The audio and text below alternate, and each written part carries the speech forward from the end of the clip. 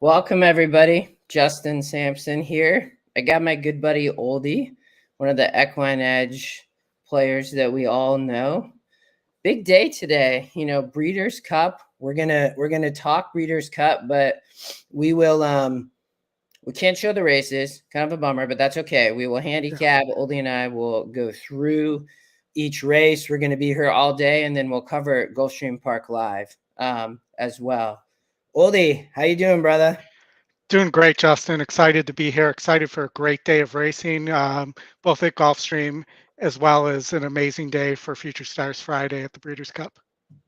Yeah, it's Tony. Welcome. Yeah, Anthony. Let's have a boom day. Let's do Lexi, it. good to see you, Lexi, Tony. Lots of our regulars here, and I'm doing great, Tony. Let's go and have a great day. Let's hit a bunch of tickets and make a lot of money. So we have 10 minutes. Well, how about did you watch the first race at Keeneland? That was nuts. I did not actually play pick 5. I was really close. I didn't know what to do, so I passed on it. I'm like, I might play pick 4. So maybe let's talk Gulfstream, and then we can try to maybe get a pick 4 in at Keeneland. I was trying to go slim in the first race. I almost played 2-4 in the first leg, and I'm kicking myself I didn't. But yeah, that Gaffleon, ended up getting up there. That was pretty crazy. And that might be a good sign for him to break that 0 for 36 skid. I know, right? I feel for him. Chris, what's up? Tony. So let's talk Gulfstream. Why don't you let's have you go through your ticket.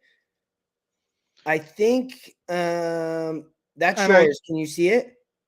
I can, yes. So okay. Why don't you walk us through what you're thinking, and then I'll throw a little bit of flavor in. So this first race is kind of the land of the low GSRs, if you will. Most of these horses haven't run. Most of them don't really look like they want synthetic either.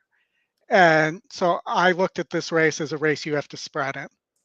I did look at the workouts. I looked at the jockey trainer combos as well here to see who might be on live horses. You'll see, as an example, the 6. I didn't use the 6 because they're 0 for 12. And it seemed like an area where I was looking for some way to narrow down this leg, and that was one way to do it. Yeah, I don't have a particular strong opinion about any of these horses. Yeah, I'm with you. I'll show. Maybe we'll just do this. I'm totally with you. I wish I had more horses here. Our tickets are different, which is cool. Yeah. I ended up for sure the 1 on the synthetic with the GSR. I think the 4, this horse has been racing, has a potential to break through here and win, has the experience. And I just went with the EquinEdge long shot. You have a morning line angle, 15% to win, and the 7. So I went a little bit slimmer, but I'm very scared. I think this is a tough sequence. I thought these first 2 races were very tough. You went slim in leg 2, so I would love to hear your thoughts here. So I've been talking a lot about the multi-point data matches. And you'll see here the 6 and 7 are both the top EE pick. I keep wanting to say top Scotty. Top E and second EE pick, and the top win percentage and the second top win percentage. Also, the 7's the top GSR.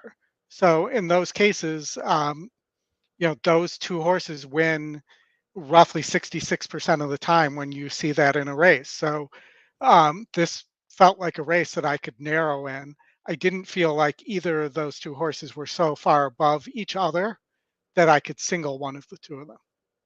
Yeah, I'm with you. I love that you pulled the algorithms together, and I could see that 6 and 7 definitely standing out. Both top win, both EquinEdge picks.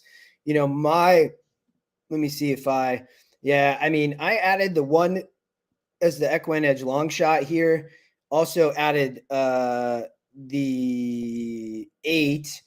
What did I say about the 8? I didn't say anything about the 8, but I had what did I like about the 8? That may have been just system. Oh, coming off the speed, on the synthetic here, I like horses that are close or coming late. So that was my play with the 8, was that this horse could come off the speed. The 3s, it hasn't even broke its maiden yet. I mean, it's dropping into starter optional claim here, which is just crazy. I mean, Yeah. the 3 they had, off slow green, and then they just skipped maiden, which I don't love as like if I was a horse owner, because you're just losing out on maiden money and dropping a starter optional claim. So I'll be interested to see how Jaramillo runs on the 3. What are your thoughts there when a horse does that? Well, I think there's usually something else up, like there wasn't a race that was going to suit the requirements for that, what they were looking for that horse. So maybe it's a maiden special weight going more than a mile on the synthetic. Maybe there isn't one coming up in the near future, so they were just trying to get the horse the race. Yeah, for sure. All right, you went single in leg 3. You singled the 8. No man left behind. I don't, it's not the greatest single. It's definitely a little bit of a risk. It does match top E, top win percentage, top GSR. So it's got those multi-part matches. It's also, you see there's actually a little value between the morning line and the actual morning line as well. And the rest of these horses just aren't very good. Yeah. So it seemed like an opportunity to take advantage of horses that aren't very good. Yep. Could one of them run the best race of their life and win here? Of course, but the system thinks it's 53%. I think that's, or 57%. I think that's pretty logical. So I chose not to play against the logical single there. Yeah, I'm with you. I think I use the EE picks here. I thought that the 3 from a pace, it has wired and much easier. But, I don't love the pace going 2 turns on synthetic, but I thought was a little bit interesting here. And then the 6 is, definitely coming from nice races. You get the apprentice, you get the weight break, I think fits here. But I like your single. I mean, I think it makes sense. I singled in the next leg. I know that you added a few horses. And I know we're close to post here, so I'm gonna just pay attention. But I spread in the last. I worried about the 2 and 4 here a little bit, mainly because they're both going to be on the speed. I want somebody off the speed here. Right. So I went risky and singled the EquinEdge long shot in the 3. But tell me your thoughts here. Yeah, I was thinking the same thing. Those 2 horses are too similar. And that's why I added the 1 there, actually. Yeah. So Yeah. and I just thought the 1 was the best of the horses that will be coming off the pace, and might sit a perfect trip to right off the rail and get the perfect pocket trip there. Yeah, I'm with you. I could, I thought it was a tough sequence. I do like that Yeah. you did maybe narrow down a little bit in leg 2. I struggled a little bit there.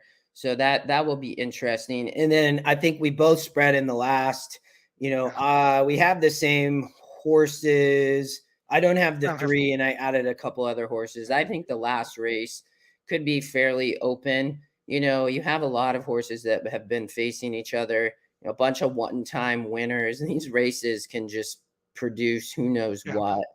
And I will Go ahead. say I thought the 2 was a horse that I considered singling, but I chose to spread here instead and single the 8 because I thought the 8 was just a tiny bit more logical. Yeah. I'm with you. I mean, I could see that. All right, let's watch this. The sofa is currently 3-1.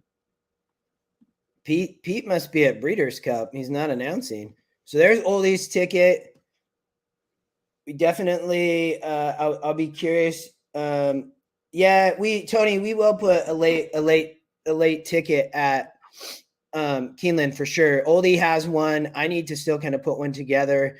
Yes, Chris, Tyler has not broken it yet, but hey, what a better way to start the day than to win. I mean, maybe he that can continue. I do think he's going to break his streak, but the one here, top GSR at Gulfstream, is for sure a player. I thought the 146 box in Exacta could produce value. I'll be, this is gonna, I'm a little slim here. I'm a little worried. I wish I had a little bit more coverage. I have 1467. You have 13457. Yeah, and I think I like the other Barbosa horse better too. Yeah, this race. I'm very worried about that 4. That's, to me, it's crazy that horse is 1-1.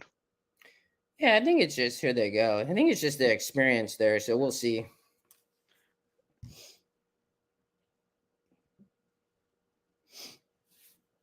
I guess the question now is, do we get a gate stretch when one of these horses won't go in?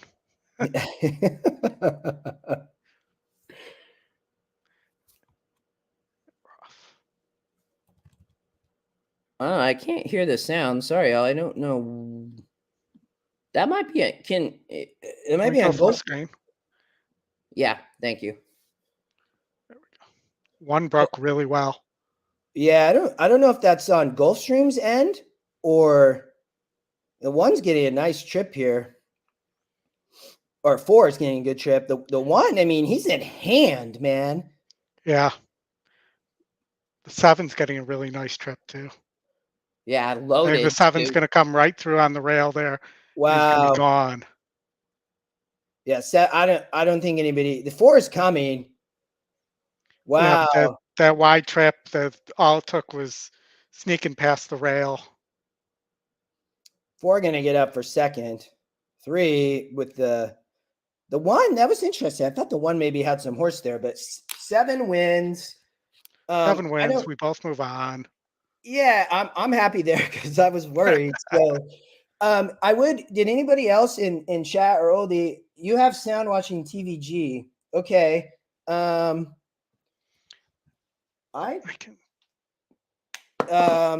don't know. We will try to figure that out. Yeah. But I do want to let's talk Keeneland. We definitely were going to cover Keeneland. I mean, how can we not? We're not. Unfortunately, they're loading, so we're not going to get a pick 4 up in time. Yeah, but that's maybe I love pick 3s actually at Keeneland, so we can try to make sure anything that I thought this second race was very tough. Magical Song, obviously, I think is a player here. Yeah. Any thoughts you had here on race 2 at Keeneland? So Affirmative Lady is really interesting. It's the E long shot, but it's the top win percentage. Yes. And I know that EquinEdge is working on live odds.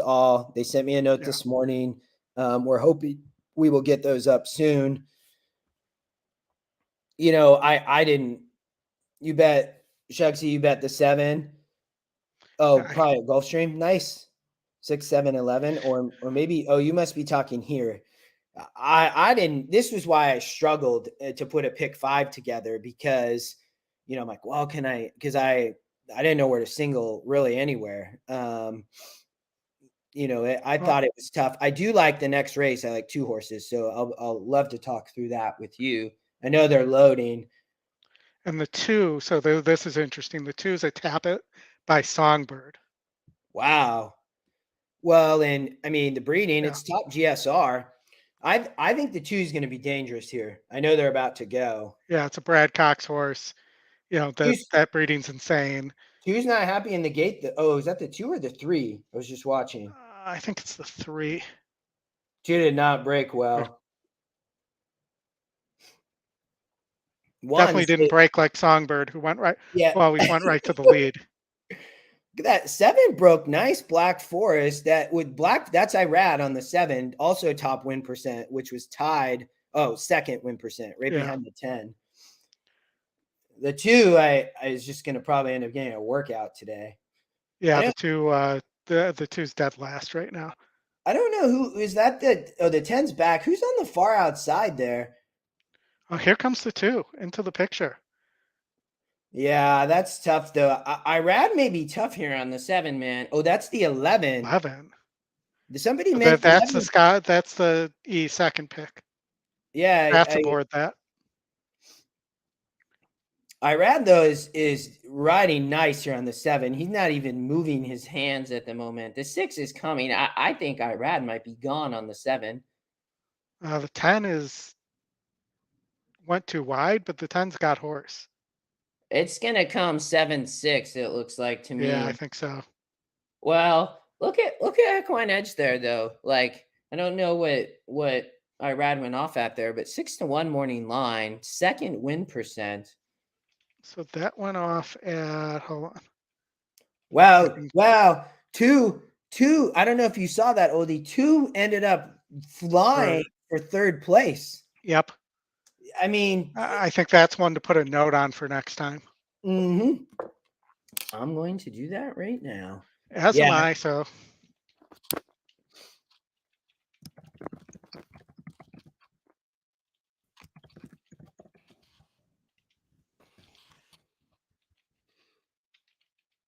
I love the notes feature. I like to use it when I handicap, and put notes on horses and can really help there. Nice, Alan. So GP1, Tony, was the 7 horse one. Yeah. Sorry, Wendy. The 7 horse one. Which that was an interesting little maiden special. So the 7 went off at 7-1, by the way. At Gulfstream? No, the Irad horse at wow. Keeneland. I mean, I'm wishing I would have played. Maybe and I'm on Nate's so Nate from our group, I'm on his pick 5 and he had that. So we're past 2 legs in. Nice. Yeah, well done. I whether it was a pick 5 or pick 4, definitely liked the 7 there, the 4 in the first. It gets maybe let's talk some Keeneland since we talked Gulfstream, both pick 5s are alive. You're in the next leg, you're too deep. I'm a little more spread. We'll come back and talk about that, but let's jump to Keeneland then. We'll spend most of our time today for everyone probably on Keeneland and Gulfstream. We might throw in some Laurel or might throw in Woodbine or something, but we're going to try to just stay with Keeneland and then show Gulfstream. But what I like 2 horses here a lot. Like, I almost wanted to single one of them, but I really struggled. But I'd be curious on your thoughts in the next at Keeneland. So in our in Nate's pick 5, we are single to the 11 in the next race. Yep. I think that seems logical to me. Yep. That's top win, top Scott, top EE pick. I'm gonna break myself of that habit someday. Top pace, not top SOR, but pretty close. And the horse has performed well. Just missed last time out at this level, and could move forward a little bit. And the works are huge. Yep. I have the same notes. I mean, I'm with you on the 11. I could see, outside post tiers, I think fine on the dirt sprint. This horse has speed too. I mean, it's not going to really matter. I think Ricardo can figure out what he wants to do. He's likely to get the lead would be my guess. Yeah, I mean, that's the way I see it too. The 3 looks a little interesting.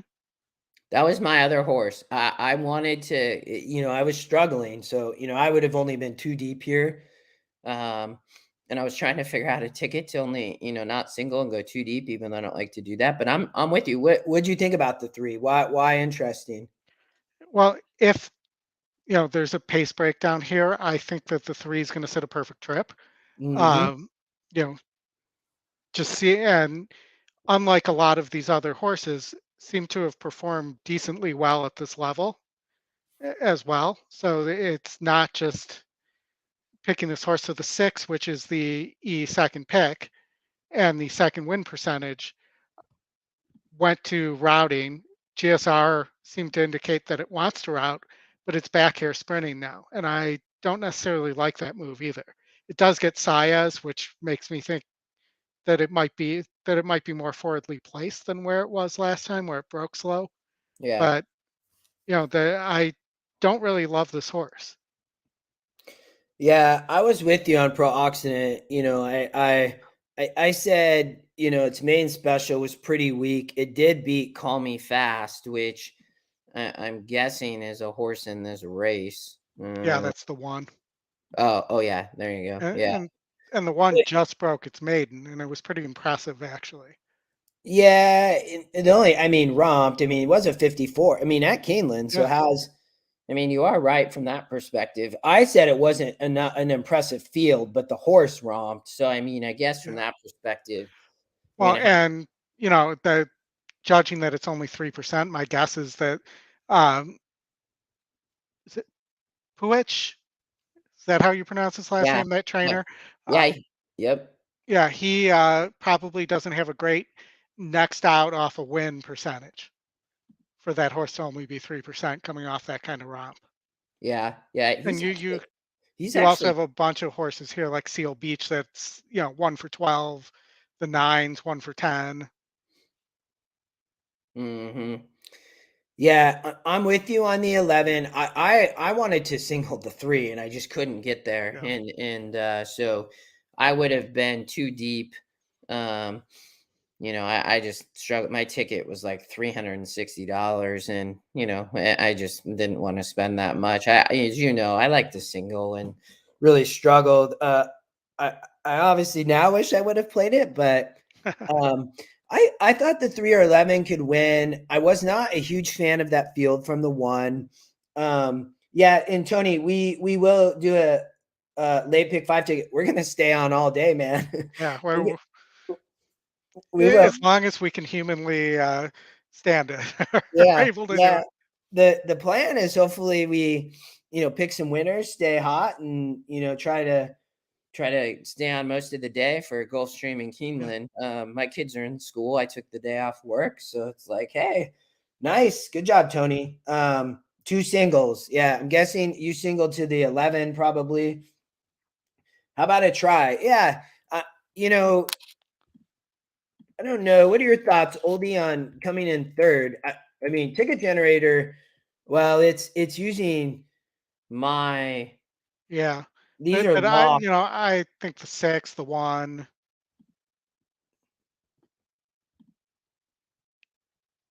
maybe guess. the 7, who's very lightly raced. Yeah. So let's. I thought that yes, the 6, the 7. You have a big morning line angle. What's the morning line right now on the 7, or what's the live odds on the 7? The 7, who is the Lubo horse, is 20 to 1. Yeah, taking no money. Yeah. EquinEdge has that horse at 9 to 1. So I had second off the layoff here. Obviously bobbled here, and it's was Yeah. out for a year. Didn't run awful in a 12 horse field. The 7 for sure could probably improve. I would definitely put that horse in third place in a trifecta. And the fact that Corrales stays up too. Mm-hmm. I thought that the 8 appeal denied. You have Florent Giroux for Foley. Just broke its maiden. I didn't love this race is the problem. I think this horse is probably working okay, just looking at the works. I don't know your thoughts here, but it looks to be working nicely coming What out of that September race. what does your note say on that one? I think that's probably maiden special. Yeah, Yeah, okay. and it shows up as a 48. So usually when I do that, I'm just looking at the race to see who came out, how did they do, how many races had they run, to see how great, to see this horse win by 2.5. Was it just a weak field? Well, SOR says it's 48. Would love to see 50, 52, 54s, especially right? I mean, Yeah. I'm curious on your comments. It's tough to win maiden special and come and drop in allowance company and win right back. Yeah, definitely tough. I also think, you mentioned that work. There's that October 29th work. But if you're looking at the pattern after that uh, maiden breaking win, the horse was off for almost a month. So that's a pretty long time between works after a win when you're going to continue racing. So maybe there was a soundness issue that kept the horse from being able to work, you know, 2 weeks after the race or so. Yeah. So Anthony, the 4 max time. This horse is 1%. So Roman's Talamo coming off a year layoff. I mean, when I look at this, I mean, this horse broke its maiden in a 56 at Ellis, which is pretty insane Yeah. that came back as a 56. I did not look at this horse at all. Then drops into the Breeders' Futurity Grade 1 and completely does not run. I mean, Anthony, to be off for a year, my guess is this horse had a pretty significant injury. Yeah. Maybe tendon. I mean, it could be anything, but I don't know how this horse runs. I mean, GSR's is 67. Go back to that jockey trainer combo too. 137 races, they're 7%. Yeah. And my feeling on Roman's horses is nobody gets less out of more than Dale Roman. I hope that doesn't get me in trouble for saying that, but he has expensive, talented horses, and he either doesn't place them properly or isn't the elite level trainer that should be getting those horses. I wonder, if those horses went to Wayne Catalano or somebody like that, would those owners see more success? Yeah. Yeah. Jason, I don't think there is a show tomorrow. I know that Scotty's playing in the BCBC, so he is doing I think Golden Hour on Sunday. I know Scotty's doing a show on Sunday. I think it's Golden Hour again. There's not a show tomorrow. I am doing coaching class in the morning. But I have I would have been interested to do another one, but I had a commitment. So I don't think there's a show tomorrow. Yeah, thanks, John. Hit that like button. I think, Tony, to your point on the 11, it's a good single. I mean, I think this horse is being talked up quite a bit. What's the live odds, Oldie here? Do you see? 1-1. Yeah. And what's the 3? The 3's 3 is 9-2. Yeah. Yeah. Anybody else is 6 taking money? The 6 is 4-1, so yes. Makes sense. Yep. Right I mean, on the there's morning. the one that's really an overlay that we talked about was that 8. 17-1. If you're playing a trifecta, I mean, I like the ticket generator here, to be honest. If you really like the 11, just throw the 11 on top and you could add a little more coverage. But, if you want, you could even throw the 8 maybe into second. I'm a pretty big fan here of 311. If you're like me and you like that, and, but I mean, ticket generator here is pretty, this is $4, man. I'm guessing if you just add a couple more bucks, it's going to spread in third. Yeah. Yeah. It's just going to add the 10 there. Maker, JJ Hernandez shows up at Keeneland, which is good to see. I mean, he's been riding well in the Southern California circuit. He's on the 10. I said this horse can hit the board. What are your thoughts on Seal Beach? So it's 1 for 12. The last out is pretty much the best it's run since it broke its maiden. I don't think it's going to run well in this field. I do not think it's going to be in the money. Yeah. Sorry to say that. I know. No, probably not what people wanted to hear, but. And then the 11's been working with Echo Zulu, I believe, if I remember hearing that correctly. So that somebody asked for a try. That's what I'd probably play. I do think the 8 for sure can hit the board.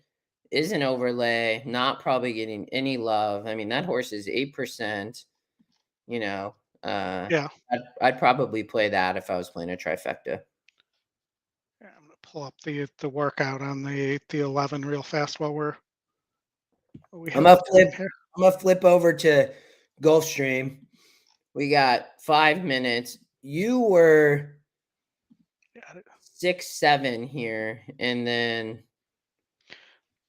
So I the 11 is not only working with Echo Zulu, but is cranked up and was right there with Echo Zulu. yeah, that horse is gonna be tough. So everybody who's Yeah. singled here, good luck there at Keeneland, and we'll jump back. We'll listen to the race on our own. Let me see if I can. I want to make sure.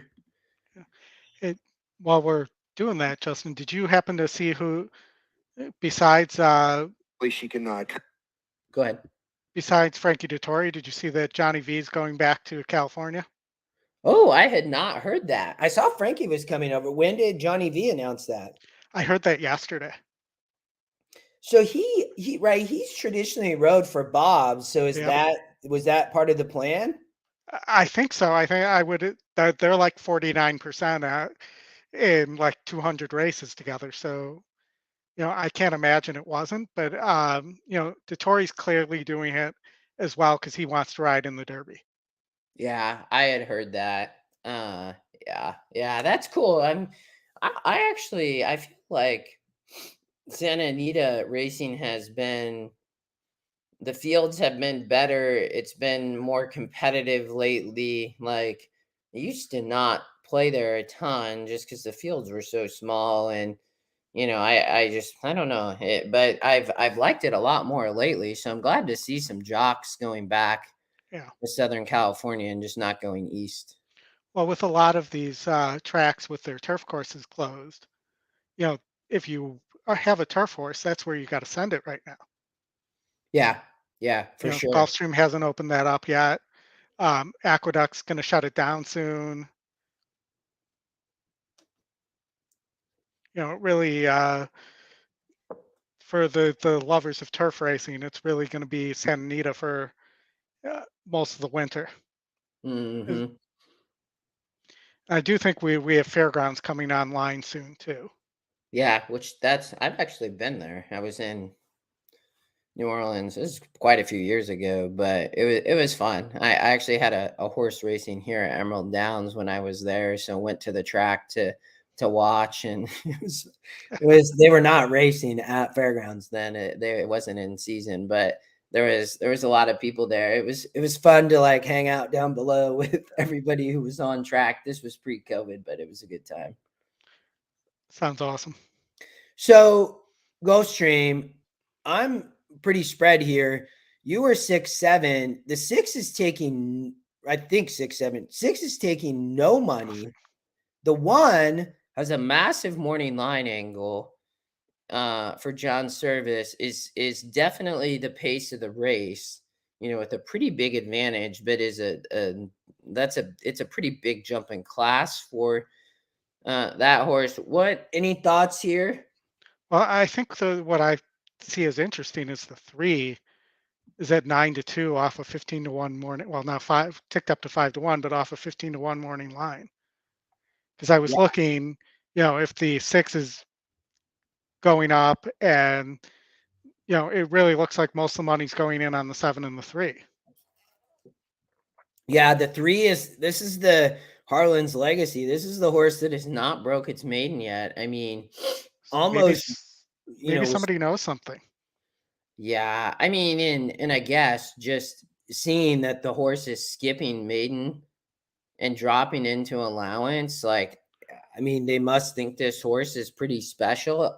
I mean, to your point, maybe the conditions weren't there for this horse, and it's just ready to go, and this is the race, and you give up a lot of money by skipping the maiden level.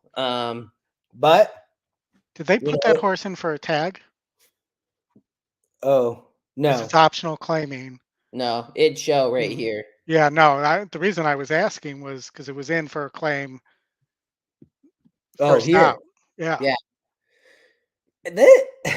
I don't really know what to think here. Yeah. We got about a minute to post. There's the 3 right there. I think we got our sound back.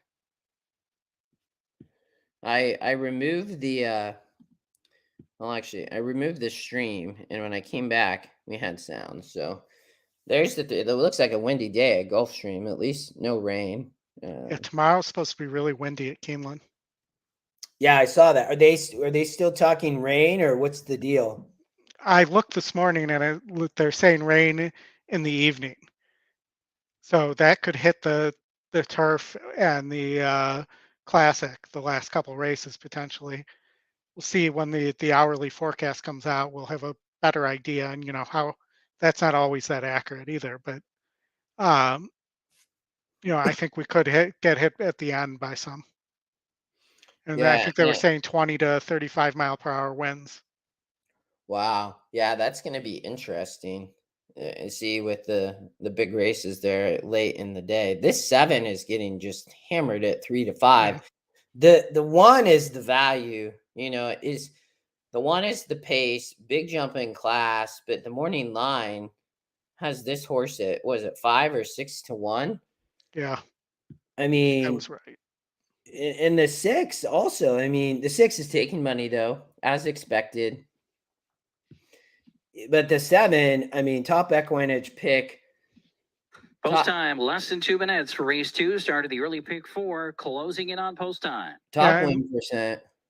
This might be one of those cases too where we're gonna think we should have singled this horse. Yeah, it could. My hope is that we see something else, but at least if we both advance, that's a good thing. The 6 would obviously be better than the 7. The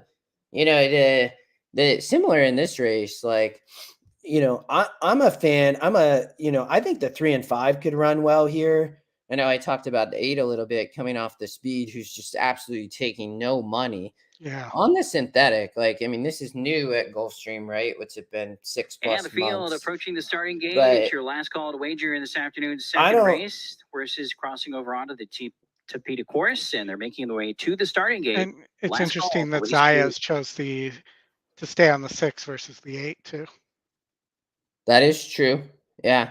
Trombetta, though, must claim that horse. Yeah. Goes to Camacho. They're over 5. And loading begins for this afternoon's second race. There's the 3 facing up to the starting gate. Lost a luggage, goes to the inside position with Jairo Rendon. We do have sound now. That's nice. Here comes Fantastica, gate number 2 with Martin Ramirez. I don't know who's announcing here today. Those 2 runners among the long shots here. Number 3, Harlan's Legacy.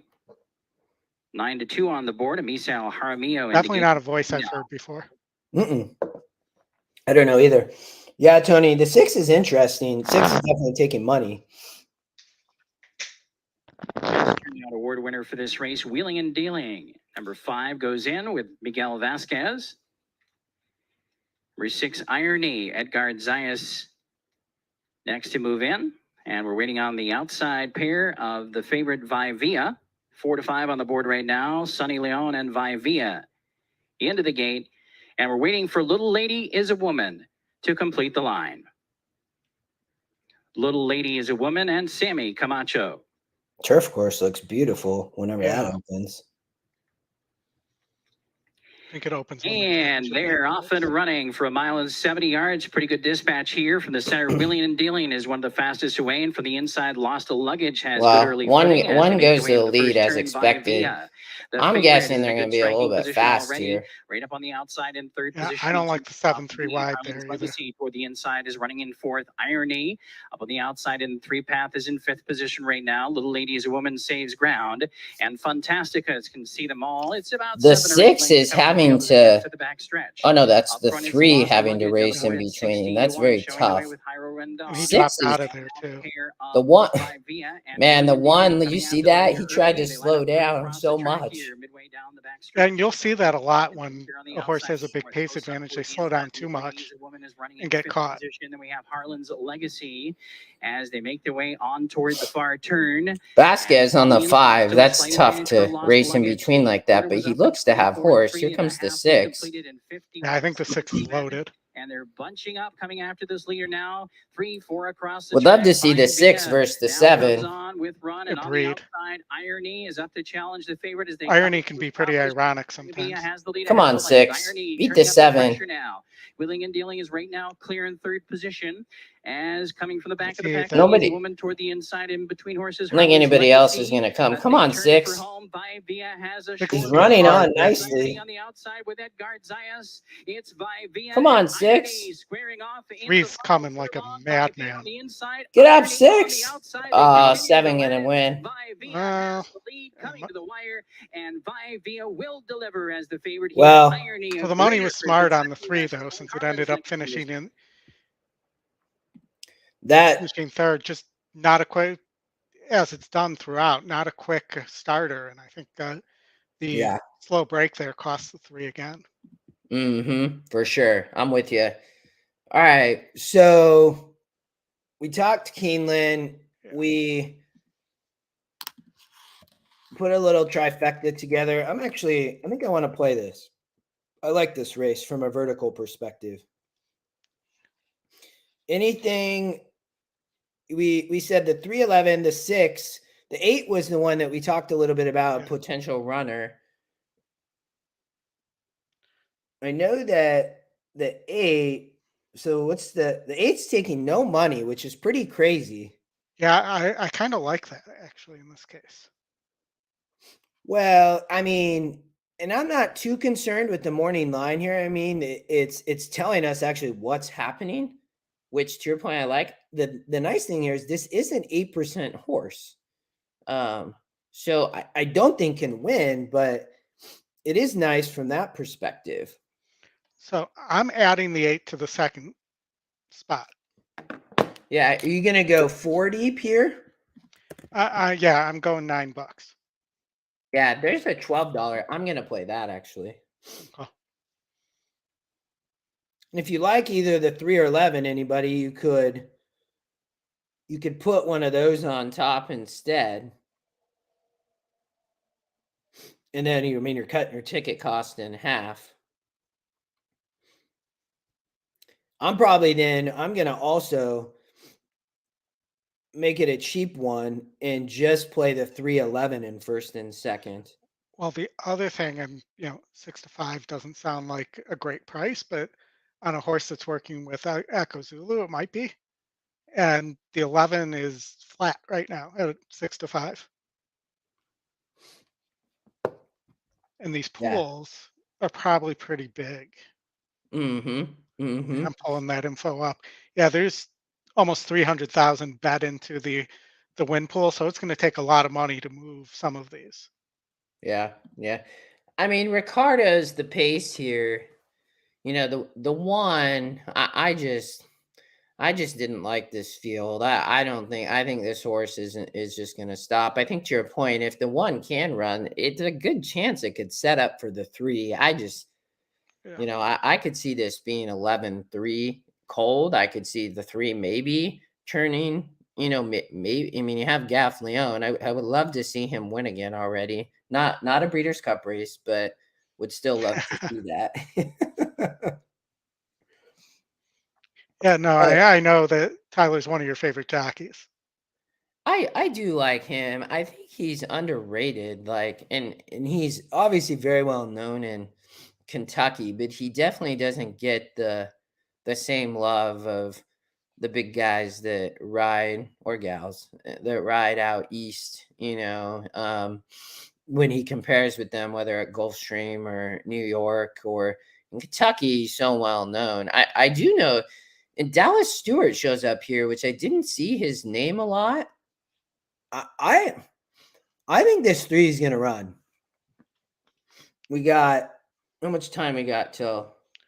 What is 3 minutes? I'm going to 4 take a minutes? quick look at the workout report on the 3. I mean, looks pretty good. On the 3? Yeah, I have picked things up down the lane and finished up strongly for Dallas. Made a nice impression here before being wrapped up. Yeah, I mean, I like that. And I mean, you look here, one at Churchill comes back, standard 4 weeks later. This was the same race as the 11. The 11 got second. The 3 got third, was on the rail. So that was my note here, right? Like Tyler gets off the rail here, which I definitely like at Keeneland.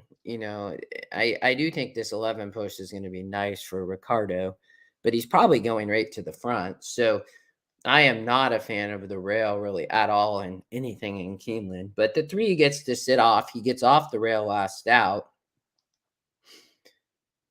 Should be fine going 6.5, obviously. Went 6 last out. Like, this horse, nicely bred on the right surface.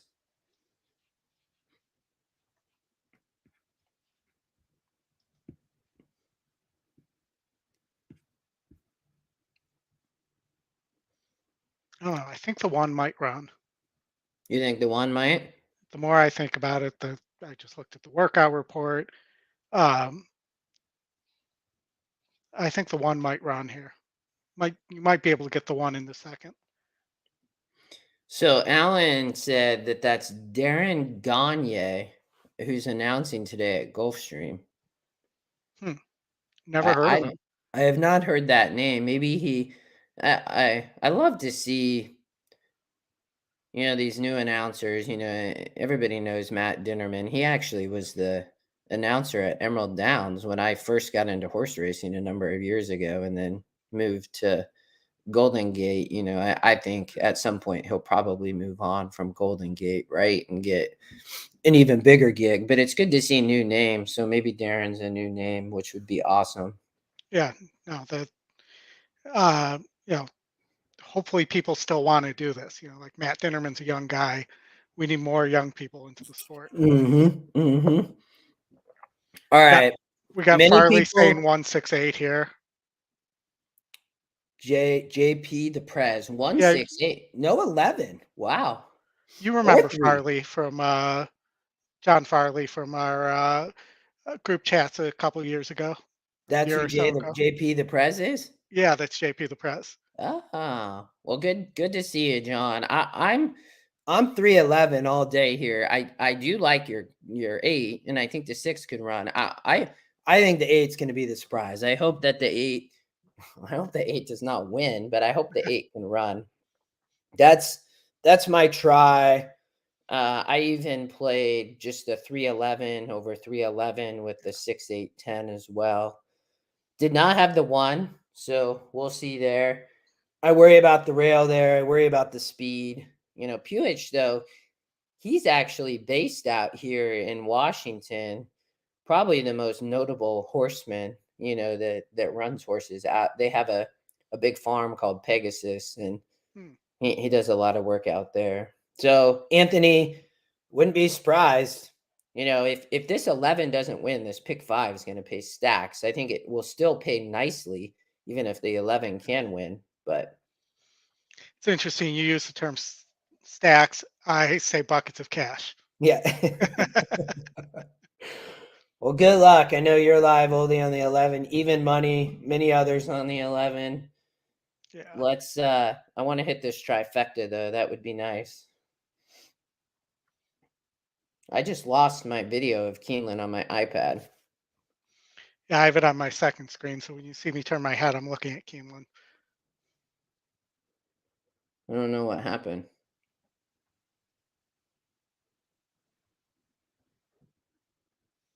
Today's the kind of day that they're going to have video problems and things like that. It just disappeared.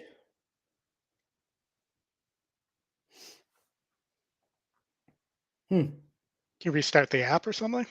Yeah, that's what I'm doing right now. You'll have to let me know what's happening. Ooh. Jockey fell off the 9. Wow. At the start. It's a nasty spill, too. I hope we don't have another situation like happened at Churchill on Sunday where they have to stop the race. Did the 11 get the lead? No, the 7 and the 2 are on the lead. The 11's just sitting right off in perfect pressing or stalking position.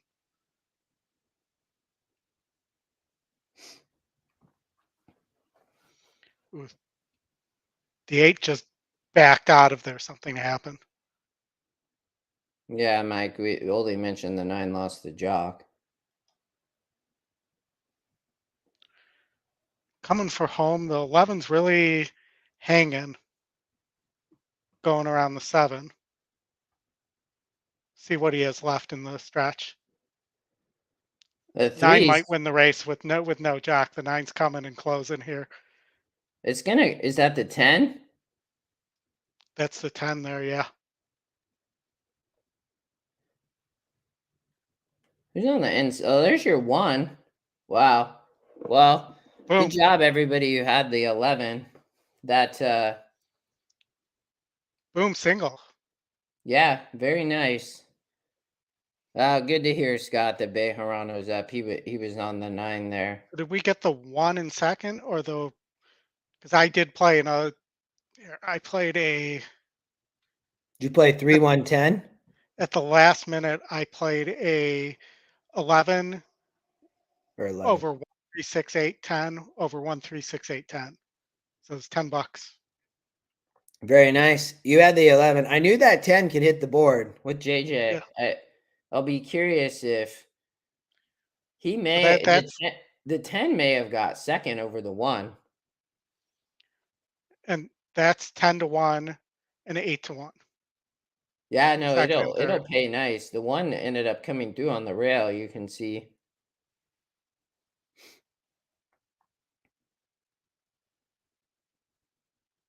It came 11.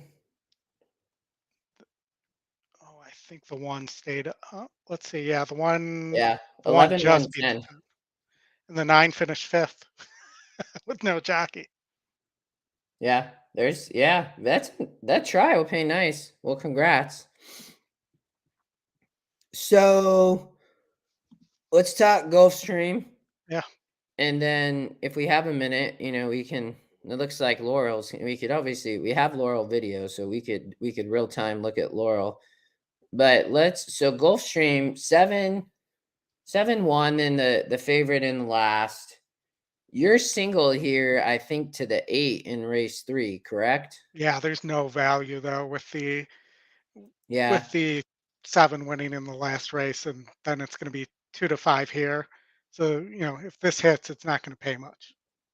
Yeah, so I'm single to the 3 in the next race. I was 3-6-8 here. So I thought that the 3, is going to be on the front end. At least has a little bit of class.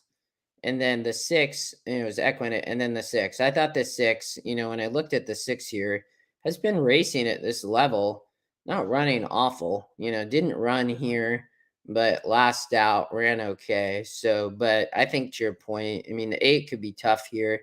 Has burned some money, but definitely is a player for sure. That's a big win percent for Barbosa with Zayas. Yeah, and I'm looking to here, and there's just no pace in this race either. Yeah. I mean, 51 for a top pace number is usually mid pack. Mm-hmm. And I can't bring myself to play a horse like the 4 who's over 12 at the distance. Yeah, 1 win. This horse probably can hit the board, right? Coming late for sure, but Yeah, it seems to really like second place. Half Yeah. of its races at the distance, it finishes second. Yeah. that's crazy. Well, Mike, what'd the try pay at Keeneland? Still unofficial, so I'll tell you in a sec. Oh, with Bejarano falling off. Yeah, Tony, Yeah. congrats on the single. Oldie, you guys have a group ticket there. Single to the 11-2. I hope you guys get it. Yeah, James, I think that was a nice try. Oldie, you called out the 1, which was really nice. Yeah, and that was another thing. And Justin and I both we both work a lot with workout reports, especially with younger horses. I think as long as you have, I think there's some that are good, right? There's some that You got to find the ones that, for me, I don't like work reports that just like have a grade. I like ones that have the comments, right? Because I like to read them and see. I feel like the comments is the key. Yeah. Well, and you get some of them where, and Justin, we've had this conversation before, like uh, there was a rush and we didn't see the horse. Mm-hmm. And we're Mm-hmm. sitting there like, why are we buying this if you're not paying attention to what your job is here? Yeah. Yeah. And it's not easy when there's a lot of horses around, but if you're watching something you know, for your job, it's like me saying I wasn't paying attention to my email. yeah. It's so true, man. Yeah, and Scotty's in the house, I think. Yeah. Scotty, thanks for telling people to like the show. Good to see you. You bet it in. So did you hit the try? Scotty, 11, 1, 10. It- Oldie hit it. I wasn't on the 1, but I had the 10. I knew the 10 would hit the board. That 11 looked like the real deal. So how are you doing in the tournament? Oh, you bet the 11 to win. Yeah. Hey, Scotty, well, let's see if we can find the link for the BCBC standing so we can pull that up too, because I know we have a lot of EquinEdge users who are playing in that as well. Scotty, we had the try there, man. Oldie had the 1, I had the 10. Well, nicely done. First bet of the day, you hit a nice win bet. That 11, we talked a lot about the 11. A lot of people had single. It was just great work. I think was what, top win, top GSR, top SOR. I mean, for sure, was the real player there. And EquinEdge killed. I guess killed is not the right word, but did really well in those first 2 races. That pick 5, even with the 11, I think is going to pay nice. No, I agree. Let's see. I'm going to ask one of see if anybody else has the link to the updated BCBC results in the scoreboard.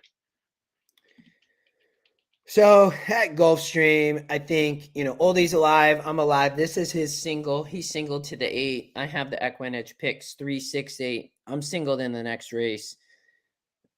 I don't see a ton of value here in this race. The 8 could be really tough.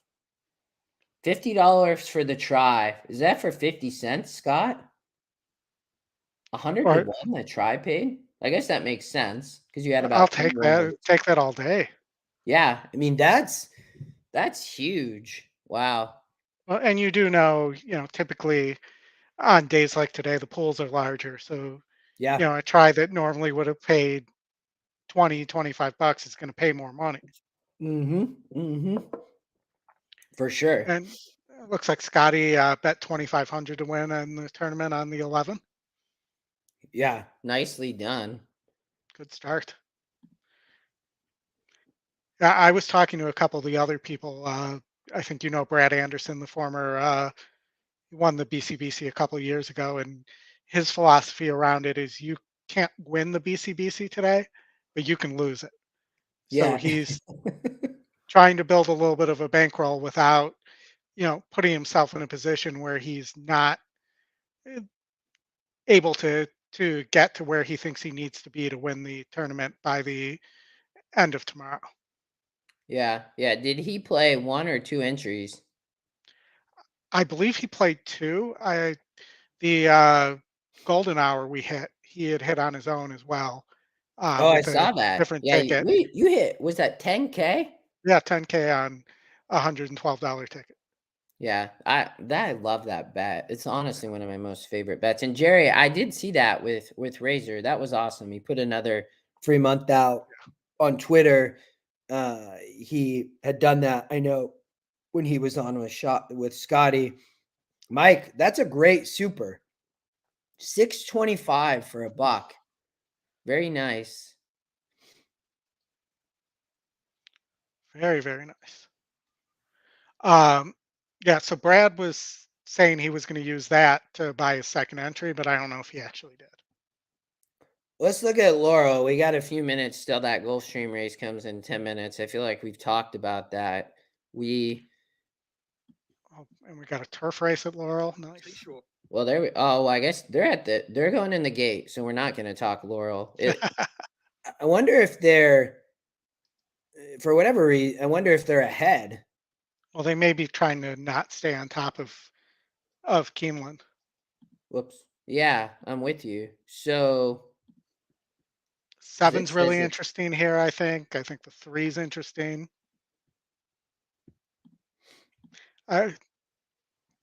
This thing looks wide open. Yeah, the three's not taking a ton of money. The 6 is the 2 and 5. The 5's the long shot. Well, the 2 looks like a hanger. The 7, is I would say, is interesting here on the speed on the lead. I mean, this horse is bred for the turf. It's the top GSR. Yeah, well, it looks like the 8 went with the 7. Yeah. And, the 8's at a huge price. I don't think that horse is going to be able to continue on at that pace. That's a pace I expect to see in race 6 at Keeneland today in the juvenile sprint, but I don't see these horses being able to continue on after that. 4 is coming. There's a 3. 3 just has to get out. The 3 not going to get out, though. Here comes the 6. Yeah, 6 and the 5. Oh, the 5 gonna. Did the 5 squeeze the 6 off though? There, are we going to get an inquiry? Yeah, I saw that. I'll be curious. You might. I wouldn't be surprised. And Justin, talking about Keeneland, we were talking the other day about Free Look, the 4 in race 8, I believe it is, the brown horse, who took a significant bump. Yep. Watching that video too. So that's an interesting horse for today too that we both liked. Yeah, that was my top pick in the 8th race. I talked a lot about her. To be honest with you, that may be my single in the late pick 5. I know you have a little bit of a different one, but I love her there. That's going to be a tough race. I know we'll get there. We still have 8 minutes till Gulfstream. I'm glad that it's not going over the top with Keeneland. Let's talk Keeneland race 4. I know some people, we have live odds up, so that's awesome. Some people love the Baffert Arabian Lion. What do you have here in your ticket, and what are your thoughts? So we have 2, 9, 11, 12. And, most likely this is going to be the 9.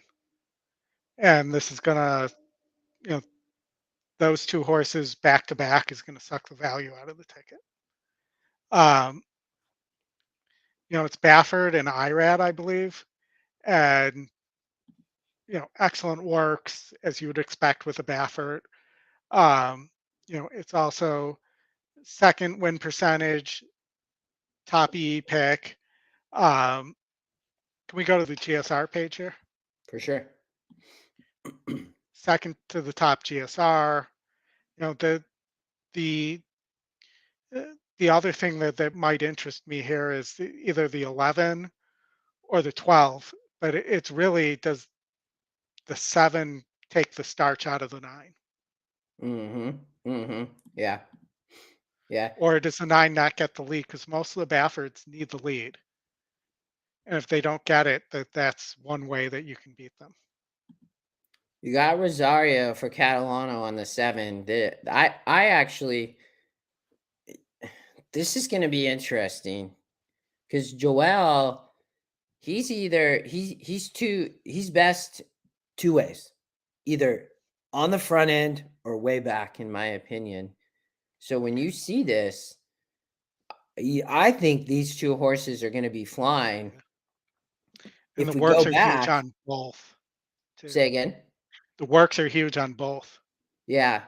What I would say, though, is if we go back to the first race, right, Gaffleone was able to come off the speed on the Keeneland dirt there, which I always like to see and understand how the dirt's playing to start the day.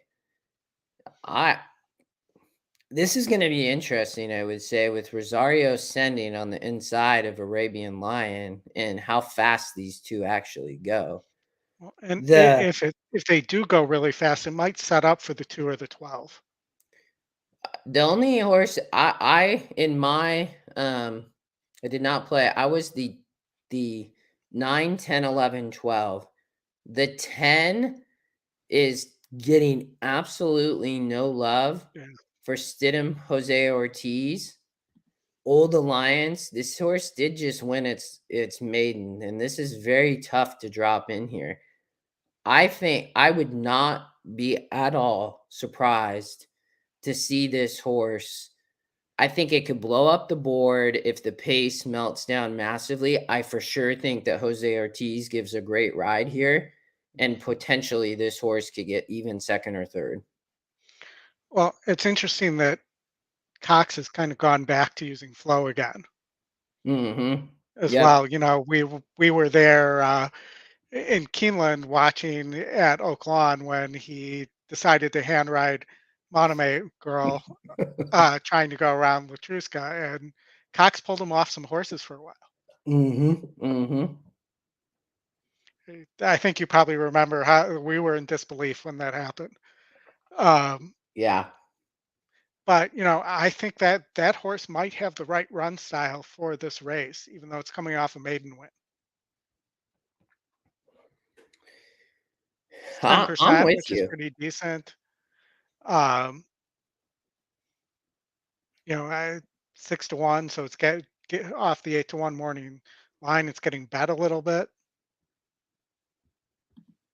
Yeah, Scott said he's noticed that that Cox has pulled Drew Flow off some of his rides as well. It Yeah, seems like he's all of a sudden gone back though. yeah, Tony, I get the single. I would not be surprised to see a price here. I really would not. I mean, EquinEdge long shot's only 1%. I mean, I would not be surprised to see that horse hit the board. I mean, local trainer with McEntee. I mean, this race I feel like is with this speed with Rosario and Irad, I would not be surprised to see the pace melt. You know, Yeah, I agree. I mean, we know. I mean, Santa Anita on the speed. Baffert, you know, he gets Irad. Vasquez is in Lexington at Keeneland, but it's not riding here. So Irad gets the mount, and I mean, you just know Rosario's sending the 7, has to. Yeah, and you know the 9's a justify, so it might be able to rate a little bit. Yeah, which if that's the case, I mean, that may be Irad's plan, but I got to imagine he's just going to be massively aggressive. And this 10, like, I love this right here. And this horse is working well. Oldie, you have the what's the work say on the 10? It has a 3-star work. 2-year-old colt did it well for Stidham, finishing with something left is all I have in the notes. Yeah, I mean, this horse getting no love at all. The system obviously tells us this horse should be getting some love. I mean, the 4th favorite here, Yeah. I will tell you, so here, listen to this on the 11. Looked very well physically, finished strong down the lane, nicely done and galloped out well, caught the eye. Yeah, I mean, I don't think the 7 can win. I mean, the 9 obviously can. But for me, I would be spreading here for sure. Which is, you know, what Nate did. Yeah. Yeah, I like it. All right, let's watch Gulfstream. We'll come back and talk Keeneland.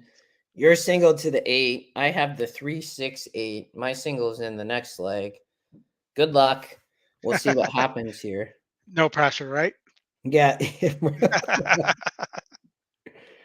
I mean, you got a good single. I think to your point, that 7-1 in the last race. If the day wins here, I mean, you'll at least get your money back, which is a good thing.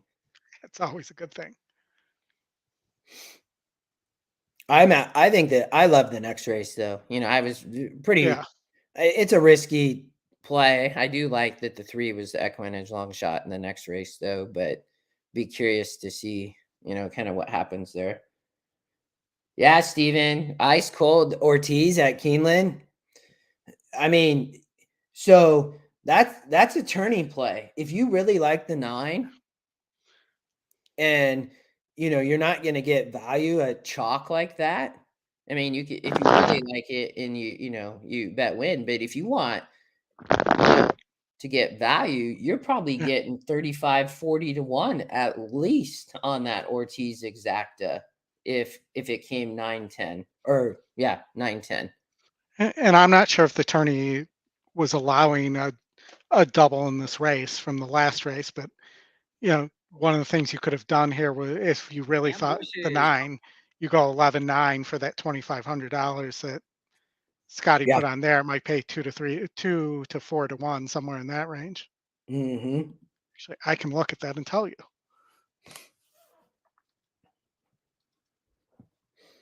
Let's see. So, from a double strategy, that's a so it's about a 3 to 1 double, which is not bad when you're talking about 2 huge favorites like that. Arriving at the starting gate for the Yeah. I really worry about that 9, man. I worry about Rosario on the speed there. Good luck here. You got the 8. I got the 3, 6, 8. All right. No man left behind. Let's both move on here. 1 right now for the 6 done again. Second choice here, taking good amount of action. Number 3, T-Bill, is 4 to 1. The 3, I think, was the speed. The 6 seemed to fit, has the apprentice, and the 8 was the big win %. Yeah. Comes T-Bill. Heriberto Figueroa into that second stall. Number 4, Poetic Code, Sonny Leon.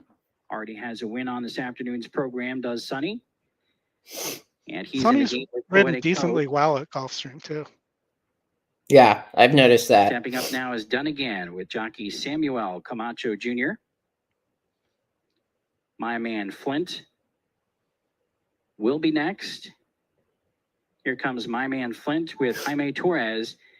And the outside, No Man Left Behind. The favorite with Edgar Zayas will be the last one in.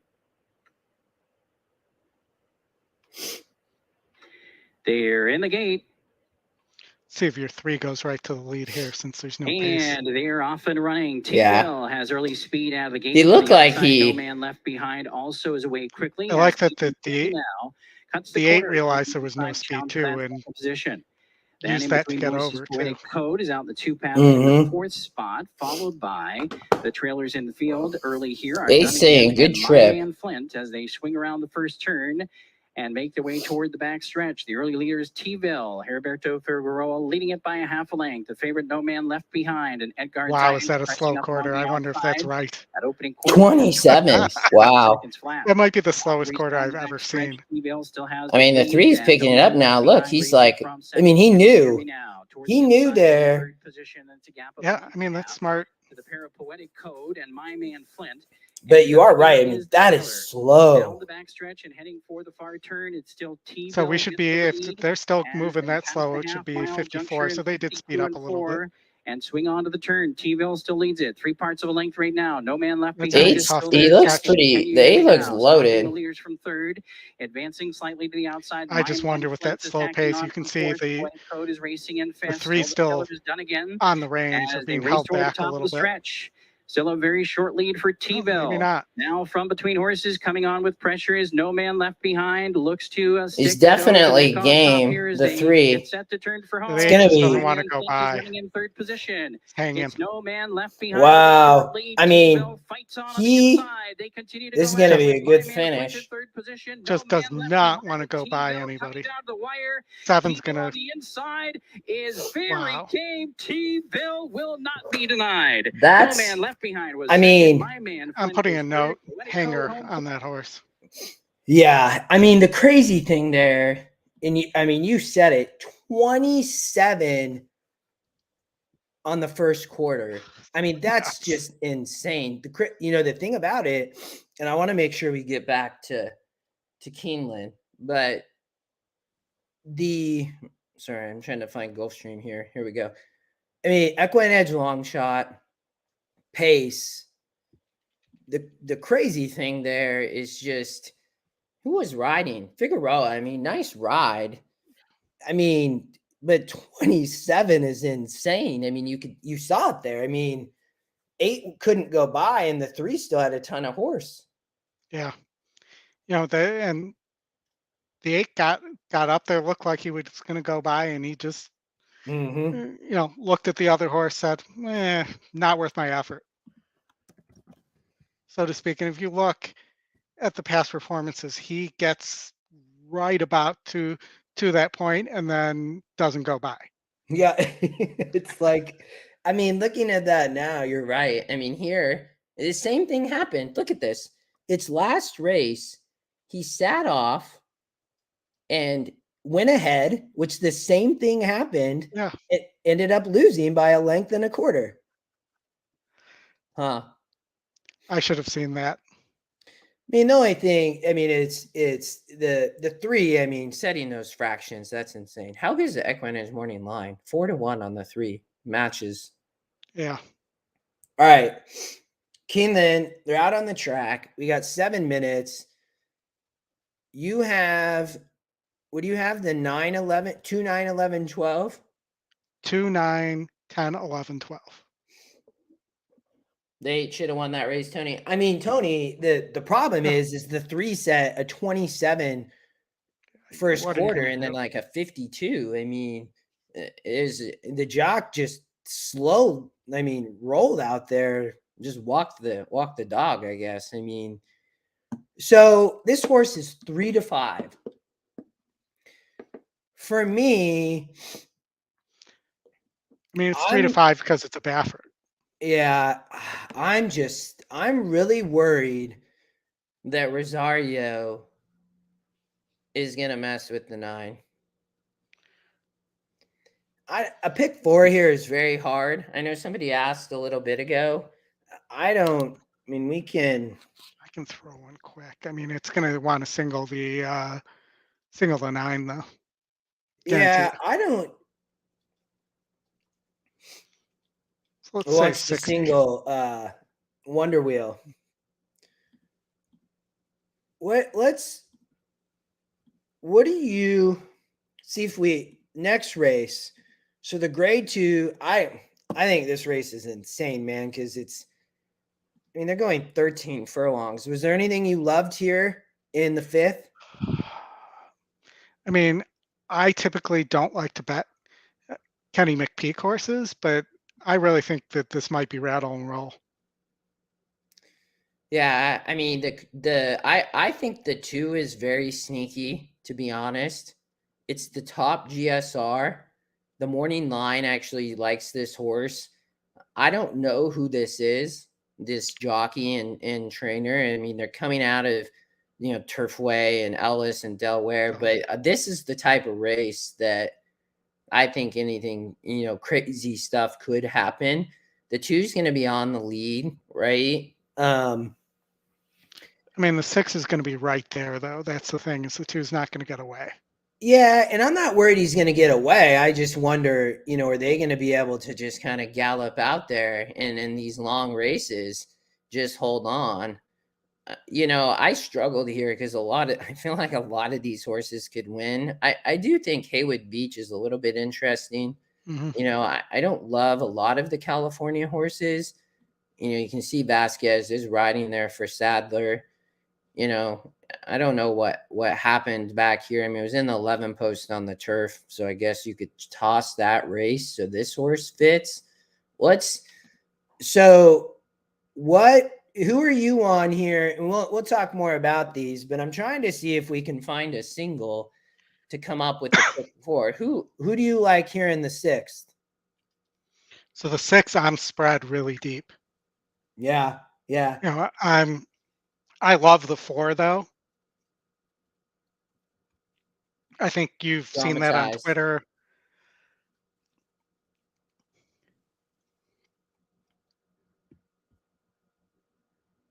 You're all right. Take your time.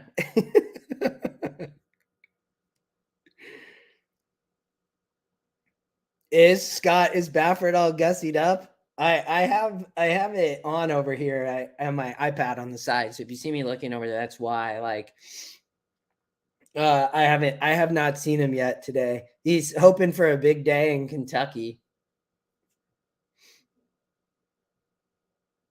Oh, James. Yeah. So this is a tough sequence, James. I mean, I think that's the hard part is like, where do you find a single? And I would recommend that you do, just because it's going to help you find some value.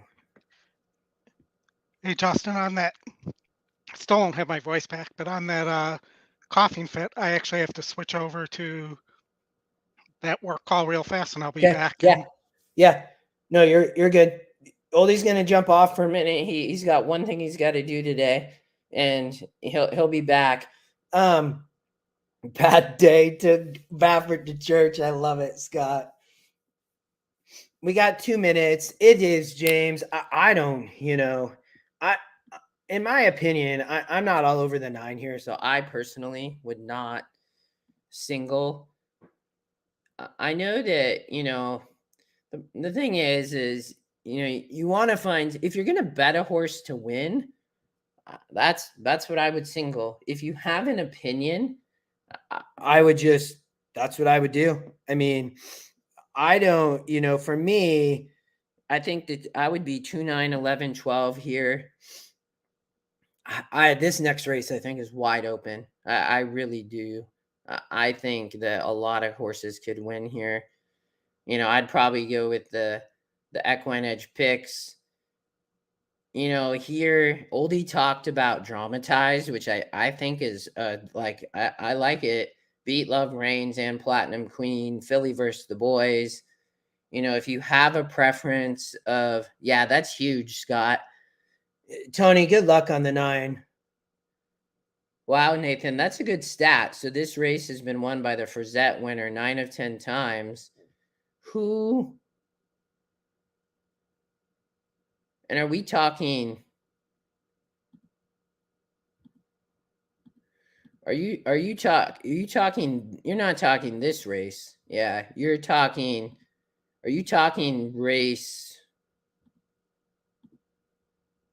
6, Nate? Oh, 7. Okay. I like Chocolate Gelato, and Chocolate Gelato won the Frazette. Like, okay, that would be my single. So I'm gonna take Nate's. I like Chocolate Gelato. The problem is in this race, you need a lot of horses. I don't like the 2 Love Reigns at all. I do like the 4. Oldie liked the 4. I like the 6 a lot. I like the Euros here. I do like the 7. I'd probably play that right now. I do like the 12. I mean, I would play something like that. I don't think I'll get the ticket in. But that's what I would play. I do like Chocolate Gelato, who won the Frazette.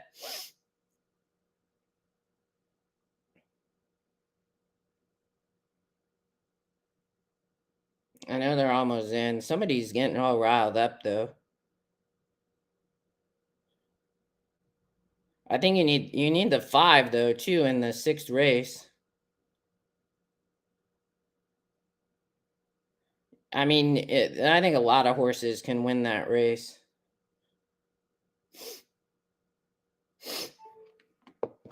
It's tough. I do like, I mean, if I was to single, I'd single there, though. I know they're off. The 9, the 9 not going to get, Joel is flying on the 7, so the 9's going to have to rate. James, no. Yeah, I mean, all in the 5th, I could see it. I mean, Rosario got a pretty easy lead, so Irad's going to try to rate on the 9 with Baffert. There's the 2 is right up in there. They went about 22 and 2. The 11's not running. The 10's coming. I mean, I thought that the 10 could run here. I don't know if that horse can win, though. I mean, it's a bomber. The 9 just was able to sit the trip. The 2's running a great race on the rail. I mean, the 2 just exploded. The 9 was there, though. It's going to be 9 or 2 for sure. The 10's going to try to get up for 3rd. Oh, this is going to be close. Great ride by the 2. I think, come on, 2. Beat this 9. Beat this 9, 2. Wow, there we go. The 10, I know, was coming. 2, 9, 10. I think the 10 held on for 3rd. Wow, that's big. Congrats, Nate. I know that your ticket made it through. Oldie talked about that. Big run by the 2. Nicely done. I think you guys had. The 10 ended up getting up for 3rd. Beating the 9 will be big if you I actually played the trifecta. I mean, you get the Ortiz brothers for 2nd and 3rd. Wow, big ride there. Who was on the 2? Florent Giroux, Brad Cox, 6-1. Look at that 10 horse. Goes off at 26-1. I mean, the 10 was sitting back 3rd. Great ride by Jose Ortiz. Even a little bit green. Yeah, Flo, great. And a lot of you know I've likened a little bit to Flo, though. He's been riding better. He frustrates me sometimes, but yeah, good luck, Nate. 2, 9, and the 10 holds on there for 3rd, which I love to see with the trifecta. Congrats, Nate. Moving on to the pay leg.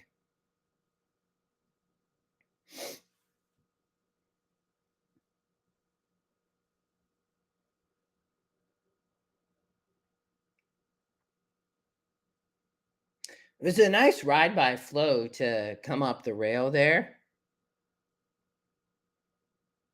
Well, Aqua got 4th. We didn't talk at all about that horse, but I thought that horse was interesting.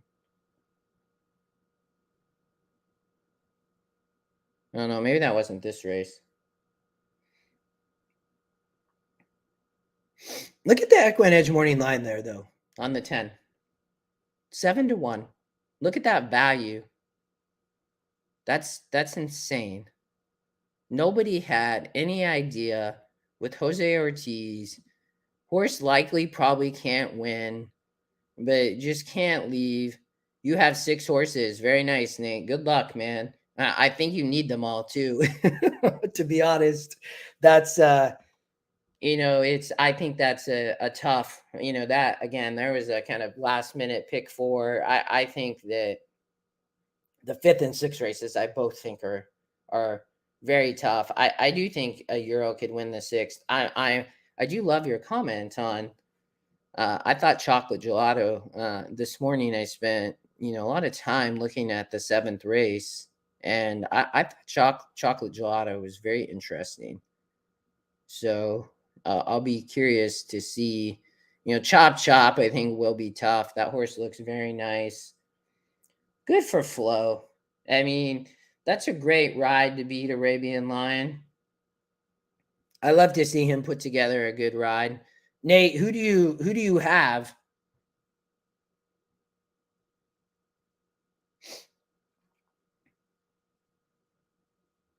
And what are your will pays? I actually could probably pull them up once this goes official. That's a big a big beat of the 9 though. Very nice. What did Try pay? Try pay 155. Nice. The Super must have paid. The Super probably paid good too with the 6 getting up. Yeah, Super. Wow. Super paid 308 for a dime. That's insane. 3,000 for a buck.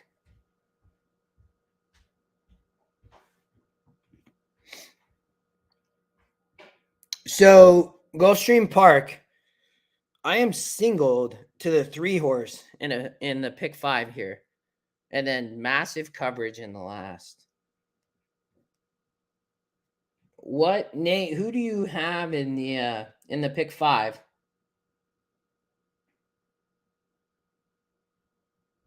Will pays are nice, man. I mean, nothing crazy, but I mean, still a nice return on a pick 5 ticket, I'm sure.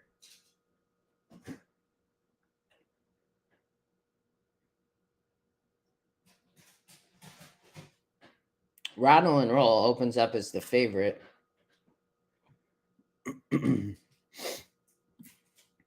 Gulfstream, we got 15 minutes post. So the 3, 4-1. That's my single here. I know Oldy. He had the 8 singled in the last. I'll talk about this in a minute. I was gonna see if Nate shares what horses he has. It looks like Will pays are running anywhere from the 1 is about 1,100, and then most everything else is pretty nice, anywhere from 2 to look like 6,000 or something. 17 or something, but I don't know what horses Nate has, but the 9 is the favorite in the pick 3 pool. Are you? Yeah. Oh, the 1 At Gulfstream or at Keeneland? There is no 9, I guess, at Gulfstream. So you're talking. No. Okay.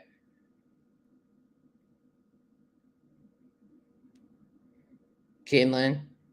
Well, I don't. I mean, I think that's The likely horse to win, unless you meant the 9. I mean, the 1 is for sure going to be tough.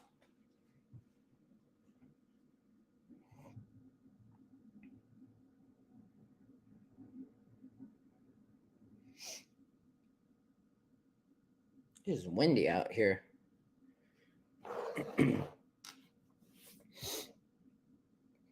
You goofed. Okay. So Gulfstream, 12 minutes. I thought that the 3 horse here was very interesting.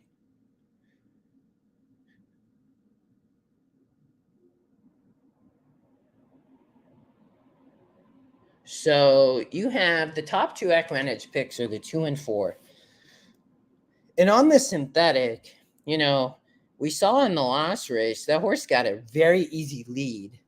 I personally, synthetic on 2 turns, I'm almost always like to play a horse that's close or off the lead that comes late, almost all the time, unless you can find an angle where somebody can get an easy lead like happened in the last race.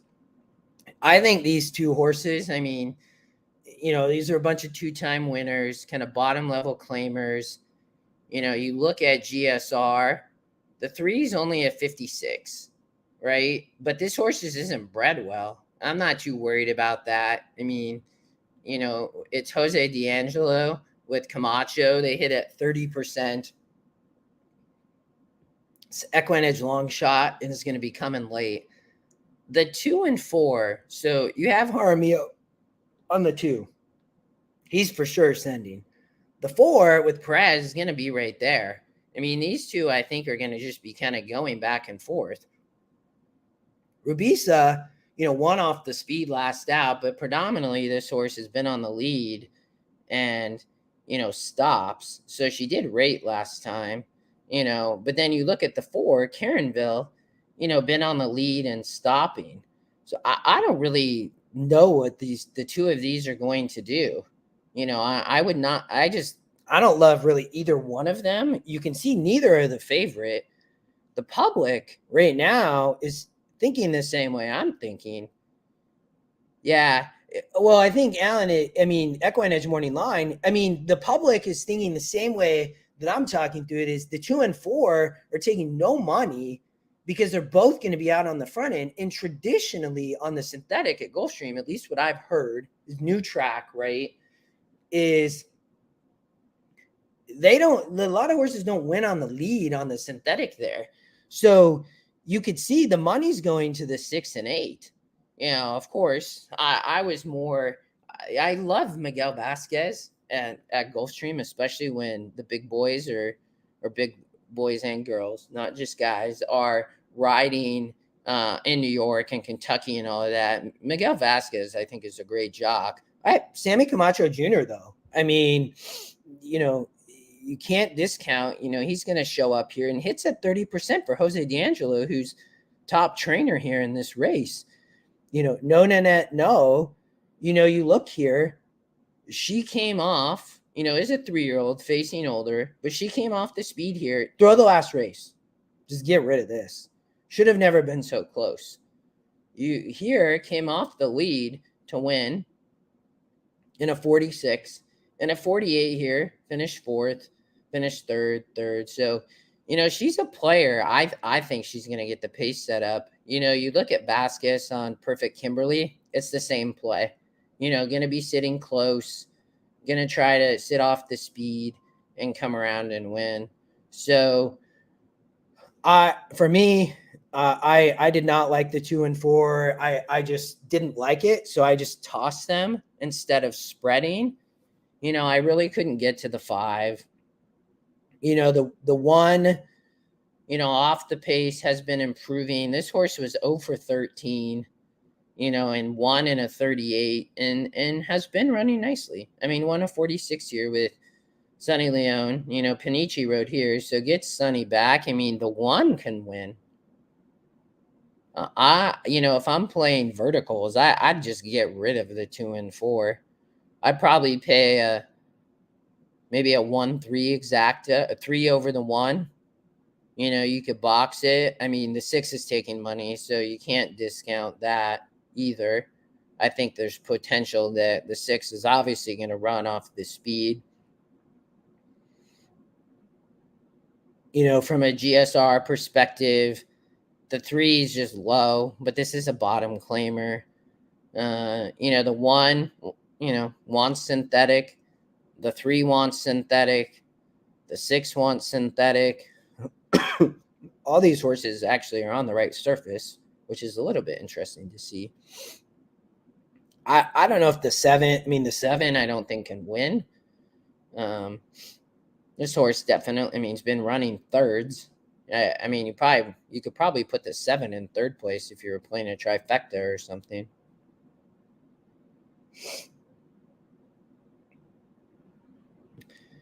How much time we got here? Oh, we still got 7 minutes. It's really nothing. We'll talk Keeneland in a minute. I'm going to be right back. Give me a minute, everybody. I'm going to run to the restroom real quick.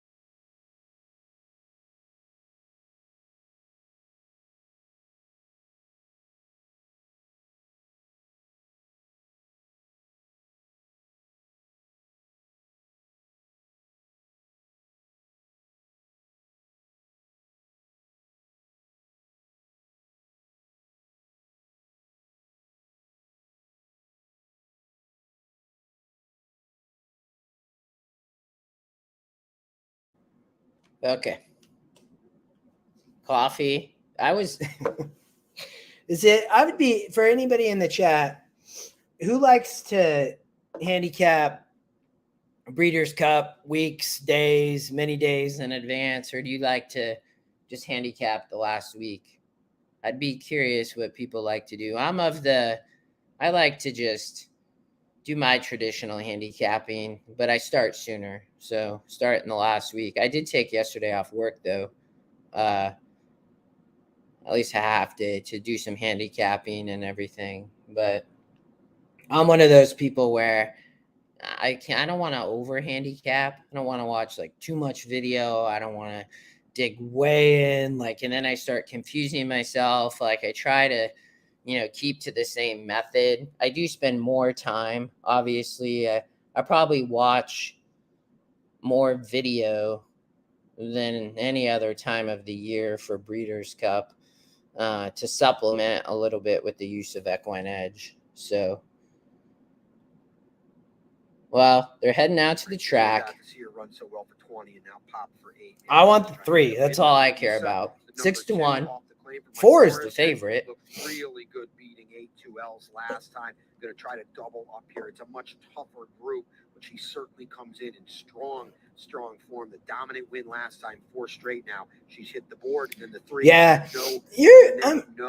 Gets a better Mike. today. I think that will help. But I'm similar, Mike. But I definitely start a little bit sooner. And because her other efforts around it aren't going to make a I don't know why this isn't.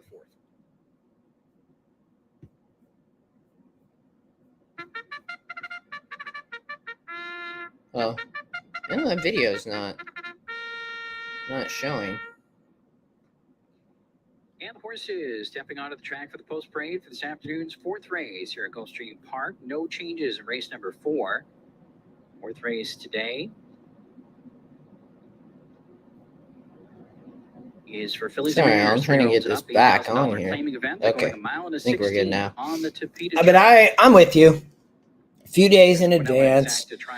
I started definitely on Monday, I think. So probably, I guess, 4 days in advance. I have not looked a ton at tomorrow. I've looked at some though. It's been a lot. I love Fridays. I love today. I just love seeing the babies race, and it's kind of the little day before the big day, and like I just like to see the excitement. We will do late pick 5. Is it starting now? Oh no, Steven, we're gonna do it. Oldie has one. Trying to remember if I put mine together yet. We both have one. So for sure. And we'll do Keeneland late pick 5 too.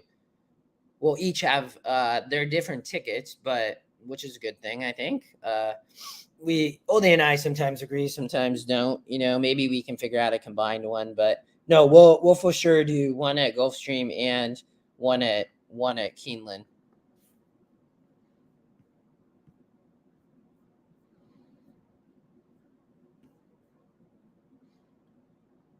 We got a minute here. The 3 is just taking no money again. It took a lot of early money. I think the 1 could run here. Just not a fan of this 2 or 4. I mean, maybe one of them holds on. I don't see them on top. I mean, maybe one holds on for second. The 3 is floating back up, all the way at 8-1.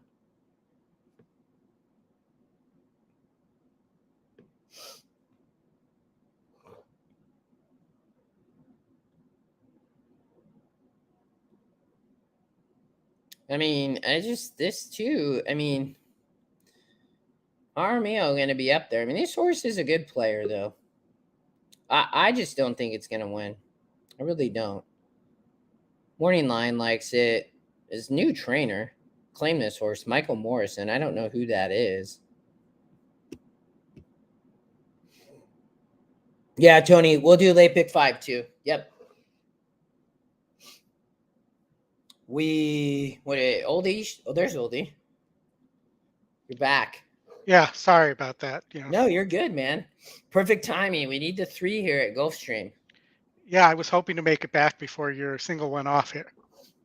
And did you see the will pays at Keeneland? Well, so I did, but Nate disappeared on me, and that was like great ride, but Yeah. Florent Giroux. I've been a little bit better. Like he's I feel like he's kind of figuring some stuff out, but I love that he came up the rail there and didn't try to mess around. And I mean, a great ride there. And you see my 10? 10 got up for third. Yeah. But it was really a 2-horse race. Mm-hmm. Yeah, I didn't really think the 10. I mean, maybe could have I didn't really think it can win, but I did play it in the try. Try paid, I think, 160. Ooh, very nice. But what are you guys live to at Keeneland? So we are 1, 2, 4, 5, 8, and 10. Dude, the 8's paying 18 grand. I know. We would really like that one. I mean, the 10. You have some great will pays: 8,000, 18,000, 7,000, 4,000, and 1,200. And considering the dead heat and the fact that that first leg is split, it's surprising that they're that good. Yeah. That kills a lot of will pays. Yeah, I mean, those are good. That was a good sequence. Got 4 obviously really helped in the first leg, even though, you got the dead heat. But the 3 here took a lot of early money. Looks like it's drifting back up. Yeah, it did for sure. Number 6, Perfect Kimberly S. I'm hoping that winner for race number 4. The 2 and 4 kind of speed off here. I don't want to see easy fractions again. No 27. I mean, I would play like a 1-2-4 try, 1-2-4-3 try box here as a cover or something like that. I like the 1 as well. Like for me, I would probably play like a 3 over the 1-2-4, like exacta, but I am with you on the try box. Yeah, I was just thinking a way to cover your single. Loading fairly quickly here. Perfect Kimberly S. Best turned out award winner. Next to go in. And Kentucky's Pride with Jairo Rendon to the outside will complete the line.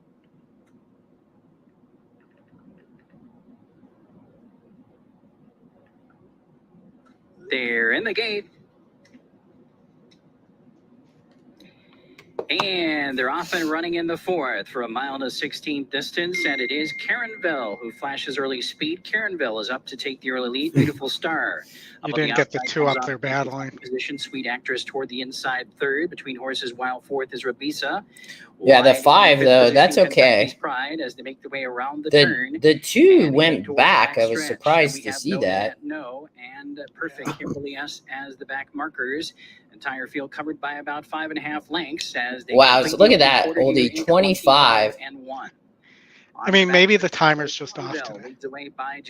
I don't know. I mean, the way that horse ended up holding on. Free path is 3rd. Clear sailing for Rabisa from 4th position. The 2 is sitting a great trip. Then we have No Nanette No. 1-2. The 1's right there. Plenty of chances here as they race down the backstretch. I think the 4 is going to come off the rail around the turn. In 50 seconds flat. They race on toward the far turn. Caronville still has a short lead. A Beautiful Star continues to press the pace from 2nd. Kentucky's Pride has been close up throughout. Is still right there. Come on, 3. Get going here. These are like European races. Dawdle, sprint. Yeah. In between horses next is No Nanette No. Then we have Sweet Actress and 2's absolutely loaded. As they come toward the top of the stretch, 3/4 in, 1-15 flat. Now on the outside and pressing the pace here. Come on, 3. Comes on to challenge Beautiful Star as they hit the top of the lane toward the inside. Caronville is in 3rd position.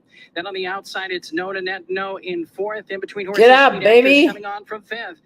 Into the final furlong, Rabisa has the come on, 3. Outside, No Nanette No is coming. Come on, baby. Here comes No Nanette You got it. Get up. Boom.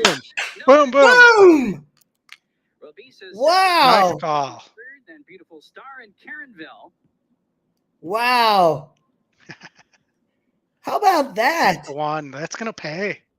Did the one get second or two? I think the two hung on for second. That, Alan, that is for sure a boom. Boom. That's going to pay. Definitely. What did the three ended up going off at 6? How? Scotty, that is Scotty's huge. right there. Wow.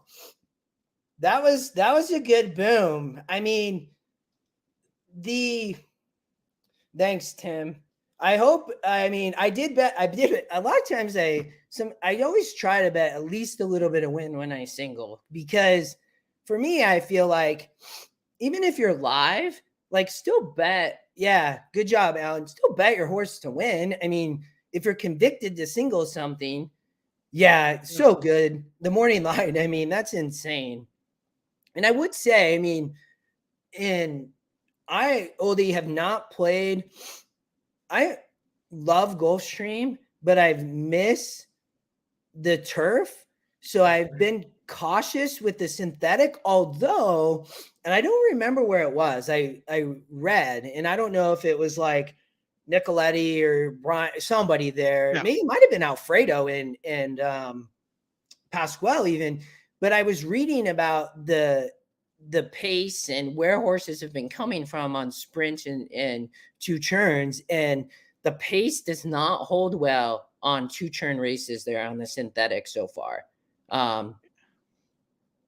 Yeah, I mean, I've seen it be a little better lately, but for me, the issue right now is the quality of the horses that are running on the synthetic. And I definitely miss the turf, and I want the turf there to open up. Yeah, do you know? I haven't heard when it's opening. I don't know if Scotty's heard, but I feel like it's at the start of the championship meet, so they're going to go like 8 months off and 4 months on. Yeah. Which I wish they would pick up. Maybe the beginning of October would be a great time to start on the turf, towards the end of hurricane season, if you will. Yeah. I'm trying to. Okay, I think I got it. I was multitasking. I'm just waiting to see your will pace here. Yeah, I can't. What am I? Did anybody play along, by the way? Yeah, I know there's some people. I don't know if we definitely. Thanks, Sean. I know that we had those pick fives right when the show was starting. So I am 1, 2, 4, 5, 7, 9. So I'll be curious too to see those. So just we have went official, so we should see it in a minute too. 570. Is that a lot, Scotty? Yeah, I mean that's 5.7 million, right? Yes, 5.7 million. Yeah, sorry, Tony. Wow, that's a big pool, Scotty. Your will pace are up. Who did you say you have? So 1, 2, 4, 5, 7, 9. 2, 4, 5, 7, 9. So you're looking at between about $1,100 and $12,500. All right. So you guys hit Keeneland first. Let's get it's about the same. You have a little bit higher ceiling, but our floor is about the same at about 1,000. Wow, Scotty, good job. Scotty's in 17th and 25th. Oldy, anybody else? How are the others doing that? I'm trying to find nobody was able to get me the link, so I'm trying to find the link. Scotty, do you have the link? I found it. I got it. Okay. Hold on. Tony, Oldy has his, so I have mine. I need to. Scotty's in good shape. So what I'm trying to, so Gulfstream, we have, do we have a break in between the pick 5 and pick 6? We don't. So Gulfstream late pick 5 is after the 5th. And then Keeneland for Breeders' Cup late pick 5. We have a break. So that's right. No, 6, 7, 8, 9, 10. So we will watch this race and then we will do pick 5 for Keeneland. And then we can watch Gulfstream. Yeah. If we need to cover some more on pick 5 at Keeneland, then we can do pick 5 at Gulfstream. You have yours in. I have my single. And everybody, I'm going to share mine out on Twitter. So if anybody wants to join in, that they can take a share of it as well. Scotty, you singled the 2 over the 9. I love it, man. I thought that 9, we were talking about that was potentially vulnerable with Rosario sending, and I love that you singled the 2. You're all here. Wow, very nice. I know that. So Oldie, remind me again what you guys have in your ticket. We're 1, 2, 4, 5, 8, 10. All right. And so you really want, 5, 8, 10 would be best case scenario. Two's good though, too.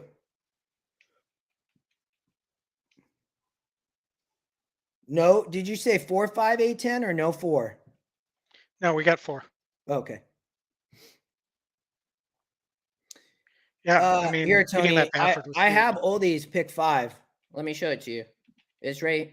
No, that's not it. Right here. Oldie, double check that, but I think that's your late pick 5. That looks right, yeah. So I think that first race is wide open. There's a ton of speed in that race. I think you could potentially see a sub 20 opening quarter in that race. There's that much speed. Yeah. I was back and forth between the Brown and the Baffert. What made me keep the Baffert, who's also the E long shot, was something in the workout report where it looks like they were attempting and successful in teaching the horse to rate. And let me I go ahead. think I would not be surprised to see Speedboat Beach win. I Yeah. really would not. Like, And go ahead. Sorry, I didn't mean no, to I was step on you gonna. there. You have Pratt. Baffert is not a turf trainer. He did this same thing at the Kentucky Derby, if I remember correctly, and won on the turf in a graded stakes at the Derby. I don't remember if it was last year or the year before. The thing about this is, though, this horse, Speedboat Beach, is bred for the turf. It's Yeah. nicely bred, but this is a pure sprinter. So, look at this. What were they going to do? There is no Breeders' Cup Juvenile sprint on the dirt. So what were they going to do too? Well, and even though, when you look at it, the horse is a 75 on the dirt. The horse is 72 on the turf. Not that they know, but I know Keeneland, they're loading. Yeah, and go ahead. I was just going to read this to everybody. So this was on October 14th. Speedboat Beach under a hammer hold early outside of Chicago. The rider finally released the brakes in the final furlong and he took off, sizzling away from his overmatched mate with an eye-catching burst and faster than the given 47-1. That makes me think this horse is going to sit off and just explode towards the end. But I do really love the 4 there. The dramatized. People who have been following my Twitter, I've been talking about that horse for like a week. Has over the 2 favorites, the Platinum Queen and Love Reigns, 2 back for that horse at Ascot, beat both those horses. Yeah. And extended out a little further, and I think it just didn't want the extra furlong, and it's working like a monster supposedly on the left-hand turn course. So I just have a feeling at 15-1 morning line we're not going to get that, because I've seen that out from a bunch of other people now.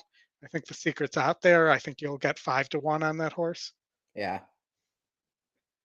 300, Tony. It's a big one. I mean, that's a Rough. very tough sequence. Are you watching Keeneland? I just switched over to it. No, I didn't want to stop you. So 2 got the lead fairly easily. The 6 has not put a lot of pressure. I think this 2 is extremely dangerous in this race. I just think 49 might be pretty quick for this level. Yeah. For 13 furlongs, though. I thought this was a sneaky horse. I also thought that the 8 was extremely sneaky.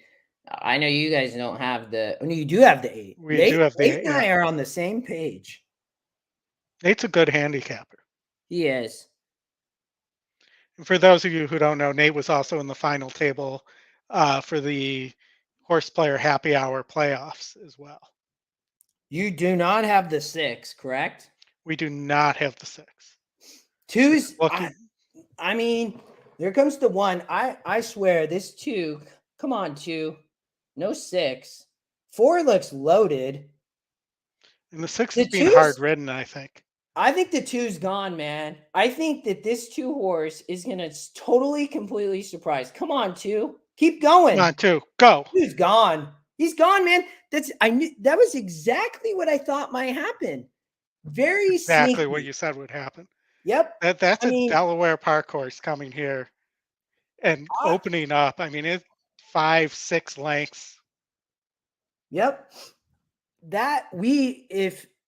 I wish we would have come back to it, but it was top GSR. We talked about this only for a second. Some of you, if anybody caught it and bet it, good for you. I didn't even do it, but set the pace. And we talked about how Bell Harbor with Saez might put a little bit of pressure, but this horse was bred to go. It was the 3rd win percent, had won here by just romped, right? I mean, in these races and was able, horse was ready to go.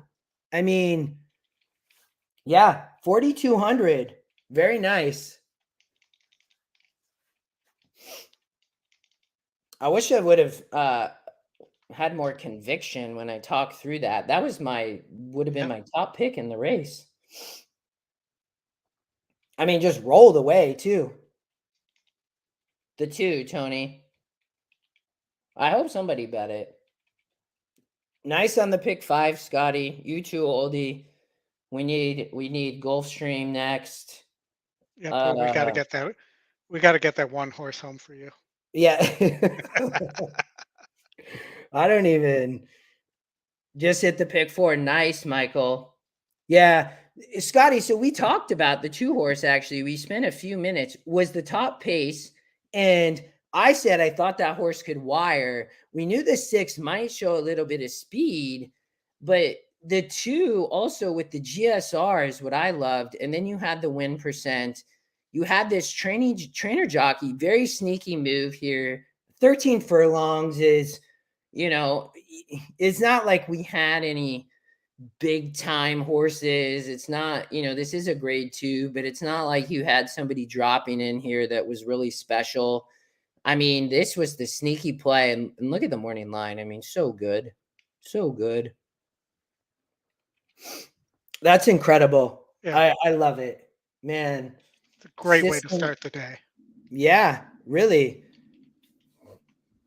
Scotty, I know it. Like the 2 was all day, and we knew Saez would try to go, but the 2 by far at that distance. And no joke here. It's a great trainer-jocker combo. I think, just doesn't get a ton of love, probably because a little bit of the back class and everything. But I think the big thing for me was the pace.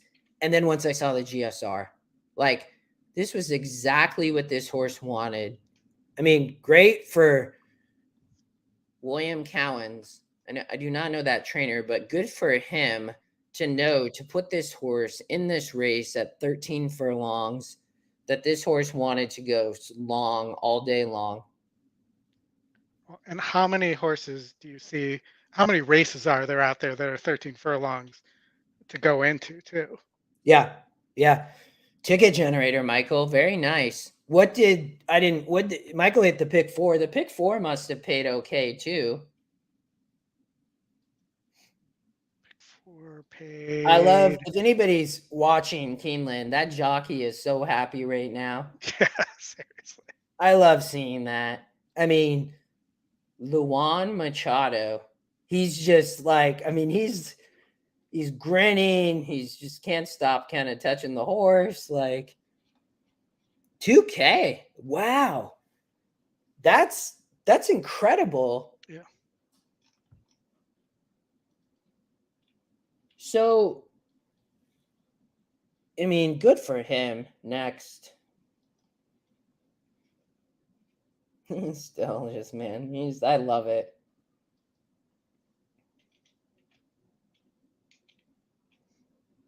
And I'm putting my Keeneland late pick 5 / Breeders' Cup late pick 5 out on Twitter right now for anybody who wants to grab a share.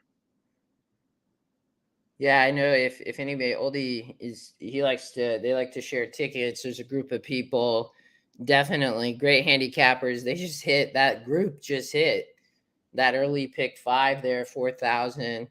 That's awesome. And Scotty, great hit. It's a great start to the Breeders' Cup.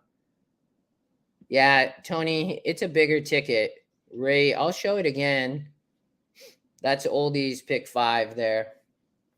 I mean, what I would say, if you don't want to play something as big, the one thing, my comment to you would be in race 7, find who you like. And if you like Cave Rock as a single still, you could slim down in race 7 if you like somebody. Personally, I think Chocolate Gelato is going to be tough.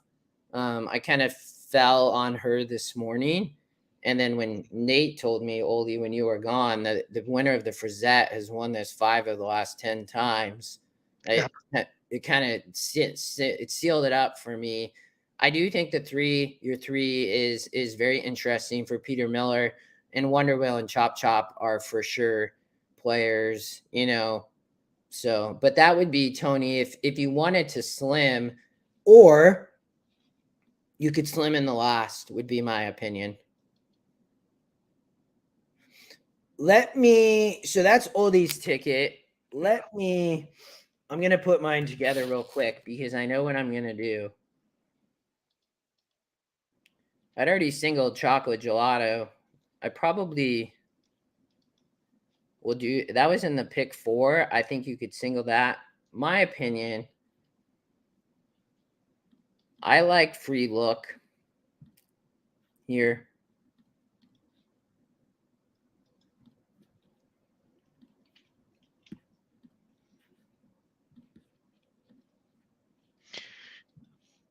And these are big competitive fields, so and the pools are going to be huge. So I think the amount we're playing is just about right for this type of ticket. Yeah. And I mean, I think if it's too big, just play a pick 4. I think for players like, I'm with you. I mean, it's very hard. These sequences are very hard, and the fields are so big that you can always just play a pick 4. Man, the system, this 6th race is very tough. The other thing that I want to remind you of is this race also starts the Keeneland All-Turf Breeders' Cup All-Turf Pick 3.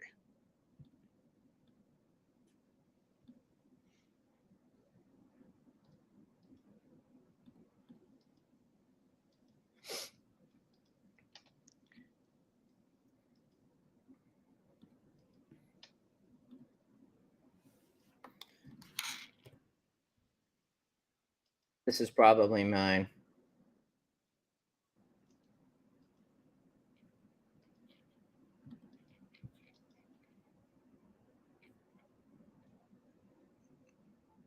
I think the 6 is going to be tough in the last. Yeah, I think a lot of people are on the 6. I would look at the 2. Yeah, no, I'm with you. Yeah, for sure. I like the 2. I like the 1 better than the favorite, the 4, in that last leg too. Yeah, it's interesting. What did you play in the last 1, 2, 4, 6, 8? 1, 2, 4. Oh, and I have 13. So the 1, you have the 1. Tell me about the 1 in the last for Ryan Moore and Aiden O'Brien. So that's Victoria Road, a horse that's been winning a lot overseas. Let me pull up a little bit on this horse. Gulfstream, we got 4 minutes. We need to hit. Let's not miss your race here. Yeah, no, we're good. We got 4 minutes. So Victoria Road just seems to be improving at the right time. Won in France, has shipped all over the place and won. I think Aiden O'Brien, for some reason in the juvenile fillies turf, can't win there, but has done really well in the juvenile filly, not the juvenile fillies, the juvenile turf. So, it's strange, but this is the route that this horse has taken too. It's the same route that that Appleby's Line of Duty used in 2018 to win the juvenile turf. So there's some parallels there as well. I just think that it might be this horse's time. I think what I'm going to do is I'm going to cut a little bit in this first race. I love, who I like here? We'll talk about this in a minute. I love the Euro, the 6, Persian Force. I do like Dramatized, though, just like you. I am not a fan of Love Reigns here. But, I mean, the horse can win. I also think the 11, Speedboat Beach, is going to be very interesting for Baffert. The 13 didn't make it. Taylor's Tribe. See, the system really ain't the 5. Who's the 5? The 5's an Appleby horse. The 5 is the top EquinEdge pick. I have to have that horse.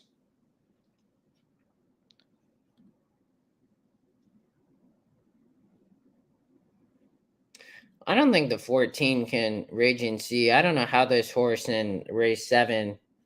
Did you use the 4? Yeah, I don't know how that horse can win from that post. I mean, I get it's a long shot, but I just.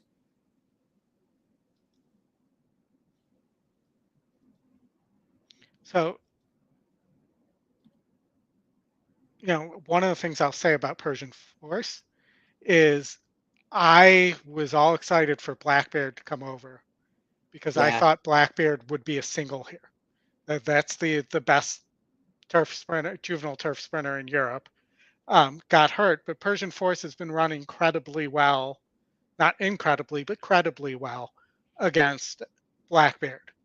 Yes. So, in theory, should run well here. If Blackbeard was going to win, should have a shot here. And I think the pace setup's pretty good as well for Persian Force. Yeah, I'm with you. I mean, so back here, lost to Little Big Bear, right?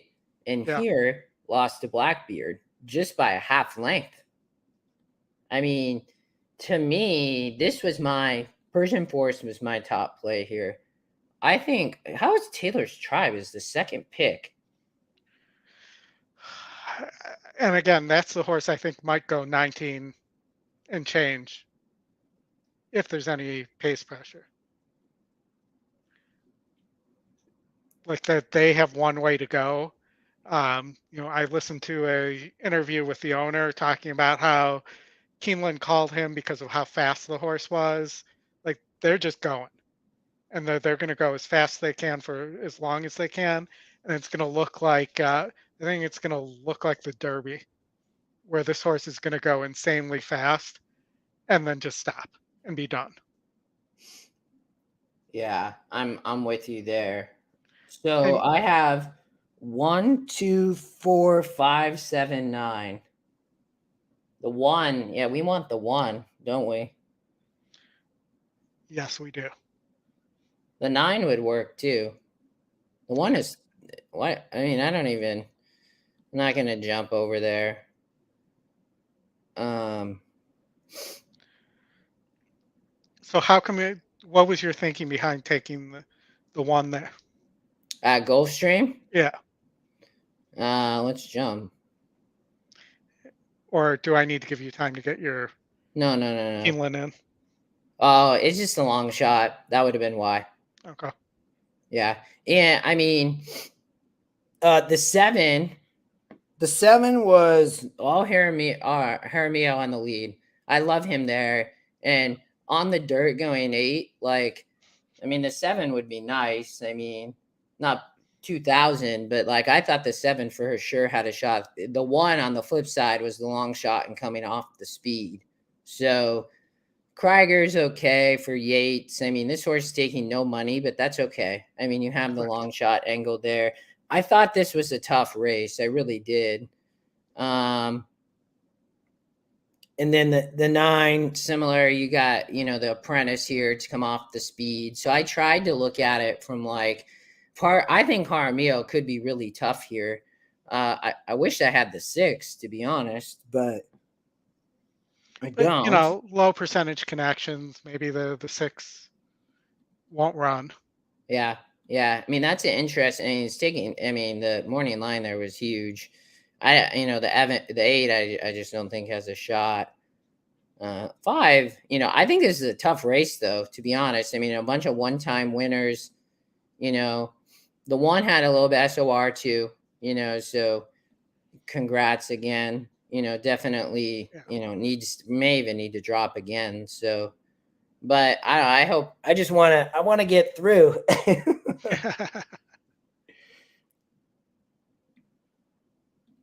And it looks like Tony is playing along with my ticket there too. Oh, in the pick 5? Yeah. Nice. Yeah, I'll flip back to mine. I think I'm more a little. I don't know. I'm gonna have to figure out the first and last leg. It was everything else. I was pretty locked in, but we'll have some time, so that'd be good. We can talk through. We'll have probably 20 plus minutes.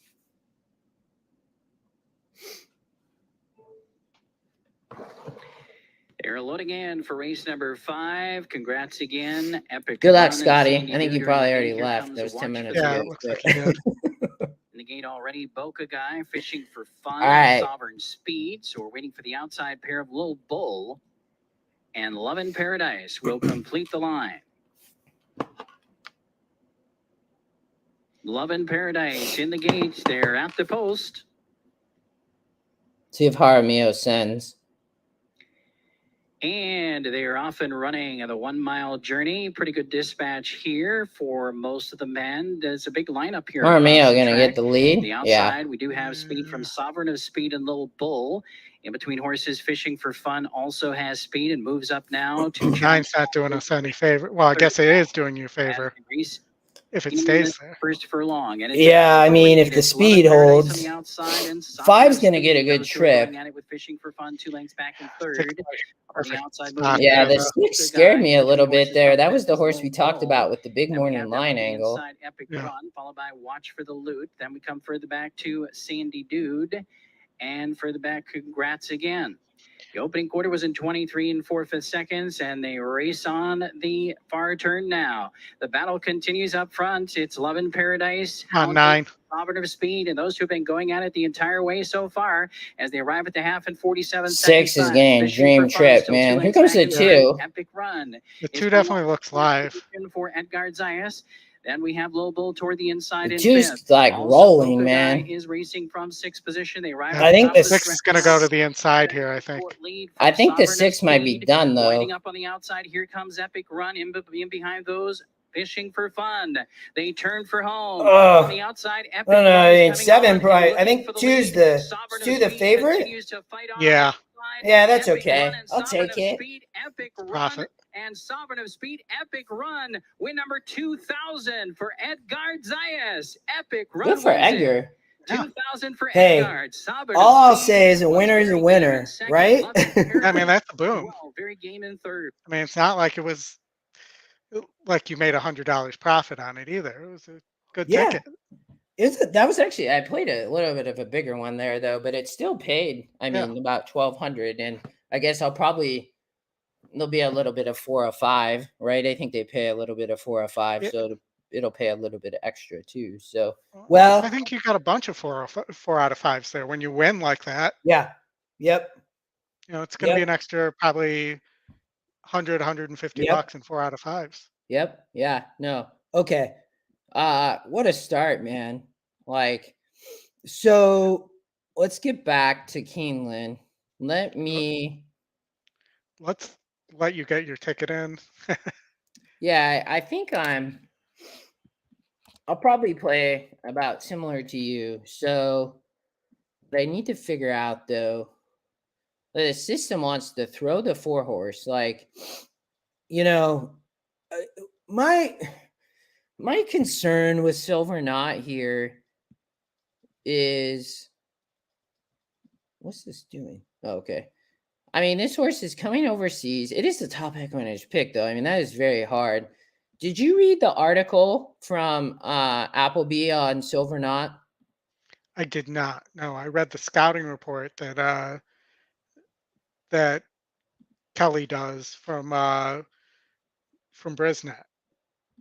yeah, I mean, and maybe I'm super spread here, although I think I'm going to keep that because I'm hoping for maybe a price there potentially. I think it's going to be here. I don't think the 2. I think what I'm going to do is, I mean, Love Reigns is the favorite here. I just really do not like this horse, but I just struggle to cut there. I think the outside posts here are going to be massively dangerous. I don't think Tyler's Tribe can win, to be honest. The 5's top EquinEdge pick. I think that the 9, we talked about Speedboat Beach. Gaff Leon's on the 9. I mean, maybe Gaff somehow wins here. 8%, his first Breeders' Cup win. In his first race of the day. I don't know. I did not like that horse. Yeah, Out I'm of all with the you. speed horses, I thought that was the one that was the most below. I do agree with you there, though. If Sharp as attack could rate would be interesting. I just don't know. I like Persian Force a lot. Look at Dramatized, man, 15-1. Yeah, Who was your top pick here? Dramatized. And I did. Are those odds actually live? Let me look. Yeah, I think It looks. they should be. Yeah, I'm shocked that Dramatized. After all the people I saw were picking this horse, that horse is still at 15-1. Oxymore was at 8 furlongs and now gets back to sprinting here, which is interesting. This is going to be just a great race. Either everybody's going to go or nobody's going to go, and somebody's going to get away. The 3 lost to the 7 recently, but did beat the 9. I mean, to me, the 3, 7, 9, I mean, have all been racing. You know, if you like the Euros here, right? I mean, yeah, Scott, you're right. Oldie, did you have the tournament link? I did. I put it in the. Go ahead and switch over from comments to private chat. It should be in there. Oh, there we go. Hold on, I'll put it in the comments, Scott. Here you go.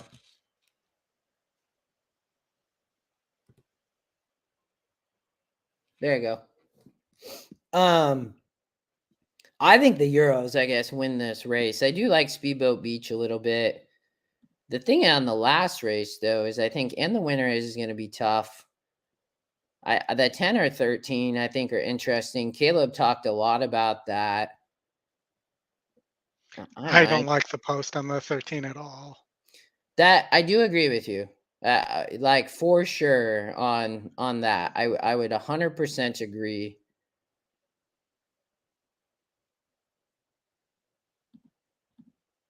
If you can cash your winner, that's correct, Scott.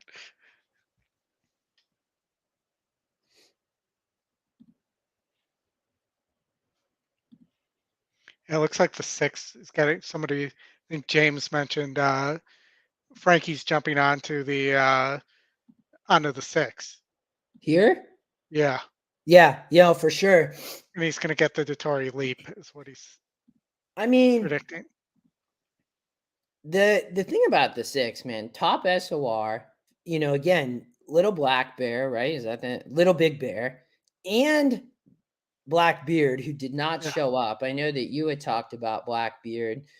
Got hurt. Very impressive maiden win, but what do you think about the 6 here? I mean, I would, if I'm not playing the 6 to win, there I'm playing the 6 underneath in an exacta, because that horse does love to finish second, and that's Yeah. one of those love to finish second horses. In an exacta or a try, also, I really like the 1 underneath. Oh. I think the 1's going to pass a lot of these tired horses late at a massive price. Yeah, for sure. And that's your deep closer.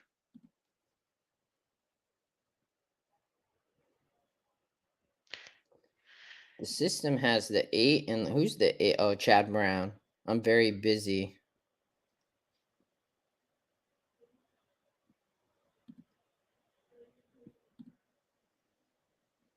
I'm just, because I can't decide.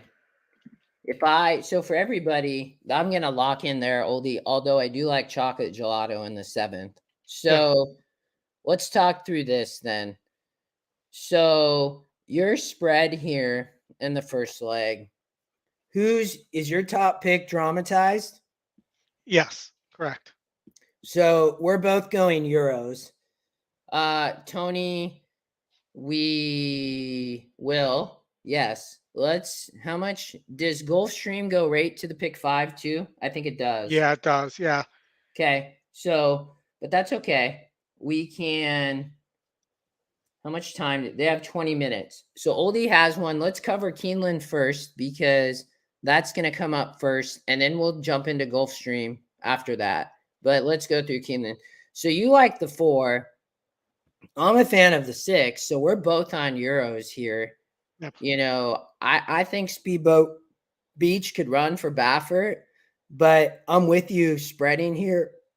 If somebody wanted to play a cheaper ticket similar to mine, I like the 6, the 4. I think you could cut off some of the other speed potentially. But I think this will be an interesting race here. I think this is I love this race. I love the 8th race too, but I think this is just going to be a great race. I do think the Euros might win this race though. I really do. Yeah, no, I really like the Euros here, and I think that it's Love Reigns. I don't think is as good as Twilight Gleaming. They were actually working together a little bit back, and well, obviously Twilight Gleaming's an older horse, so you would expect that, but Twilight Gleaming was out working Love Reigns as well, and there was some little bit concerning stuff in the workout reports in terms of Love Reigns getting out to a lead and losing focus in the workouts and getting caught. Yeah. And I just, for me, I just think the class here on Persian Force, I read a lot about this horse coming over.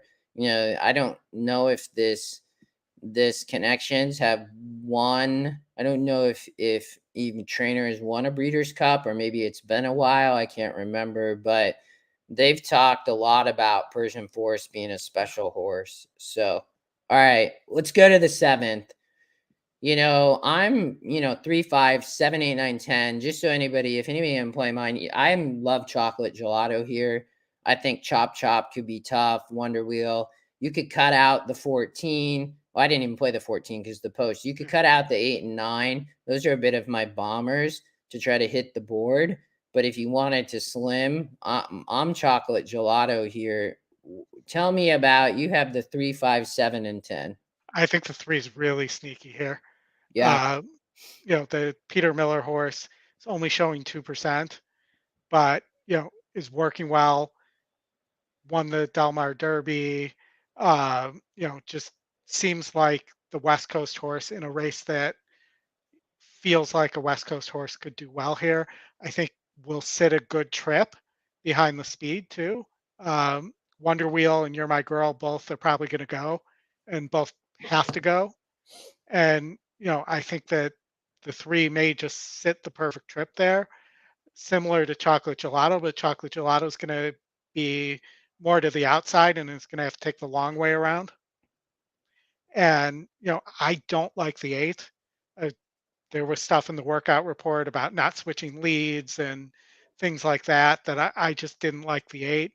The 7, I mentioned this I think on the show the other night, but I heard an interview with Brad Cox that the Kentucky Horsemen's Association posted on YouTube, where he talked about Chop Chop still has a breaking problem, and he's hoping he'll work through it because he's a really good horse, and he thinks he still has a chance to win.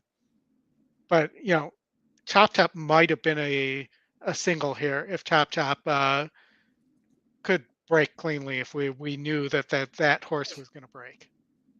Scotty, I know, loves Chop Chop. I have very similar comments that you do. I ended up really landing on Chocolate Gelato this morning. I do worry a little bit about that post, although I would say I think that she's gonna be okay. And you do have Irad, which I really liked. The 8. So I think that the 8, I saw the workout report. I also saw another workout report, and I did watch the work. I didn't, but I'm not a professional work. I think that this horse really could be sneaky, was why I ended up liking the 8 a little bit. Was working with, who's the 8 working with? The 10. Yeah, Chocolate Gelato. So that was for me when I like Chocolate Gelato. I thought the 8 was interesting. I did see the notes on the work report though too, but I'm with you on the 3. I think the 3 could be sneaky for Peter Miller. I really do. And I would love to see that from Ramon Vasquez. He's such a good dude. If Raging Sea was not in the 14 post, I do think Pratt's going to give this horse a good ride. I do see no way possible that horse wins in that post. And then I think on Chop Chop, right? Like there's a lot of pace here. This is going to set up for Chop Chop. I would not be surprised to see this horse get second though. Like I just, for whatever reason, I feel like that horse may not win. But I think we're jiving here. I added a couple prices on mine, but go ahead. Yeah, I was going to say the price I liked scratched. I liked American Rocket, who has had trip trouble the last couple times. That break sideways, 2 back. He was the best horse in that race. Mm-hmm. Or I'm sorry, she was the best horse in that race. That's half to Frank's Rocket, who's running tomorrow. Multiple graded stakes winner, and could have easily had at 7 furlongs had America's Rocket broke straight. America's Rocket wins that race by open lengths. Yeah. The gate opened, he looked around and then broke sideways. So there was 2 issues there. So and then didn't like the wet track, which is along the lines of his pedigree as well. So that was not surprising. Yeah. All right. So again, Oldie, we're about the same. Yeah. I added, a couple prices in the 8 and 9. If you want to play mine, definitely you could slim here. I think Chocolate Gelato is going to be tough. Wonder Wheel, Chop Chop. So you could cut out the prices and play definitely a ticket closer to $100. So this was my single, but why don't you talk through? I know you spread here. I'd be curious to hear about this race from you. All right, so the I really like the 4 here, and I talked about that before. Uh, Going from yielding turf back to firm turf. There was a significant bump by the 5, Pleasant Passage, who they were going up against each other in that race in the stretch. What I'm not sure of is whether it actually cost the 4 the race. And Yeah. any other jurisdiction other than New York, that's a DQ, by the way. It was that significant, but it slowed both horses down. Yep. Um, the 5 may just get an easy lead here. That's why I kept the 5. The 6 was the favorite in that race and blew the break and broke out, like I was talking about for Frank's Rocket, and was completely out of position. And if that horse breaks straight this time, from the same post, ironically, but not the far outside, uh, that horse has a better shot than people think, and the horse is working really well. Mediate is the big Euro. Their Euros have failed to win this race for whatever reason. Yep. I used him there, but I believe Aidan O'Brien's 0 for 16 in this race. Now, you might look at it 2 ways. Well, he's going to be 0 for 17, or you might look at it as he's due, and this is going to be when he breaks through. And Mediate may be that much better than everybody else as well. And then the last horse I added was the 3, Last Call, who won the race at Woodbine that Justin and I were arguing about yesterday, because the 11 who scratched out of this race, he loved and I hated. And, I felt that the 2 would run better than the 11 in this race. And Justin thinks the 2 is a 1-turn horse, but the 3 actually won that race and is kind of being forgotten. Yeah. And the workout reports, and this is one that actually I kind of stood up and paid attention to. Look, 9-2 on the EquinEdge morning line. And that angle too. 9-2, and listen to this. So work better than stakes type Pleasure Gold in 49 flat. So he was working with a stakes horse, and then the next work these are all since the last race. Last Call started behind Do the Gritty and Kaiser, going much the best, well clear. So this horse is really sneaky here at a 20-1 morning line, which is kind of ridiculous for a horse that went and won a race that's been one of the key races for this race in past years. Yeah. I'm with you. I singled here. I'm gonna make this a little bit cheaper. Well, let me take a look at how much time you have here too. What do I got? I got 5 minutes. I just don't want to play this. I want to play my ticket, but I definitely don't want to play this big. I'm going to I'm going to kick myself though if one of these prices wins. I'm just going to keep it. Okay. My singles to 4, you said I don't really need to add much. What I would say is I do 100% agree with you. This horse is going to like her firmer ground, and I think can turn the tables on the 5. I didn't love the Woodbine race. I get the 3. The 11 did scratch. I'm tracking everything you're saying. I just thought that maybe the 11 could improve based on the trip in the last. 11's not even here anymore, so it doesn't matter. For me, it really came down between the 4 and 10, and mainly because I thought the 5 got such easy fractions here and on the yielding turf course that I thought the 4 could improve. When I looked at this week maiden special, this horse barely won and then got this easy lead here to beat the 4. So I thought that, had a yielding track, got an easy lead, where the 4, this is a big maiden special. Whoops. Still not clicking for you. There you go. Had a tough trip here, finished, just missed second place. And then in its actual maiden special, this race brought back 4 winners, and I think even had some places in second place. And then again, faced Pleasant Passage here. So for me, it became, I like the 4 better than the 5. And I think to your point, Euros do not win this race. What I would say is Meditate for sure is a player. This looks like a very special horse. It's the top EquinEdge pick. I do think Aiden O'Brien wants to win today or tomorrow. So I think that the 10's a player. Let's go to the next. You single Cave Rock. I went too deep. Tell me about Cave Rock. Yeah, I mean, this is the obvious single. I've seen it on pretty much every ticket I've seen today. And, it's the Baffert horse. It's not faced great competition out west, but, its MO is get the lead and it's gone. So, it's got to get the lead here. And the workout reports are saying that it's a monster. Uh, I've heard interviews with Baffert where he's saying this is Flightline as a 2-year-old.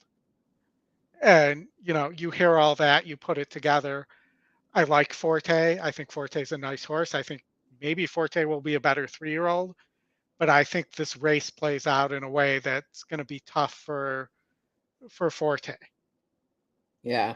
Yeah, I went too deep. I hear you. I think Cave Rock's legit. My main thing is if for some reason Cave Rock, if the one with Lobo and Talamo actually can somehow break and cause pressure, that the 4 is for sure going to have a nice pace setup was my only difference here. But I don't disagree with your single at all. Like, I get it. I was trying to take a little bit of have a ticket to pay something nicely potentially. So we'll see. And I just realized there. I will tell you that Baffert really likes the Likes who? 10 National Treasure. Yeah, I've heard that a lot. Like I definitely have. Like, I mean, a lot of people have talked up National Treasure. The 9 in race 8, USMC. The 9 in race 8. The 9 in race 8. Oh, Delight. I think Delight's a player, man. I really do. Like, I commented on this horse when I covered this race. Saya's nice works, very sneaky and exotics. I don't think the 9 can win, though. I really don't. I'm changing my ticket for a second, just so everybody can see. You got 1 minute to post. They're going on to the turf course right now. And then I'm adding the 10 here. 252, I think, is what it will come to. And I'll tell you a lot. I've heard people who like verifying. I heard well, you're working on that. I heard an interview with Cox. It was the same interview where he's talking about Chop Chop. And he doesn't think verifying's all that fast. The horse just continues on. So he's going to need a pace meltdown. Yeah. I know they're loading in the gate. That's mine. We're both spread in the last. I'm a little bit more spread than you are. You're 1, 2, 4, 6, 8. Single to Cave Rock. I'm single to Free Look. 2 deep in the 9th. We're both spread here in the 1st. I have a little more coverage in the last. And the 4's about to be scratched. Who? The 4. Wow, really? It looks like they're about to. Well, it looks like they might be taking the. Well, no, they're still loading people in, so maybe they're just adjusting equipment. Oh, they're going to try to load without. Is that Ryan Moore riding the 4, dramatized? Yeah. I wonder what happened. Something must have happened back there with the 4. Yeah, I didn't see it. Look at you can see the vet standing. She's standing there watching. So, or I think that's I hope it might be a male. It looks like a female. I think she's. I mean, I don't know what that red thing was. Yeah, I don't know like either. the capes they used to in bullfighting, or at least in cartoons about bullfighting with Bugs Bunny and stuff like that.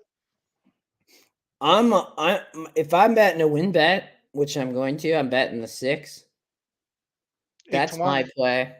You like the 4. For sure getting a price. I'm going to box both those with the €2. It should probably Speedboat Beach. I think will be interesting. Let's see this Baffer if it can show speed out here and see what happens on the 11. Let's just see the other possibilities. The two so far to the inside of these other horses. I don't like. I mean, I should have just done 2 off my ticket. I don't think the 2 can win. I don't like the inside post and sprints. I like to be the outside at Keeneland. And the 2 Broke got well. broke, but nobody's really going. And there, but see, Baffert's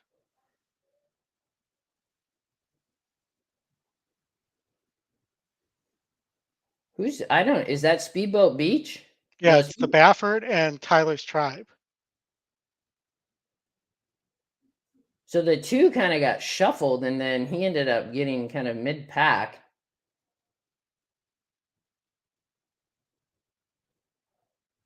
Who's coming on the outside there? Is that the That's 6? 6, I think. Go. I'm gonna be way wide though. The 1 was way closer. Come on, 6. Wow, the Come threes. on, 4, get up. 6 Get 4? up. 6 4. 4, baby. 3's coming big time.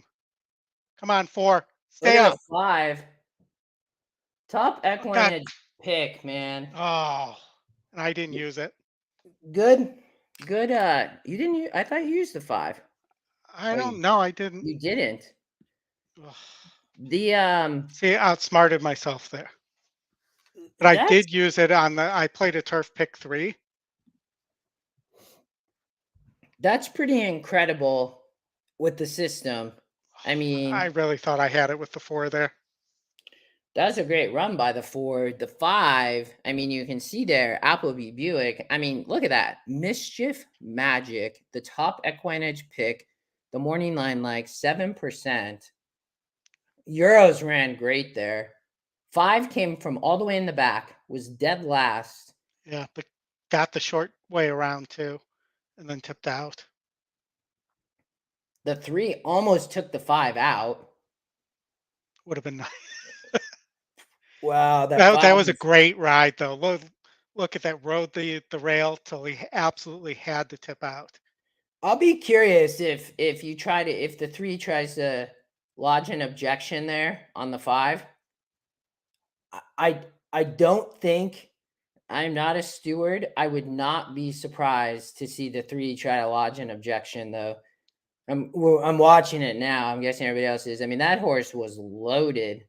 Great ride. So I mean, watch the pace 3 setup was perfect too.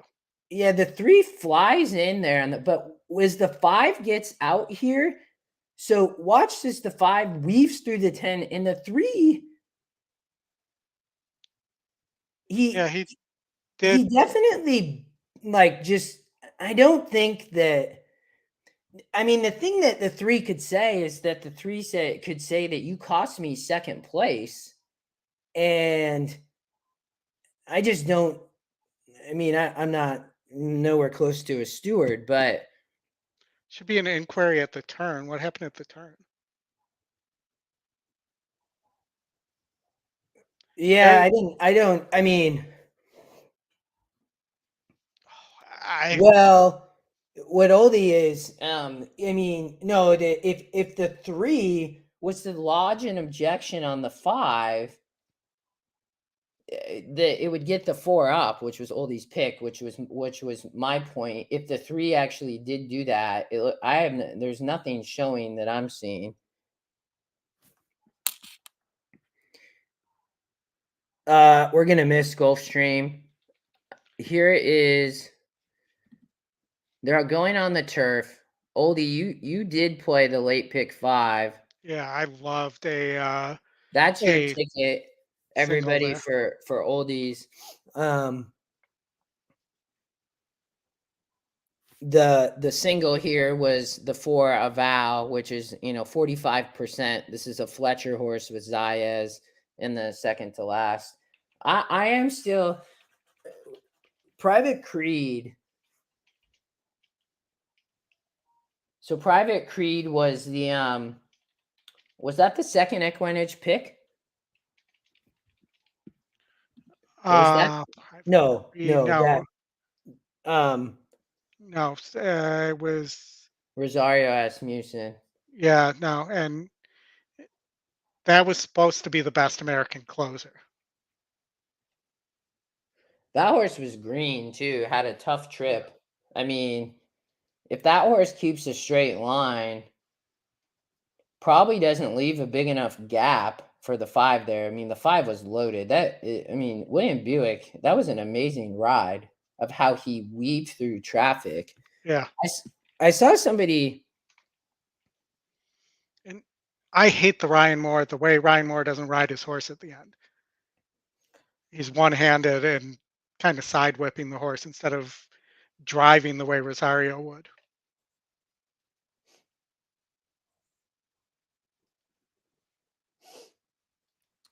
We're loading a GP here. Oh, yes. Sorry. Thank you. No problem. So you are 1, 4, 5, 6. Yep. 1, 4, 5, 6. So I have some decent prices if I can beat the 6 here. I'm gonna add this back. Give me 1 second. Outside with Edwin Gonzalez. Didn't play the second choice, the 2. At least second choice in the betting. They're in the gate.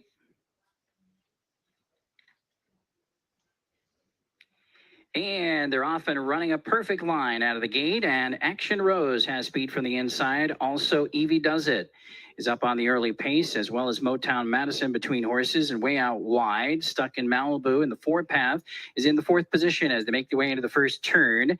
Then toward the inside, Miss New York in 5th. Now moving up from the outside from 6, Fatima Sunshine is right there. That 3-horse Vanguard for the 4th, 5th, and 6th positions as they curve on to the backstretch. The opening quarter was in 24 and 3 seconds. That's pretty fast, Rose man. with the short lead on the outside. Stuck in Malibu is challenging from 2nd position. Fatima Sunshine up on the outside, still wide in 3rd. Then Evie Does It toward the inside is racing from 4th. Miss New York. The 2 and 5 are getting like great trips. And up on the outside, we have Motown Madison as they make their way down the backstretch headed for the far turn. We come further back to Evie Does It.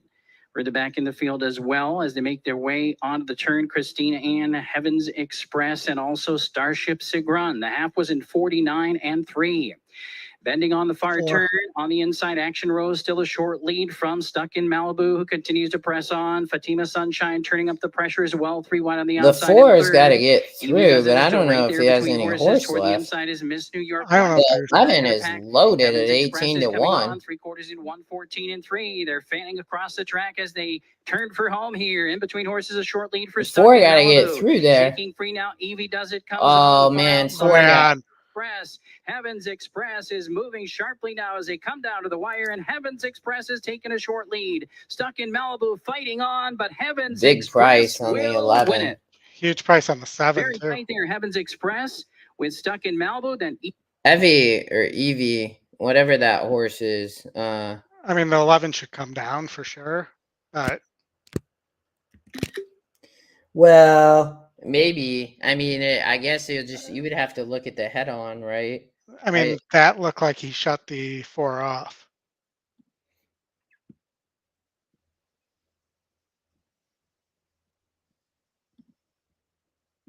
Next photo for Win. Hold all tickets. I'll be right back. Give me a second. Get some water. I've been there.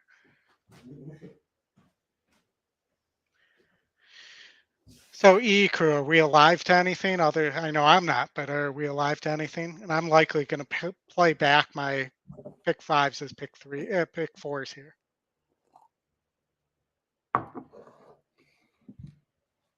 And they're not showing the replay deep enough to be able to actually see.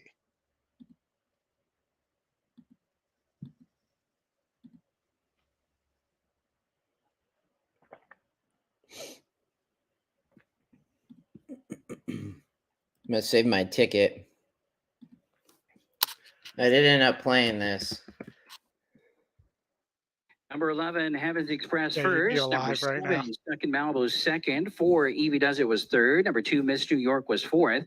Completing the super high 5 number 6, Wand finished 5th. 11, 7, 4, 2, and 6 posted here in race number 6. Not yet official. 11, 7, 4, 2, 6. What? Jerry, I don't know what you're saying there.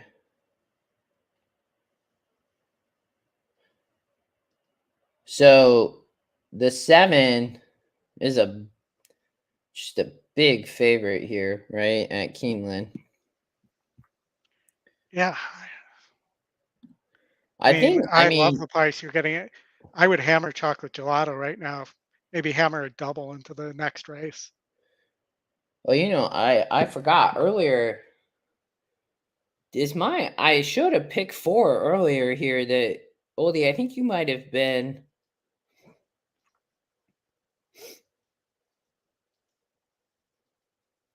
So I played a pick 4 earlier. It's ending here in race 7. So we went through this.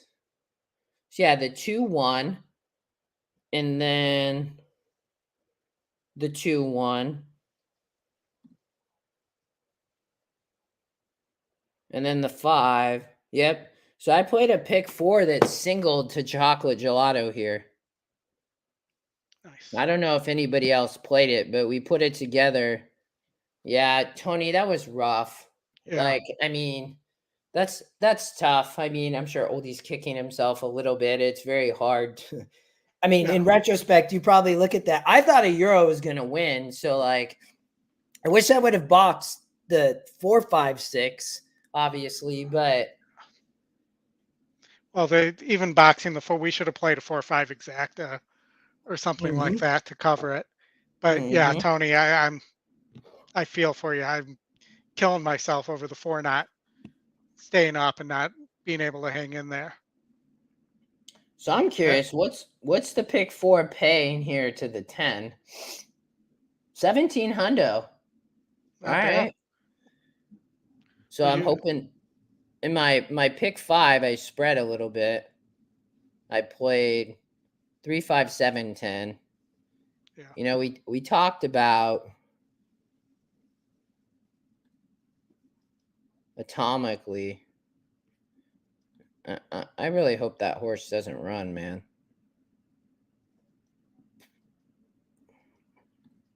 So we got 26 minutes. So I'm gonna play a 10, 3, 4, 5, 6, 10 double, $5 double. Because I'm surprised that I think the 10 should be the favorite and is not. So the pace here is going to be really hot. Anybody who you could probably play a pick 4. I don't. I just played back my ticket as a pick 4. Yeah. The $50 pick 4 to play back my ticket. It's pretty crazy. Mine's still alive. I'd play fairly cheap, Yeah. I do think the 6 and the last could be tough. But I think you could also see a price in that race. So here, we talked about some of this. The 7 chops taking all the money, did not break well and just came flying here. 14 horse field. It's going to have another big field. I mean, Wonder Wheel is not taking any money. So Gaffleon, I mean, can Tyler, 5s back to back? Can Tyler? Yeah, I think USMC before we, so that's my ticket. The pick 4 would be pretty cheap, and then I just ran mine directly back. Oh, I think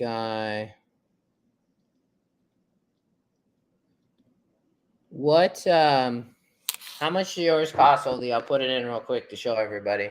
$50. Okay. And there we go. I think is that yours? Yep, that's exactly it. Okay, cool. Nice. It kept. Didn't know if it would keep that. Okay.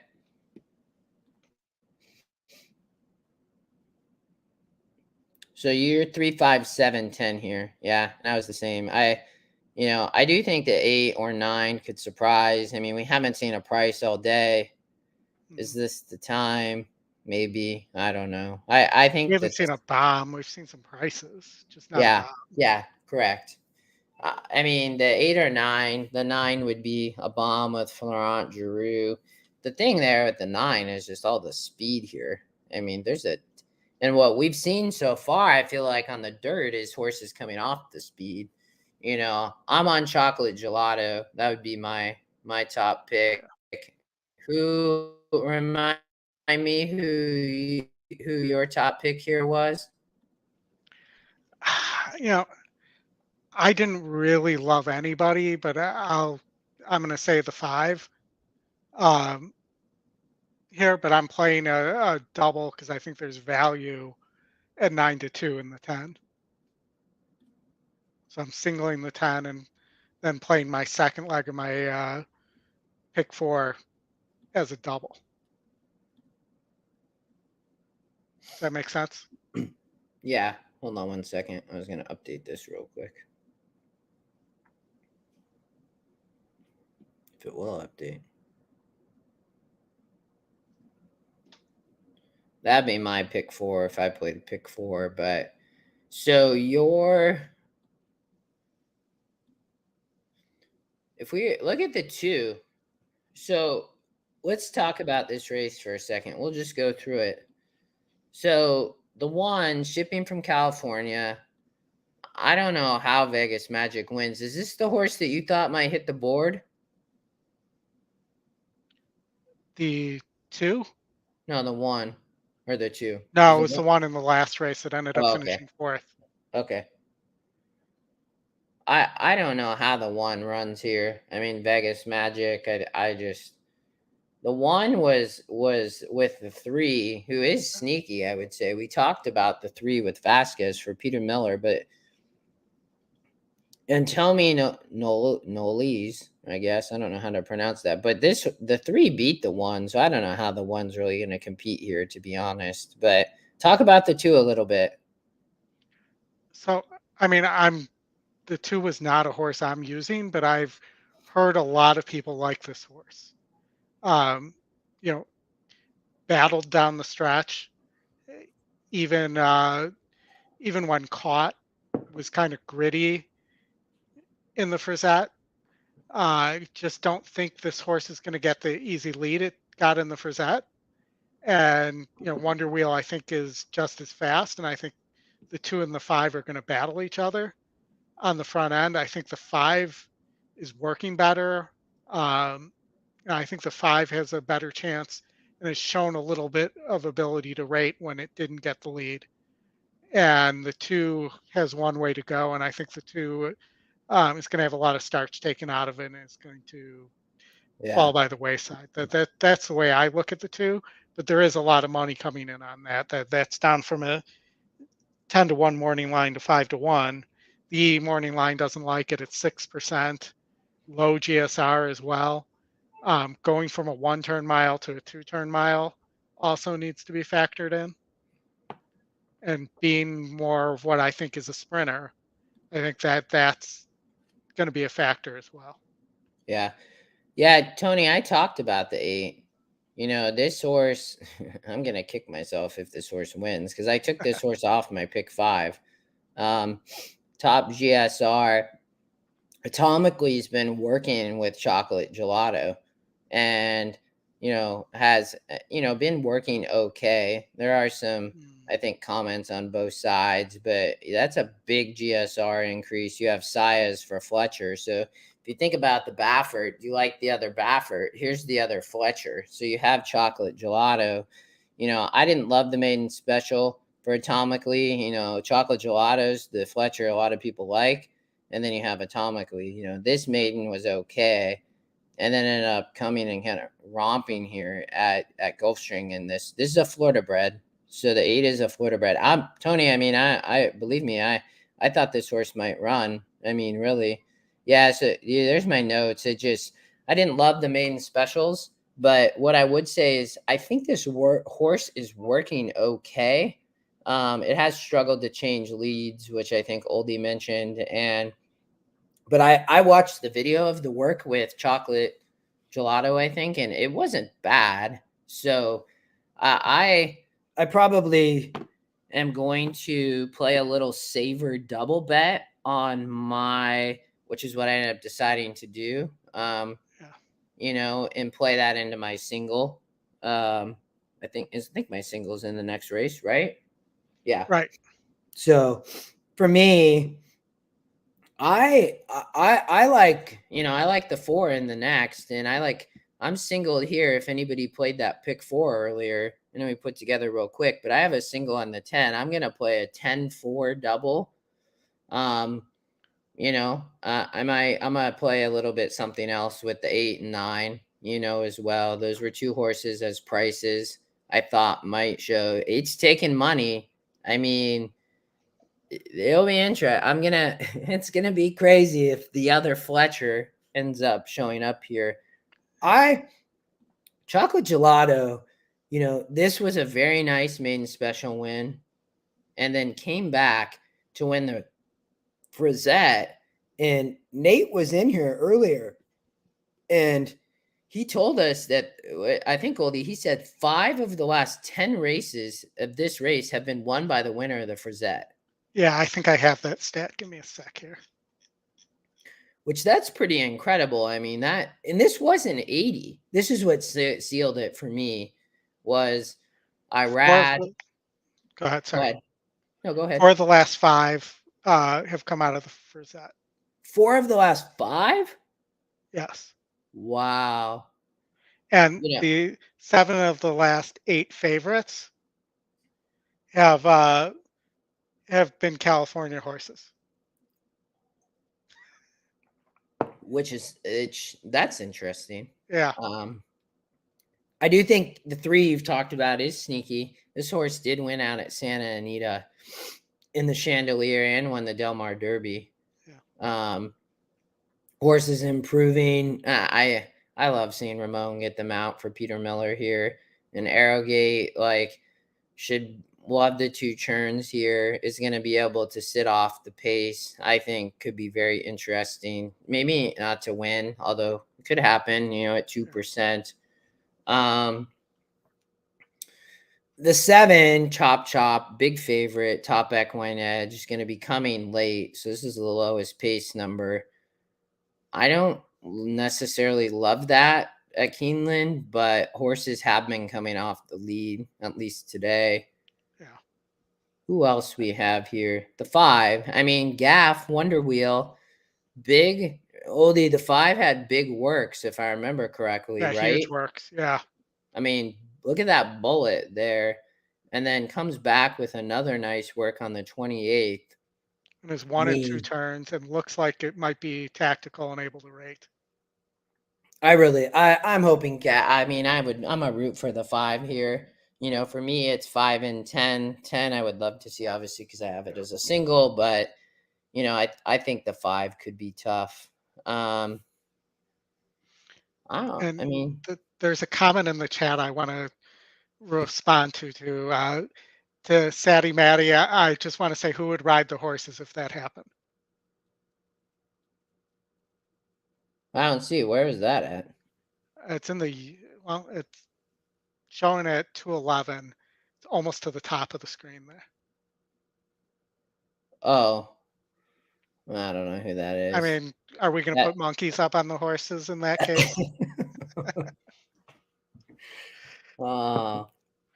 And I don't know if you've ever seen that. There's actually dog races where monkeys are the jockeys. I saw videos a couple of years ago. I don't know where. I think Florida, but I'm not sure. Scotty's probably running them right now. Yeah. All right. Well, we got, how much time we got? 10 minutes? 14 minutes. And Laurel just went off. Oh, we got, so let me see. You had, there's your Gulfstream. Let's see if, let's put together a Gulfstream pick 4. I'll see if Let's see if we jive. Yeah. So you were 1-4-6 here, 1-4-5-6. 4 and 6 faced each other. I have a feeling I locked this. I don't know. So 1's the EquinEdge top pick. Big favorite here. Jaramillo going to be on the lead. I mean, this horse could easily wire the field. Actually, I don't know how this. I mean, a I mean, the 1 sprint might on be a this. single there. Yeah, I mean, Other than look at the SOR on the 6, and the 1's is taking a big step up in class. yeah, just so this is tough. I mean, breaks its maiden, not even a maiden special, and a claimer, and then is facing, this is only its second race, and it's facing others that, the 6 ran well. Yeah, I think that the 1 could be tough. The 2 broke its maiden last out after a few tries. I don't know. I mean, it did great here. Very nice win. Definitely wants to sprint on the synthetic. Taking no money is the long shot. I think that's the horse that might press the 1. Yeah, I'd probably. You like the 5? The 5. Who likes the 5? Yeah, oh no, you had the 1, I 4, did not. 6. Yeah. Let's add the 2. So the next leg, you had the 3, 4, 5, 8. So I liked the 3 for sure best. The 4, the 8's the long shot. The 5 was top GSR.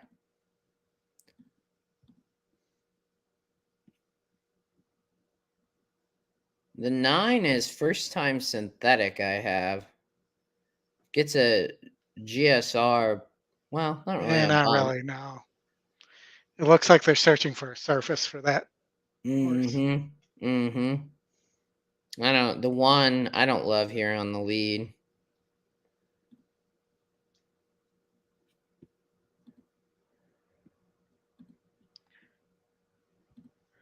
How about Harvey, the Buffalo racing quarter horse? So is that an actual Buffalo that would be racing quarter horses, Scott? Harvey the Buffalo racing quarter horses? That'd be crazy. Yeah, well, let's get that on TV.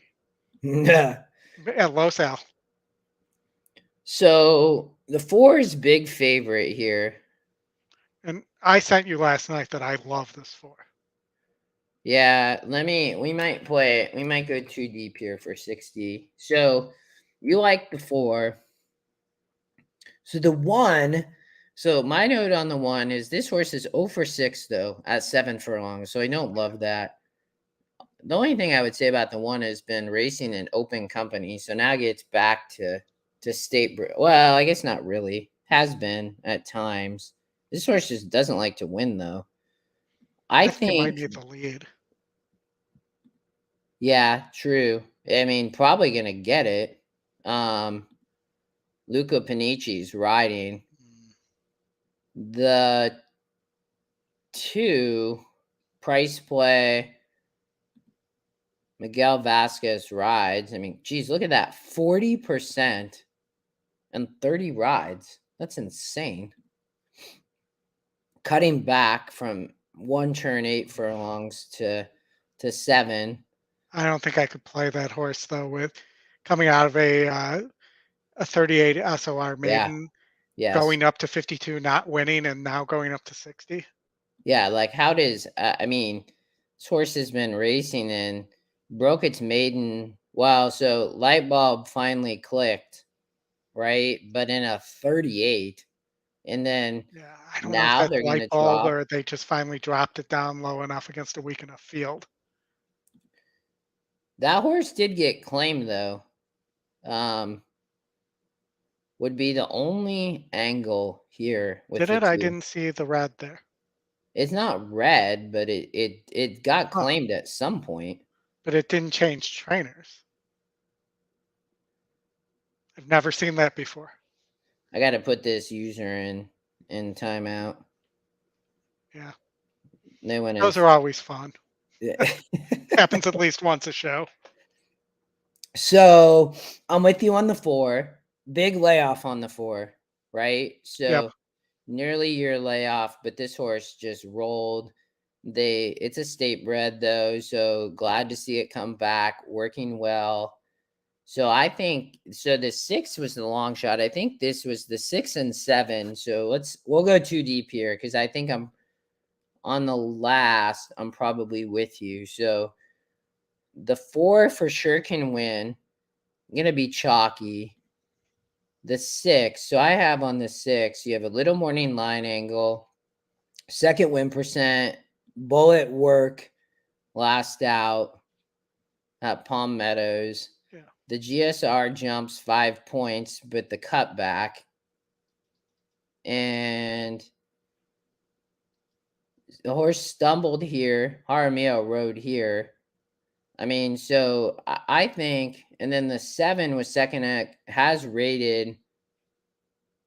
The 7, those like, these are the ones where it's like, you look at these, it's like, what's going on? I mean, the horse was like in form here.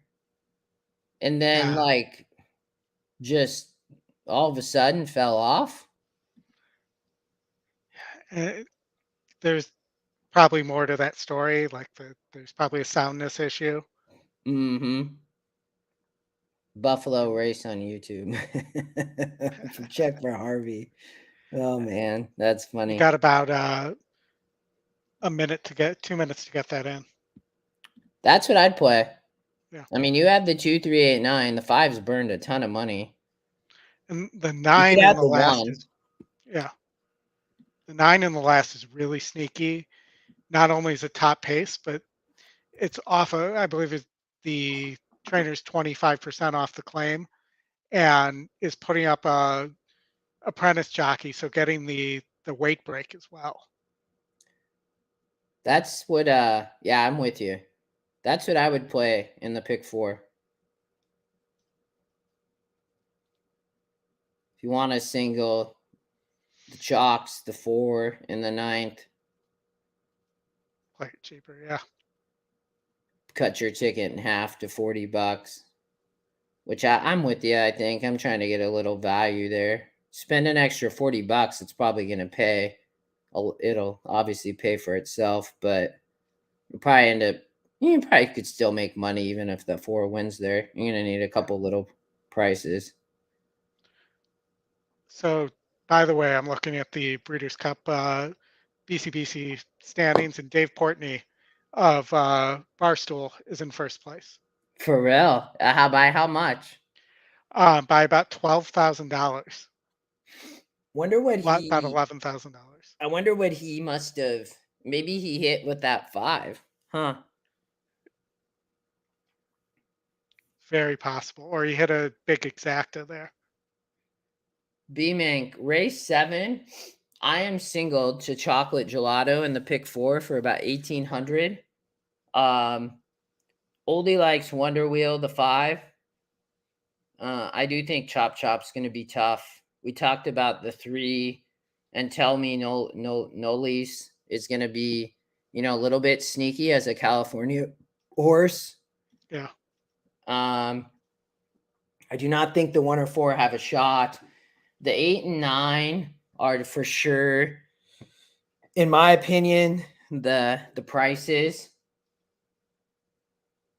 if I was to add some, You need to take a quick drink or something. It sounds like you might be getting a little scratchy there again. I just got a cold, man. Yeah, I've this post-nasal drip. You heard my coughing fit earlier. it's brutal. My That kids time of got year. it. Yeah. Yeah, I'm looking at that BCBC standings right now, looking for some of our other guys. Yeah, where's Scotty at? You see Scotty? He's in 24th. Nice. He But, played. I think he played 2 tickets. Yeah, I didn't. His second one was around the first one before, but I don't see it now. Oh, there it is. He's in 24th and 28th. He may. That's where he may. Oh, a Gulfstream. What is? That's the 2. And it looks like Brad Anderson is at 7,500. Doesn't really look like he's played anything yet because he's got a 0 next to his number of bets.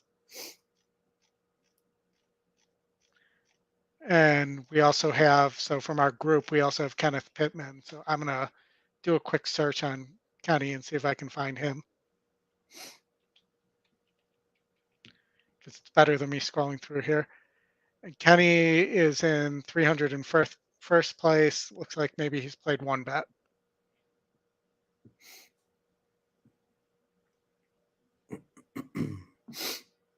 So we are 1.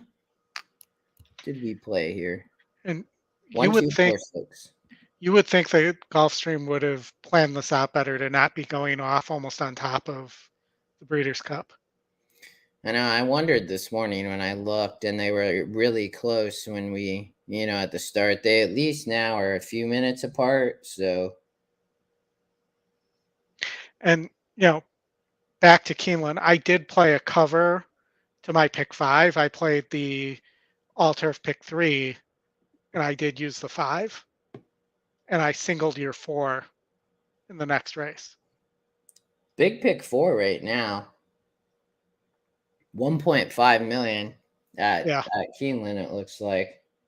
You get one good bomb in there with Cave Rock, and it's still gonna pay with that type of pool. Oh, we don't have sound. Yes, with Alberto Figueroa. So we got the 1, 4, 2, 1, 2, 4, 6 in the pick 4 here.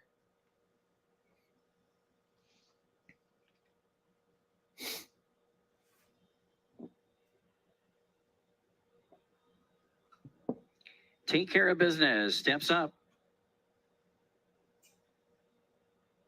And they're off and running for 5.5 furlongs. A pretty good dispatch here. A short lead for Cheerful Charlie. But now for the inside, Extendo is moving up quickly now, looking for the lead. And now also My Billy Boy right there between horses and Rock and Roller. They're lined up right across the track here as they race on toward the far turn. Extendo has the lead. My Billy Boy is right there in second position. Rock and Roller from third, then Cheerful Charlie. And then need the 3 to get out of there. Take Care of Business. The opening quarter, 22 and 4. Big battle continues for the lead as they round that far turn, headed for the top of the stretch. Extendo has a nose on top now. No, it's 5.5. Turns up the pressure. Come on, 2. There in third is Rock and Roller, and also winding up from fourth is Cheerful Charlie. Gap of a couple back to DeSanto and Take Care of Business. They turn for home. It's a short lead now for My Billy Boy. Whoa, bro! Don't jump off the horse. Continues to tack on. Go, baby! Outside Cheerful Charlie, and here comes Got it. Business late on the scene. Unless he stops. My Billy Boy has the lead. Wow. Strong coming to the finish. Nice call. My Billy Boy and Edgar Perez to win it.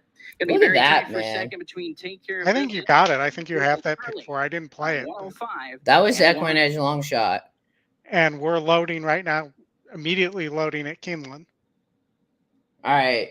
I'm singled to the 10, so I'm just really rooting for the 10. That's a boom, man. I'll take it. Yeah, definitely. I mean, that's going to pay now for sure. Even if you get the 4 in race 9.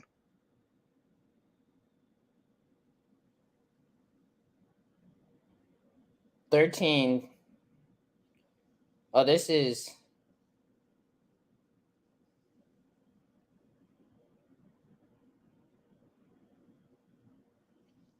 The 14's the Is that kind the of wise EquinEdge guy long shot? Yeah. Raging C. Yep. Photo finish. Hold all tickets very tight for the second position here in race 7. Come on, Hold 10. all tickets Don't until get the numbers sung are up wide. and official. Did not expect the 9 to clear. I don't know how hard used he was. Chocolate Gelato was able to work out a nice trip, man, from that post. Chop blew the brake and is already racing up. Number 2, My Billy Boy first. Number 4, Cheerful Charlie got second in the photo. 6.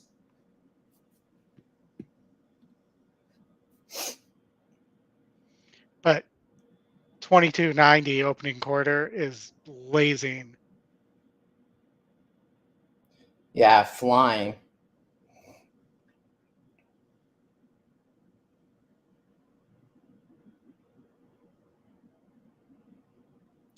Somebody's way out there, wide. 7, I think. Is that Chop Chop? Yep.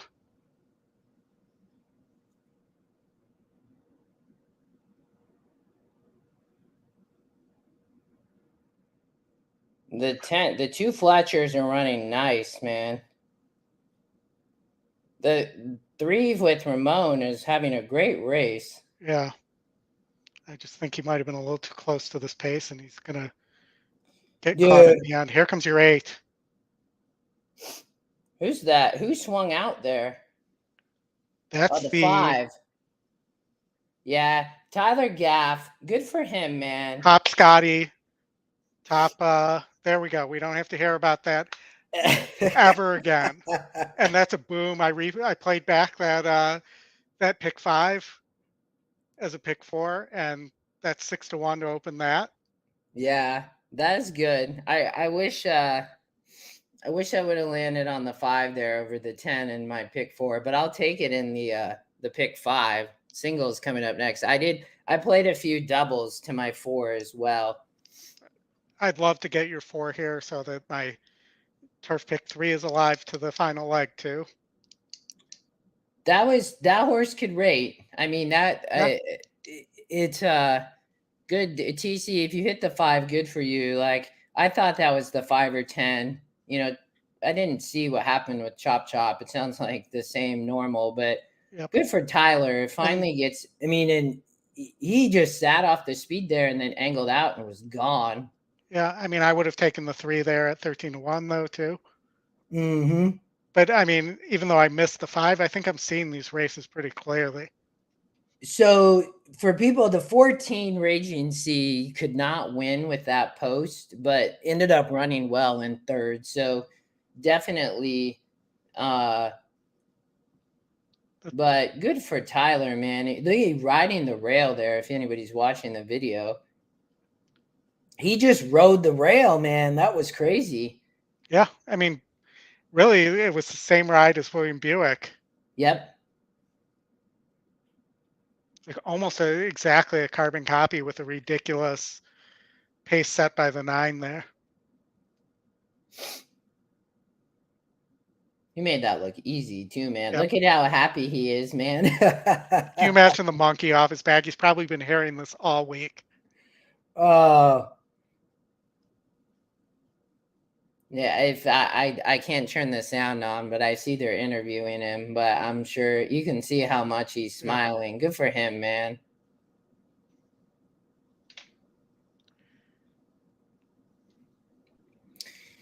That's pretty crazy for Wonder Wheel there to, you know, if we look at that. I hope we hit this Gulfstream pick 4, man. That's a big price there in the first leg. So if we, hold on, I'm going to duplicate this tab to keep that there. And then we got a little ways, but to get back to Keeneland and Tyler, I mean, yeah. I mean, 27% to win. Look at Raging Sea. I mean, definitely ended up getting 3rd.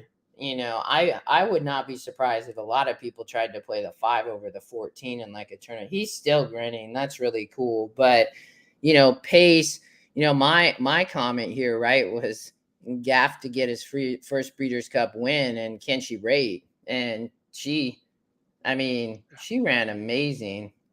And he didn't fall for it either. And you know what shows there? The 13 had beat the 5 before at 7 furlongs.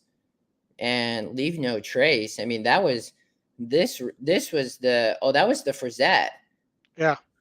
So, oh no, maybe that's not right. No, it's 7 furlongs. This was back here in the spinaway. So at 7 furlongs, Leave No Trace won, and then Wonder Wheel went over to the. How do you pronounce that? The Archibald. Archibald. Yeah. Ended up winning there. Leave No Trace went to the Frazette, which got won by Chocolate Gelato. So this Chocolate Gelato just didn't, whatever. I don't know what happened there. Didn't fire, but great win by Wonder Wheel, 6-1, man. Well, and I think the difference between the 13 and the 5 was the post. Yeah, for Post sure. and possibly the extra turn. Because the 13 was definitely in position. Yeah, I did do that race, I think, when I was on the show with Scotty. I made him go back, and I think I caught the 5. Yeah. Somebody just pointed that out. Yeah, Lexi, good for Gaff. Like, we talked a lot about him there. And having a good chance. I had the 10 single and a pick 4, I would have, but as I said, I'd love to see him win the 5 or 10, and I'm glad I slimmed down there. As you said, there comes the 8. I'm like, oh no. And I was like, please don't win. but that's awesome for Gaff Leone. I feel like the morning line's playing really well today, too. It is. I mean, the system is just on fire, man. I mean, it's pretty crazy here to see, if we, there was the top win. Yep. That was the top EquinEdge pick.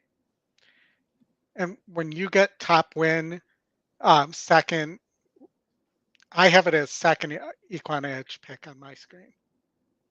The 5. On Mischief Magic? No, I'm talking about the first. So this race. Oh, yeah. Yeah. So the second, when you get the combo of the second EquinEdge pick and the top win percentage, that is 42%. Wow. According to my data. That's crazy, man. I mean, that's incredible. But we go back here. So top EquinEdge pick there. Here, we talked a lot about this race, top pace numbers. So you had to do a little bit of searching here, but also was top GSR. We should have been playing pick 3s here, man. It's pretty insane. And then we go back to the 4th race, Giant Mischief. This was this was a horse defined through handicapping for sure. You break down the pace. You look at this horse. I mean, that one you have to do a little bit of handicapping on. You go back to the 3rd race. And I know the first race was the EquinEdge long shot. The 7-1 race 2 with Irad, which was 16% to win, top pace. And then the 3rd was the 11, which was top win, top EquinEdge pick. Yeah. And then the first race, right, was the EquinEdge long shot, I think. But do you see what I mean about these top win percentages? When they match something else, how often they win? Yeah, no, for sure. I mean, I'm with you. Yeah. And it's holding. Look, there's top, it's holding even on a day like today. I mean, the system is on fire. And it looks like so Alan, on my original pick 5 back, let's say Wednesday, Thursday, the 5 was my single. And then I got concerned about a speed duel there. And I wasn't convinced that Gaff was going to sit off it like he did. So are you single to the 5, Lexi, Pleasant Passage? Oh, you have 4, 5, 10. So I'm single to the 4. So we want the 4, not the 5. But I will root for you if you win. I am only have the 4 here. Free look. Who the 10 Meditate opened up as the favorite, which doesn't surprise me. We'll have to see. What do we? We could look. We have our Gulfstream pick 4s in 15 minutes. We could run a Santa Anita. I did not look at Santa Anita, but we definitely can. We have Santa Anita races. Why not? We have a golden hour today too, don't we? I don't know that we'll be around that long. That's a long time from now, but Yeah, I have my kids coming from school, but we could. Let's put Gulfstream here. top win. So top win, top Scotty or top E won the first race. At Santa Anita. Yep. Yeah, bye Bugsy. All right. So we did $60. Let's look at this. So no single, ticket generator doesn't want to. We'll look at leg race 4 here in a minute. So the first maiden claimer, state breds. Definite 7 is a must include, I would say, if we're spreading here at 7% and EquinEdge long shot. Wonder if I'm there's looking at it and it's bad. Yeah. That horse is bad. the only thing I would say is let's see if we can actually find anything. I mean, The 5's really interesting, even though the GSR is not great. but in a situation like this, I mean, if you play 5 horses here, you have to add this horse at 27-1 because it's the long shot. I mean, Yeah, and it's 7%. I agree. I just don't know how. I mean, you end up probably going all but 2. Let's go to the next leg. That leg is going to be tough. It looks So, like it's down the hill too. yep. So this is down the hill. State breds again. The 2's the top GSR, but it's 1%.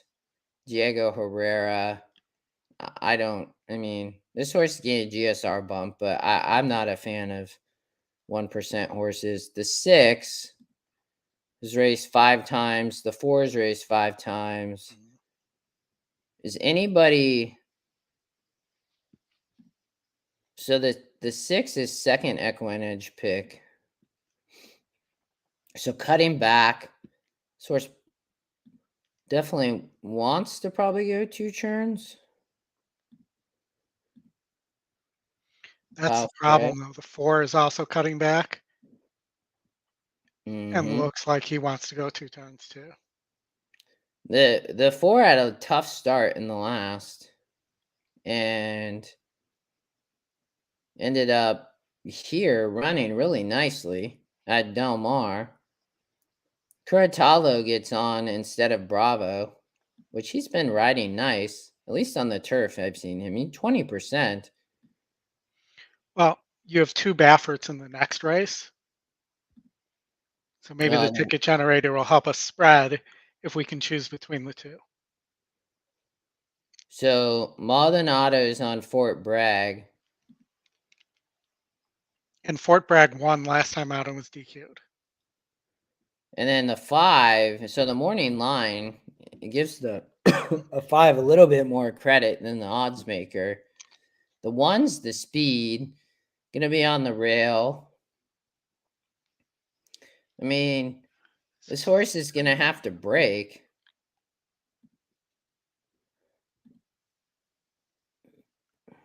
The 1's getting blinkers also.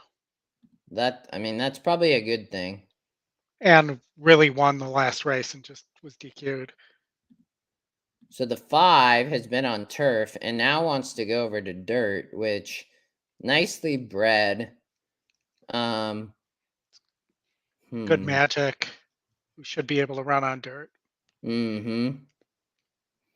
Was the favorite in the 10 post and got second. I mean, Maldonado's going to send the 1. This horse can rate, though. So, I mean, at least look like it did last time. That was a 56. That's pretty tough. And this is a 56 too. Yeah. I mean, my opinion would probably be the 1. Just because Maldonado, is sending. I like Maldonado on the speed. This horse won last and got DQ'd in a 56. Was in the 9 post both times. It's a little bit similar. This horse has been here too, but these are easier races on the turf. Mm-hmm.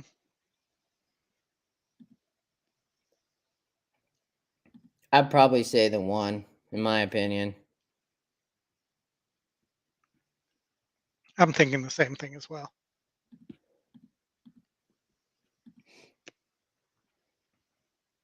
So then you get the 7 there. You get coverage there. Let's look in the last real quick. So not going down the hill.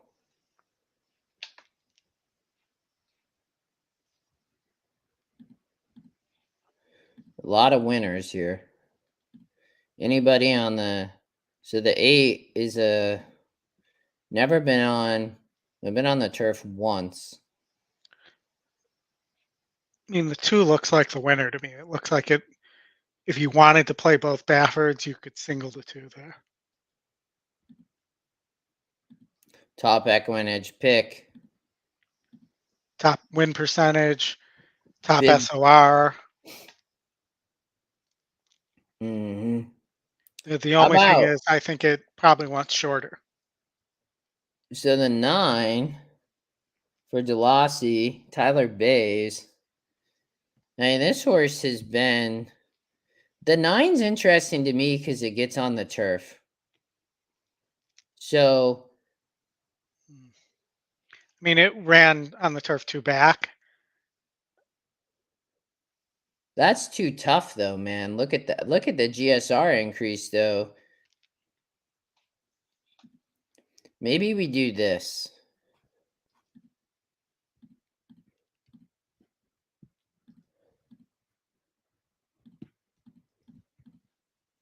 And the other question is, does 7 get away?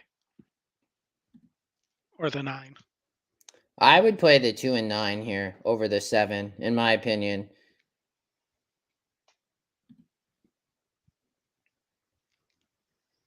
Seven is cutting, well, the 7, I guess, is interesting. You do get a GSR increase, and this horse is cutting back and has shown speed going 2 turns.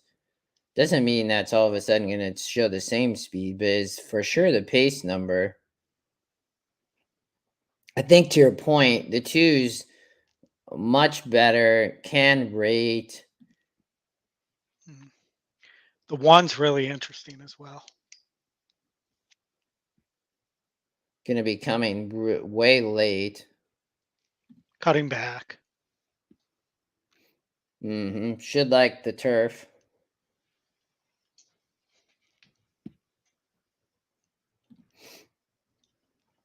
Anybody in the chat have somebody they like? Yeah, Anthony. I 3 firster this EquinEdge long shot in race 3.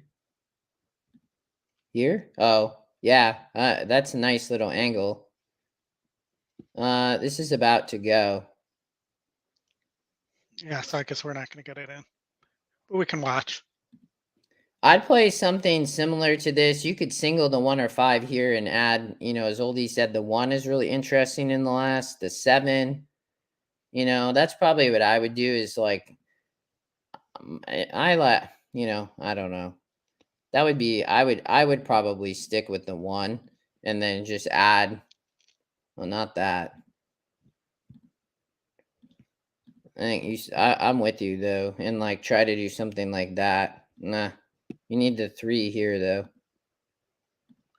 And to answer Anthony's question also, I think you get prices on horses you shouldn't get prices on today at the Breeders' Cup because you have a lot more public money coming in and just betting favorites. I'll be right back. Sounds good. And, on a normal day, you have the computer assisted wagers who come in at late and can really affect your odds. And on pools this size, they don't really affect the odds when they come in late. But neither is as fast as King Zog. And King Zog comes through to lead the field. Mentarosa just a neck back second. And they're followed by Hot Rod Jimmy moving up in the white colors down at the rail as King Zog. 3's really fighting with this jockey there. Flighty Dirty is down on the inside. Start them up between rivals. Big Drinker outside of them. Only 3 lengths off the lead. and 2 in front of Smoke 'em Howard. King Zog, Mentarosa, 1-2 around the 3/8. They're in front by 3 lengths now. Start them up. Hot Rod Jimmy along the inside. Both passed by Big Drinker, who moves into third. Slightly Dirty is down at the rail. 5 back to Smoke 'em Howard. They're a quarter of a mile from home. Mentarosa and King Zog. Mentarosa drifts wide but takes the lead. King Zog clinging to him at the rail. There's 6 clear. Big Drinker in third as they Really come a 2-horse race. And Mentarosa has put away King Zog and all the rest. It's Mentarosa cruising home to the easiest of wins. Handridden late, wrapped up 3.5 lengths to the good. So Really was 6-1. Second, Yeah, Big really Drinker, was a 2-horse race start the them entire up. time. Smoke 'em Howard. The 3 rushed up at one point, but that's the only horse that even Well, got you close. beat the one, right? Yep. All right. So Gulfstream. 4 minutes to post there. They're not on the track yet. I don't remember how much was this, 80? Number 6, Mentarosa was first. 1, King Zog second. Number 5, Big Drinker third. 4, Start. It's taking a second.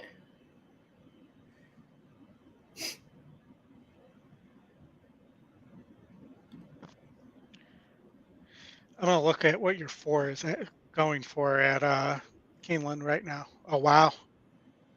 8-1. Yeah. Yeah, I mean, meditate with that 10.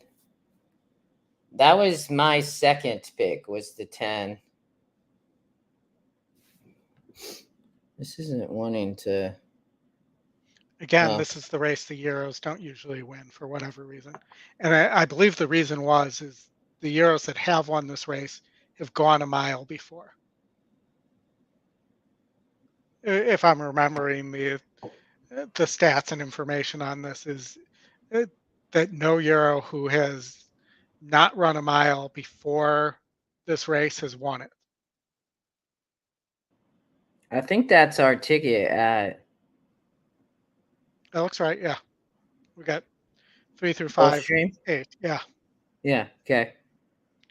Let's look here. We got. Man, it is stormy here in Seattle. It's only 1 o'clock and it looks like it's about to get dark and it's windy. So you have some good prices here. Oh, on at Gulfstream? Yeah, if you can beat that 3, I mean it's Safi and Zaya, so that's a high percentage combo at Gulfstream. But you have the 4 at 3-1, you have 7-1 on the 5, and 7-1 on the 8.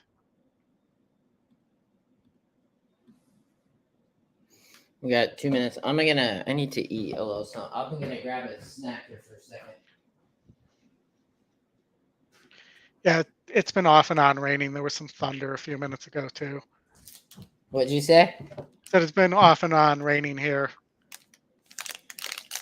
Yeah, it's supposed to rain here, I think, all weekend.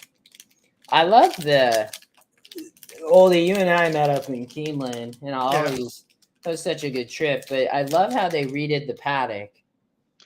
Yeah, no, I want to see that. I've heard it was really done to be able to accommodate the horses for the Breeders' Cup and the additional crowds as well. Mm-hmm. Who's the we got a minute here still till Gulfstream. So when Justin and I were at the Breeders' Cup, not the Breeders' Cup, at Keeneland, I got there and I immediately lost my driver's license. Oh, I forgot about that. You remember that? And I had it in this magnetic wallet that was on the back of my phone, so I wouldn't have to bring my wallet in and out and stuff like that. So for 2 days, couldn't find it anywhere. So as we're leaving, I look down and I find the magnetic wallet like buried under my seat of my car. So somehow it fell off, like went in a space and somehow got all the way underneath where you couldn't see it unless a light was shining in the exact right spot. And I actually had to convince them that to let me have my room because I didn't have my driver's license to prove I was me too. I remember that now, man. I totally forgot. Forgot about that. That was funny.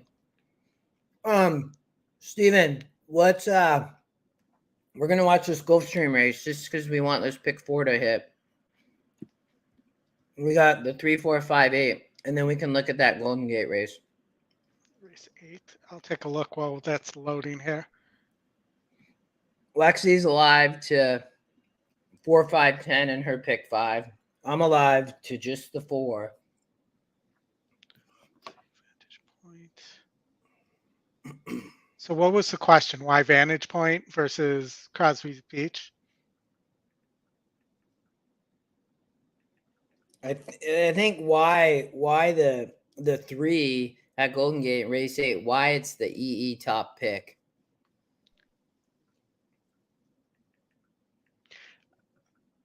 I would, 29% versus 41% is pretty close, but I think it's the drop in class. And, those algorithms are completely separate. So the E top pick algorithm and the win algorithm don't know about the GSR drop. Yeah.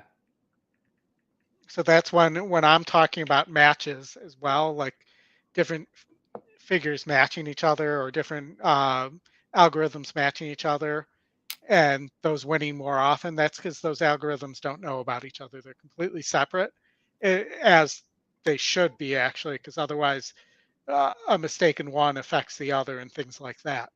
And that would be why you're seeing a 29% and a first pick there, but you're seeing a drop in GSR. all right, 3, 4, 5, 8. I don't know why this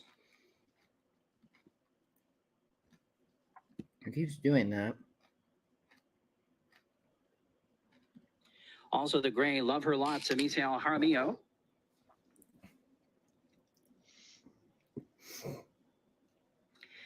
The last two will be the outside pair of Miss Maddie The B with 8 EquinEdge EquinEdge long Miguel shot's taking a Vasquez ton of stepping up. money. And I was just about to say the 8 got really that down quickly late. alive with Lionel Mhm. Reyes.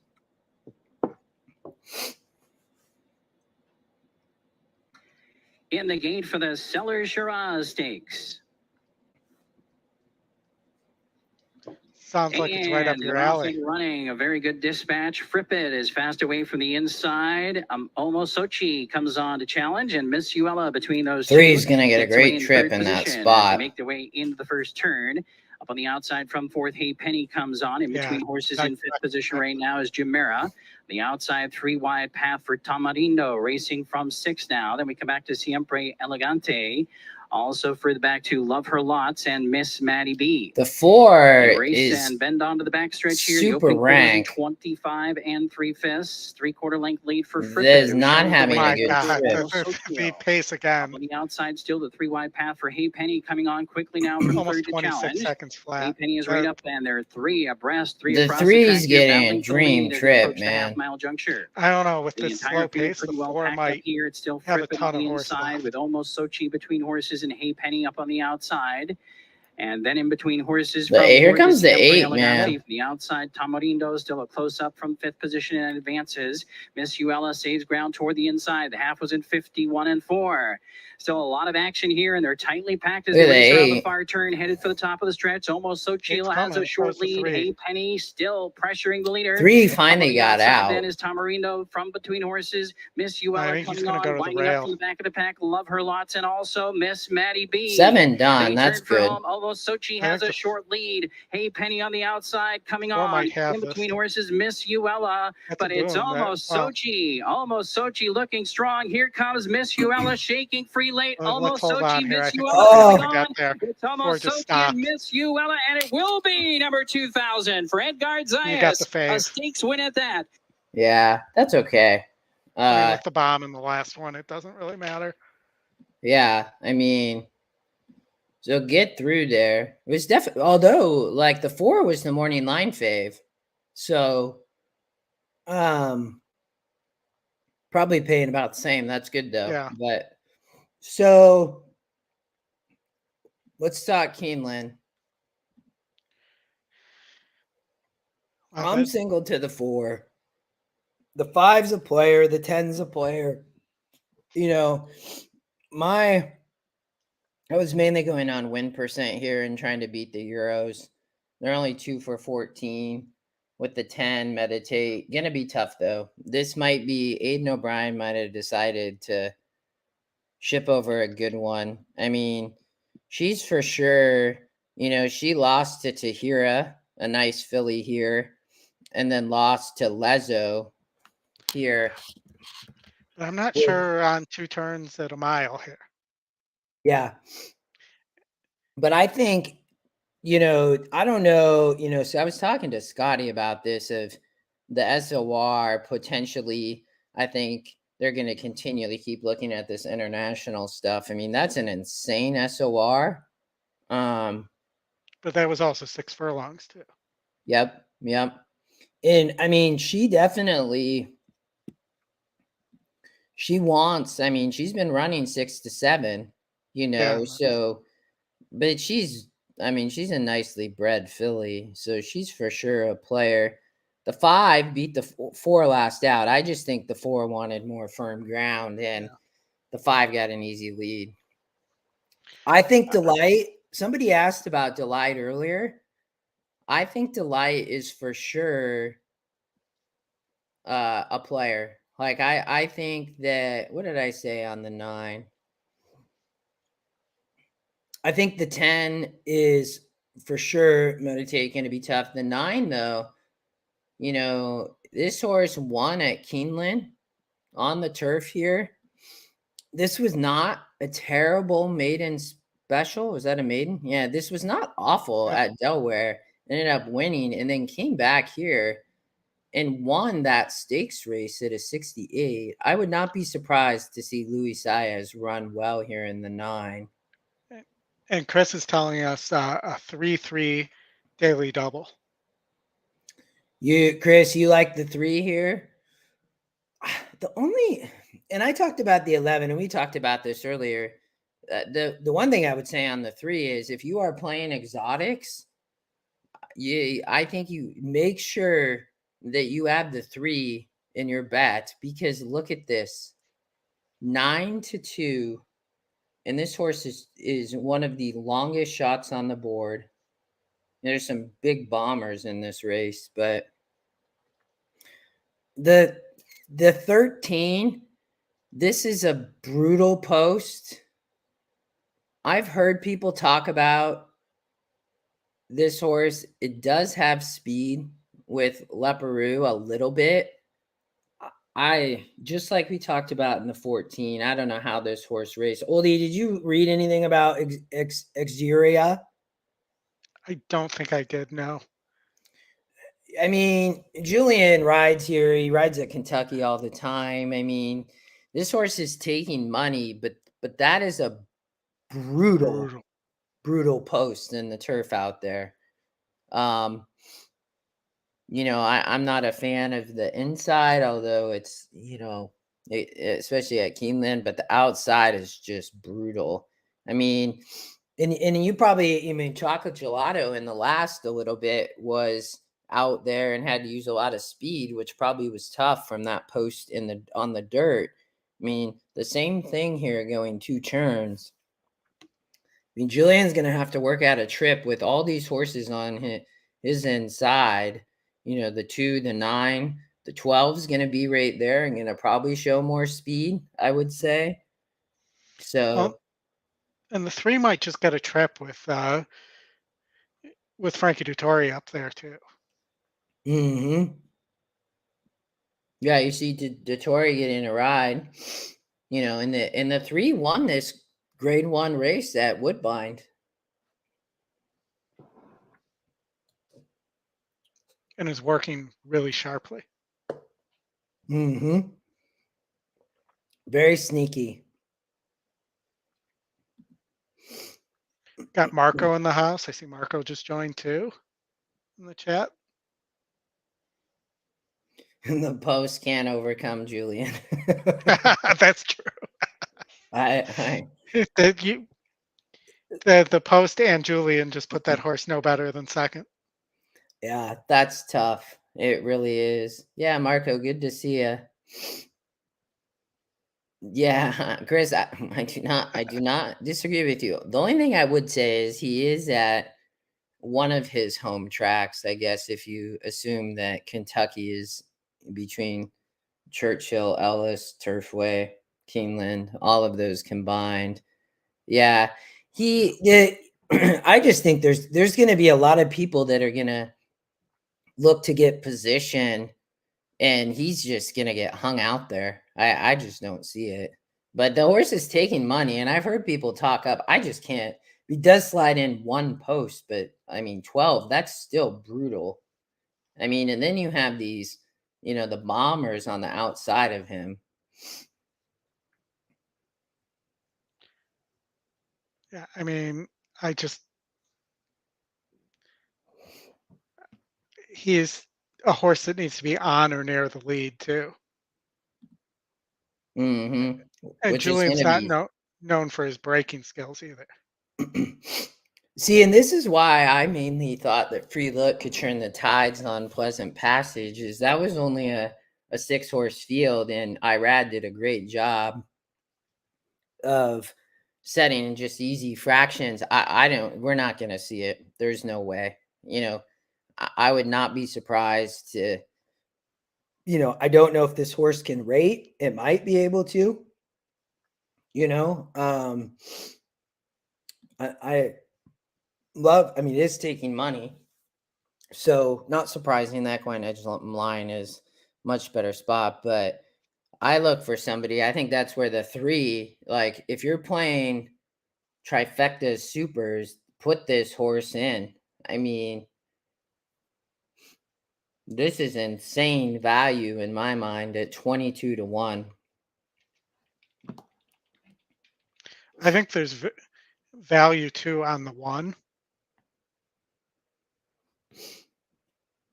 I mean, the 1 hasn't done anything wrong. It's not this is a big step up in class, but the 1, all it's done is win. The rail will be tough, but it just needs to find, what I would say is get off the rail and find a good spot, right? Mid-pack for Rispoli.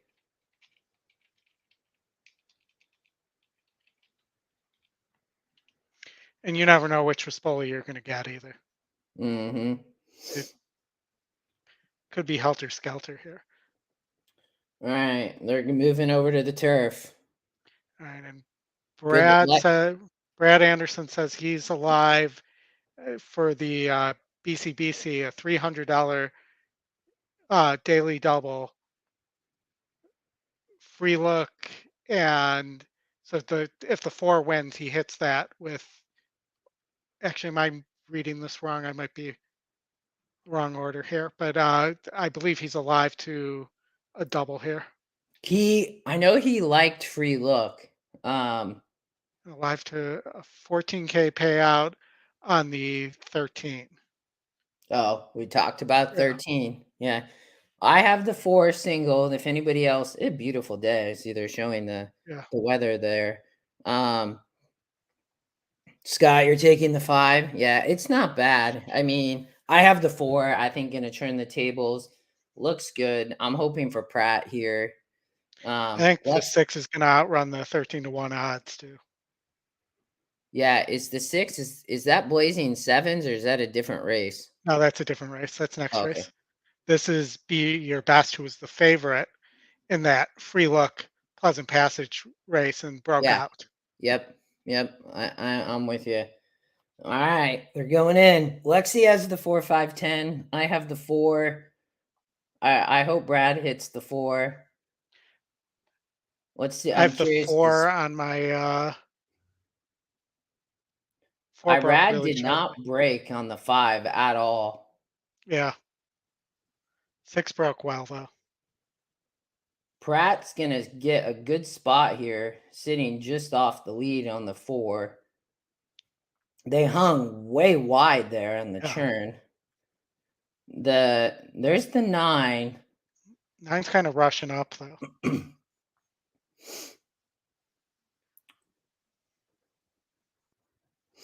They're going pretty quick.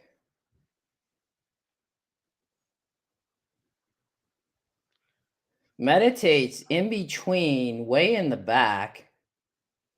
Irad is sitting in the back 3rd. I don't know. The 4 is going to have to get out and find space there.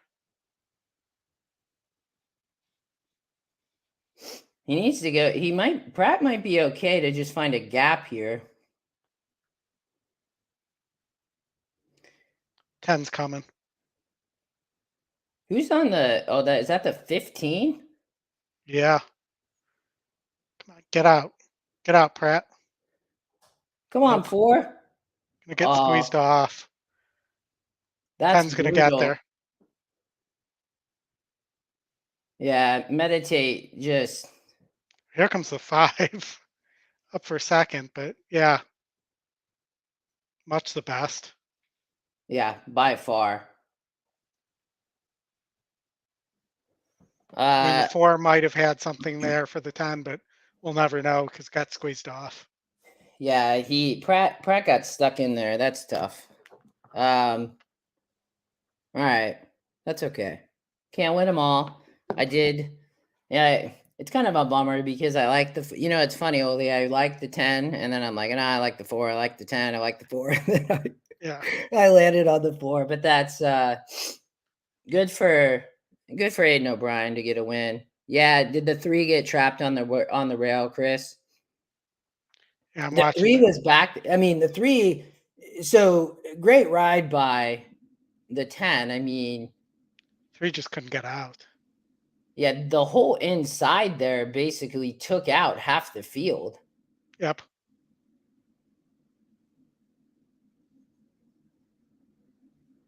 Who ended up getting 3rd? The 2?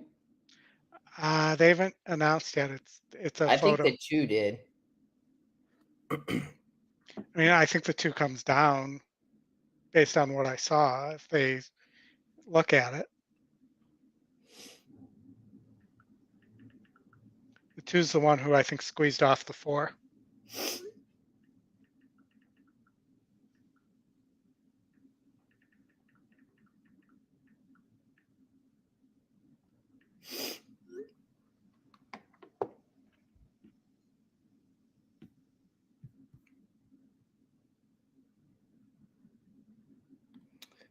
So Santa Anita, we have the 1, 3, 4, 6, 7. Everything but the 2. So the 7, I mean, here would be my comment on this. I mean, this horse is 7% and is coming late, right? Smoke'em Howard. I mean, this is a 50,000 state-bred claimer. I think to your point, why is this horse the EquinEdge long shot? I have no idea. And this horse looks in absolutely terrible form. I'm 100% betting a few bucks on this horse, though, at 62 to 1. Race is over. Santa Anita? Yeah, that's race 2. We already. Oh, yes, you're right. Sorry. No worries. 1, 3, 4, 6, 7. So the 3 first time starter. I knew there was something that I got hung up on, but somebody brought up the 3 first time starter EquinEdge long shot. Always good angle.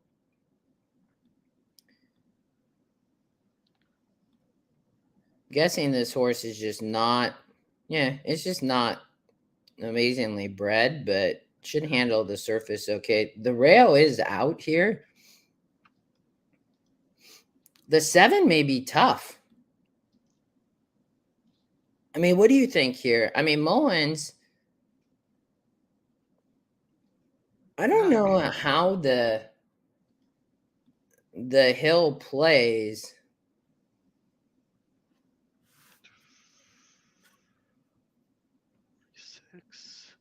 With the rail out like that. I'm looking at the 1 and you're talking about the 7. Okay. No, it's not Mullins on the 7. No, the isn't the 1. Yeah, yes. Yeah. But I was saying the 7 has the speed here. And this horse has gone down the hill twice and has a second. It's the only one that has experience. Oh, I guess the 4 has experience going down the hill as well. Yeah, and neither of them, I don't know. The 4 didn't look like it ran well in the when running down the hill. I don't know that it wants to go shorter like that.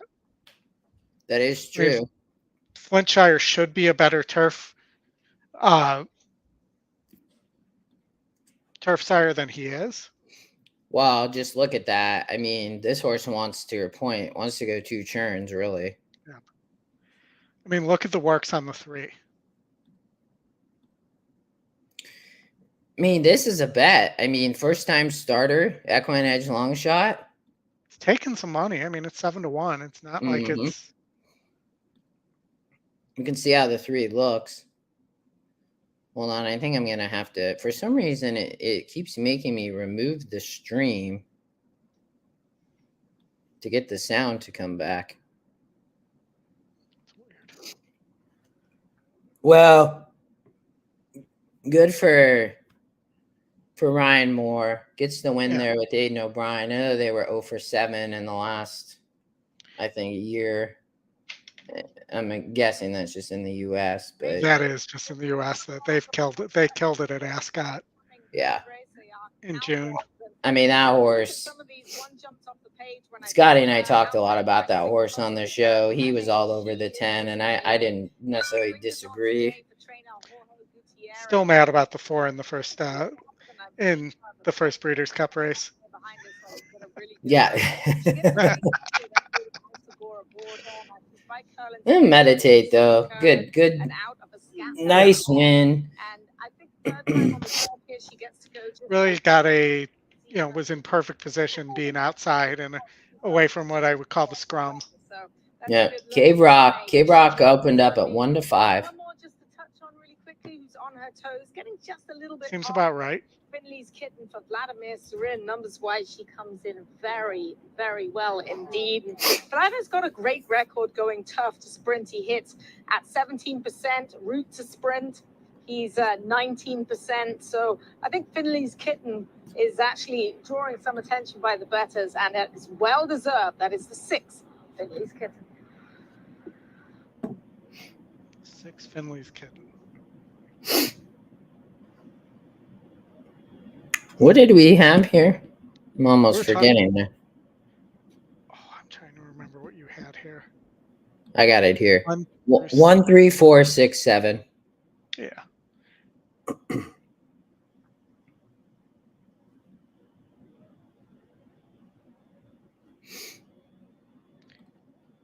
Just gonna take a quick glance at the trainer on the 3s, first time starter. Yeah, if anybody's just joining, we were talking the 3's a first time starter, EquinEdge long shot. For sure. It's time for the 3rd. Loading it. Took some money, looked like good work. 14%. There's no reason why this horse. I'm doing it. I took it. I'm playing a little extra pick 3 too. I mean, this just looks like one that an E launch shot that makes perfect sense. It was off Finley's. Raisin's a 15% turf sire, 11% first time on turf. 2 to 1. I don't see any reason why this horse can't win here.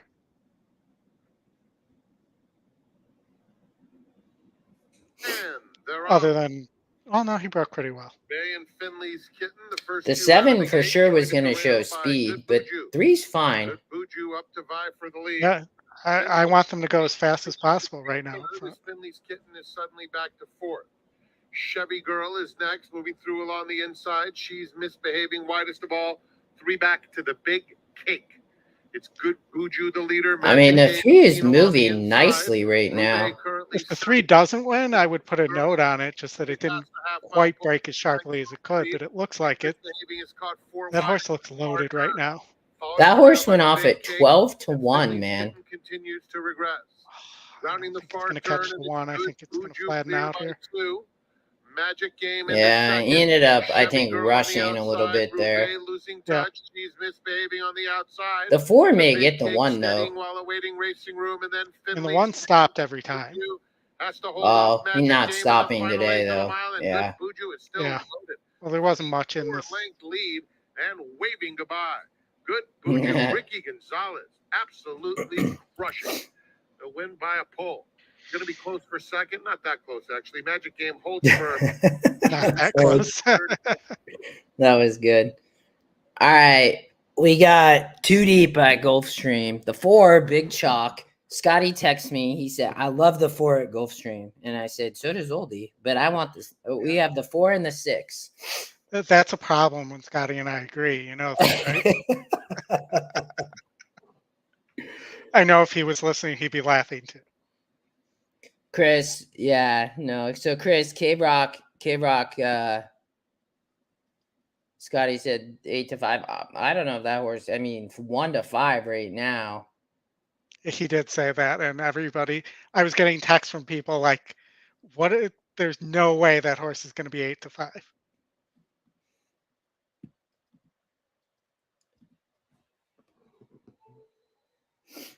All right, I'm So playing $5 double, the 4 to the 2, 3, 8, 9. At Gulfstream. Gulfstream? Yeah. Yeah, this race, I mean, is for sure going through the 4. And the morning line has it spot on. It talked about the 1. I don't think that horse can run. I went 4-6 and that pick 4. The 7 was a little bit interesting, but I don't. The 1 and 7 are probably going to be up front. I'll be curious how fast they go. But the 4 and 6, I think, can sit off. Yeah. The 6 sat off here 2 back, stumbled here, versus Tougher, and still finished 3rd. So, did show that she could rate way back here. I mean, it was a while ago, but had been in just way tougher races. So, and that in Jaramillo, I liked, he won here off this pace. The 4, I think, is going to be what do we have here after a year, right? Yep. It is an arrow gate. I think it's going to show more speed.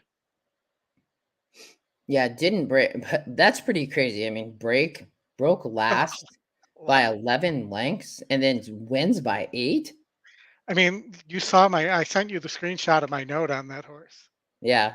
I called it. I had a note saying that this horse was an absolute monster. Pledger horse is an absolute monster, possible Oaks contender, and then it didn't run after that. Yeah, this is state bred. Yeah. You have Zaya's riding, which makes sense. Here for Fletcher, the 2, we talked about the 2. The 2 here was the horse that won at 38 and then now is just was claimed at some point, either back here in the maiden or here, and maybe been back here. Somehow is a price play, but the trainer jockey hit at 40% with Miguel Vasquez.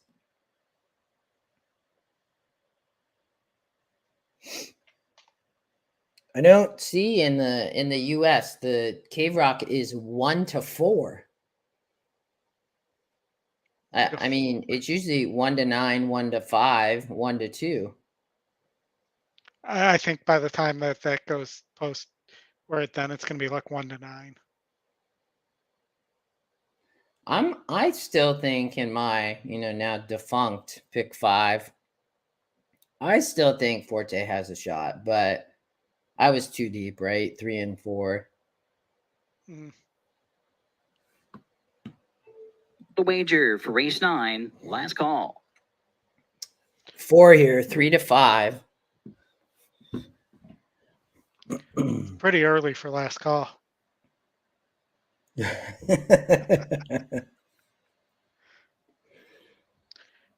day. This or the...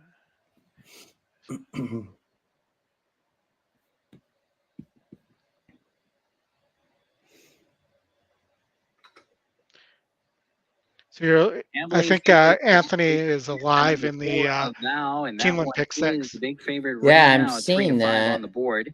Second choice at 4 to 1 is number 5, Miles of Smiles. Top Pair of EquinEdge horses on the morning board at line. 6 That's to nice. 1. 2 legs to go. Both Good, third Anthony. choices Let here, us the know 1 what hour you fantasy, have. Number 6, Keiko. That was exactly what I was They're going loading to in for race 9 at Gulfstream Park. Our Fantasy and Twirling Grace are in. Here comes Bion Magic to gate 3. Big favorite of Vow will be next to gate 4.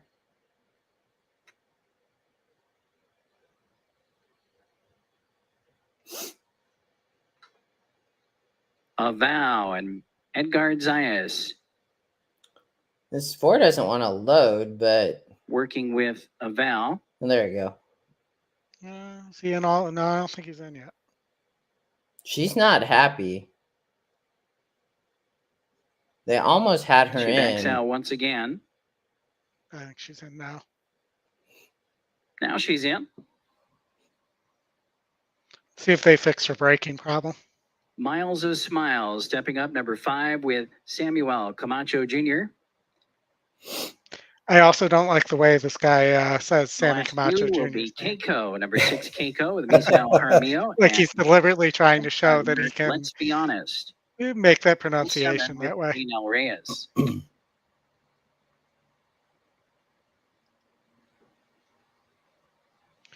Sammy Camacho Jr., I think 2 or 3 years ago was running at Arlington. Yeah, I remember he was Be honest to join the line. Let's see. And they're in the gate. They're off and running. There's 7 furlong journey for the outside. Let's be honest, has early speed. Nobody want the lead. Look at the 6. He's like, I don't really know what to do here. And also in between horses with some speed. What do we think? 27, 28 for the opening quarter?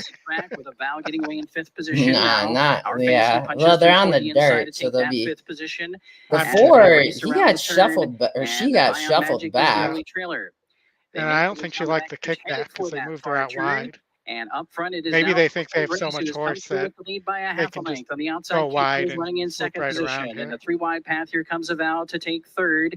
In between horses, let's be honest, is right there at 4th. And our 6 is still got horse. The opening quarter was 23 and 4. And they make their way around the turn. And the battle continues up front here. Keiko and Twirling Grace. And now a Vow joins the 4 is loaded, though. Yeah, he looked back. To take the lead. That's usually a sign that you're loaded. Keiko is also still the 2 has horse, though. He, position as they turn for home. I don't know. I think the 4 is loaded. I think this is going to be rather Vow takes over, then Twirling Grace and Keiko. And our Fantasy, those are the top 4 coming into the final furlong. It's a Vow with the lead, looking 6 to probably deliver going to here. get up for second. It will be a Vow. And Edgard Zayas. Edgard Zayas going back to back here as he. Yeah, I mean, you had the right single. Yeah. All right, well, so I'm alive to a nice double into the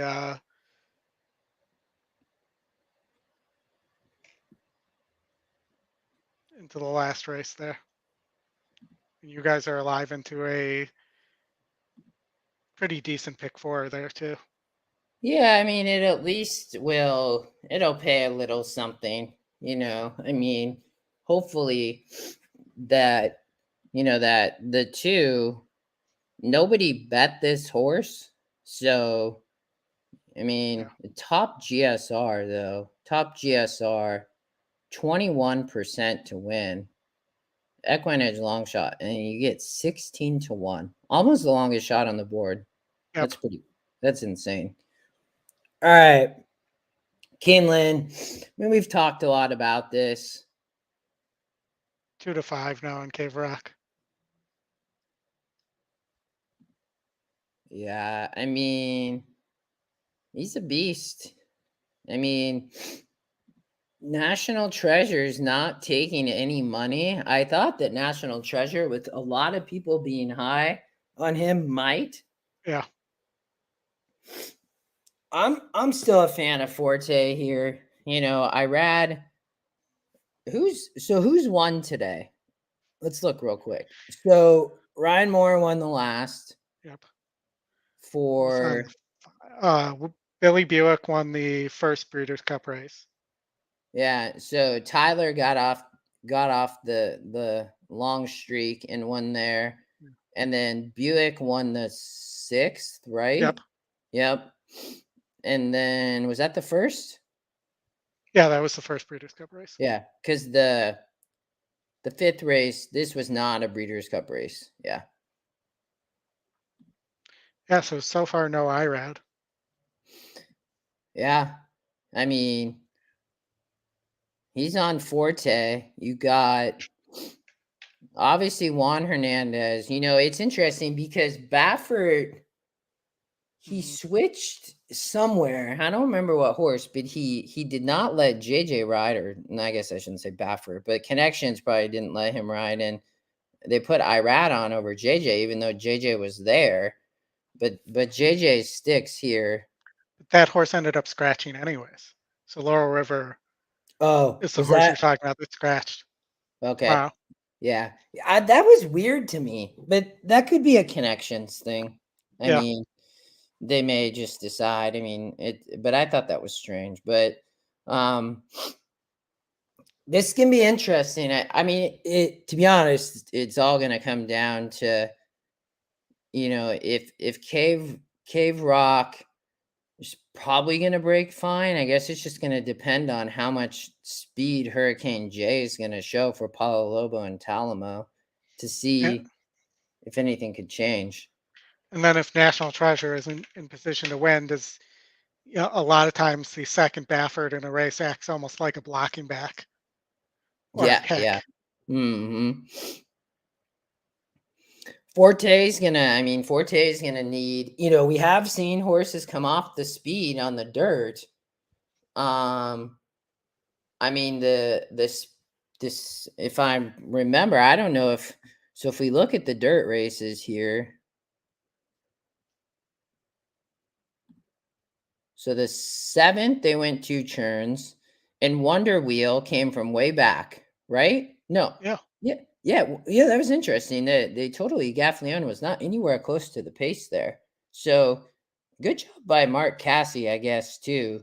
I mean, they definitely, you know, Wonder Wheel had shown that she could rate back in that maiden win. And, you know, she came from way back on the Keeneland dirt with all that speed up front.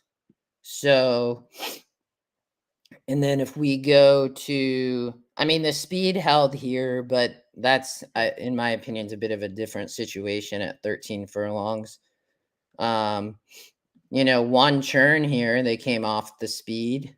And then in the first race, I mean, the 11 held there going 1 churn, but in the first race on the dirt, Business Model came off the speed as well. So if you play kind of track bias and what's going on, a little bit of an interesting situation there, in my opinion, just on, you know, but Cave Rock's tough. I mean, this is a nice horse. And I'm not sure what Blazing Sevens is going to have either, but one of the things we've seen is a lot of horses getting blocked off in these big fields and having trouble, you know, coming from, let's say, the center area. And I remember at Del Mar last year, Jose had a perfect ride where the Red Sea just parted right at the right moment too. And we're not seeing that today. I thought Blazing Sevens was a little bit interesting here. I know that Blazing Sevens also had good work report from what I remember reading. I can't remember if that was on the Keeneland website or something else. It was in the Bruno report. Oh, okay. Yeah, I had heard that there was good works for blazing sevens. Forte as well. I'm going Forte here. I think that Irad may get his first win today.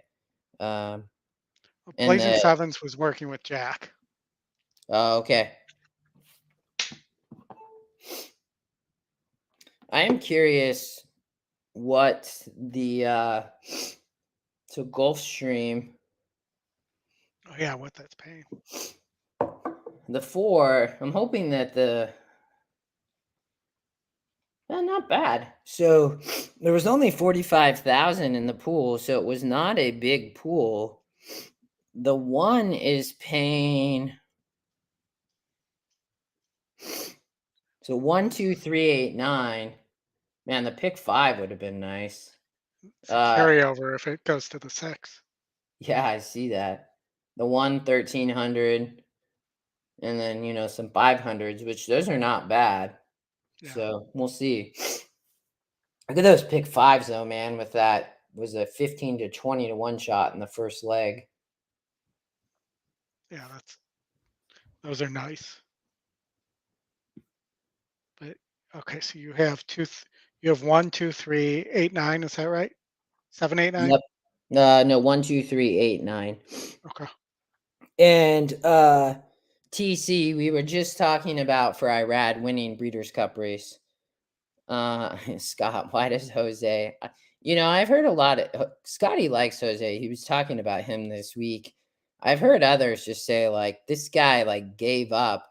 I don't know, man. I mean, I think you can take it like any athlete, and you have bad years. Just maybe his head's not all in it. I don't know. I mean, it's a good question. I have heard others say that about Jose though. And then, yeah, TC, we were just talking about for Breeders' Cup races, but Tyler, I love him. I mean, I feel like he's underrated, but he, Jose getting old, you think? How old are No, I our don't Cheese think. brothers? I don't think they're that old. So I know Jose has some young kids, and he at least last year he stayed in New York for the winter, so he could stay with his kids. So there might be more to that story, or he may be having trouble just with all the travel and stuff like that, being away from his family, stuff like that. Yeah, for sure. I haven't heard if he's staying there this year, staying at Aqueduct. Yeah. I'm on Forte here. You're on Cave Rock. What'd you like in the last? So I was one. So I'm alive in a pick 4 here. And I was 1, 2, 4, 6, 8. Yeah. I'm not a big fan of the 4, who's the current favorite. Appleby Yeah. though. He's no joke. I just didn't really I like the 6 a lot. And I think the 10 and 13, these both came from Caleb on Scotty's show. I think both of these, the 13 is a tough post. With the 13, I mean, that post is tough. It is Irad though. I'm like, well, if I have any jockey, I want him. I think the 10 though could be very interesting. Big morning line angle. It's gonna have some pace to cut into here. I think as we've seen, they've been coming off the pace. So that's me. I'm 6, 10, 13. Lexi likes the 14. She likes the 14. Yeah. And Lexi, are you single to the 3 here in the pick 5?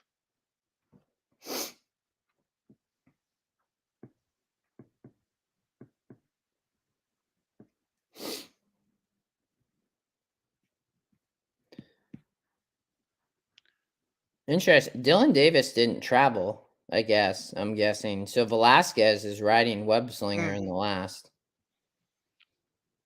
I wonder what the deal was there. I'm gonna play a double, the 4 into the 6, 10, 13. Might even play a couple bucks with the 3, because if the 10 or 13 come in, that'll still Yeah. a little bit of a cover bet. But I bet the 4 to win here in Forte. We'll see what type of speed we get. I gotta pull this up on my So iPad. Lexi singled to Cave Rock. Anthony, I believe, is alive in the pick 6 to 3-4-5 here. Wow, Anthony. Anthony, what do you have? What does Anthony have in the last? You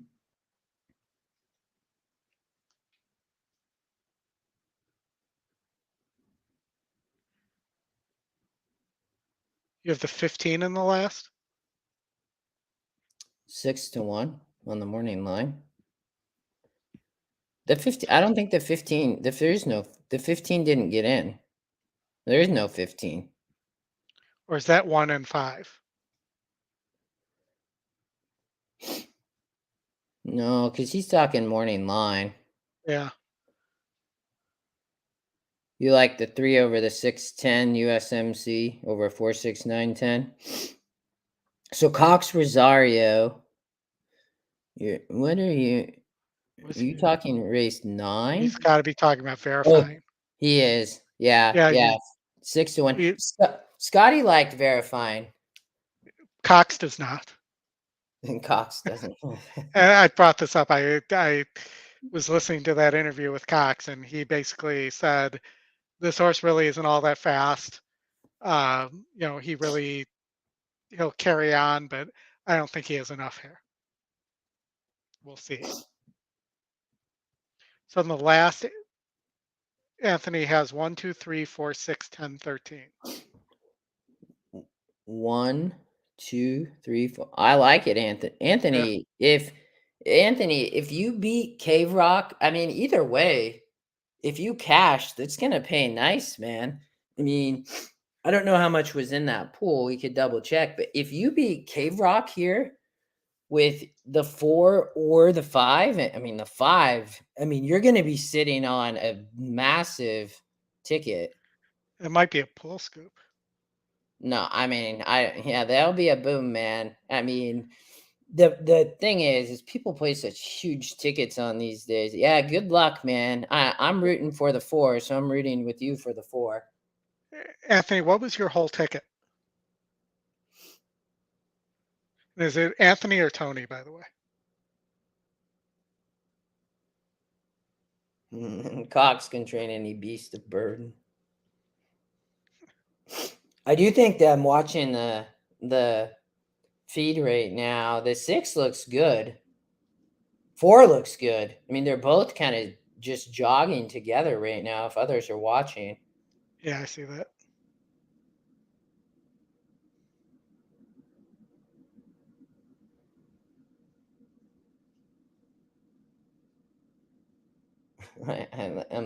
All the analysts is just 3s across the bottom except for Michael, who I'm not sure what Michael that is, like has the 4.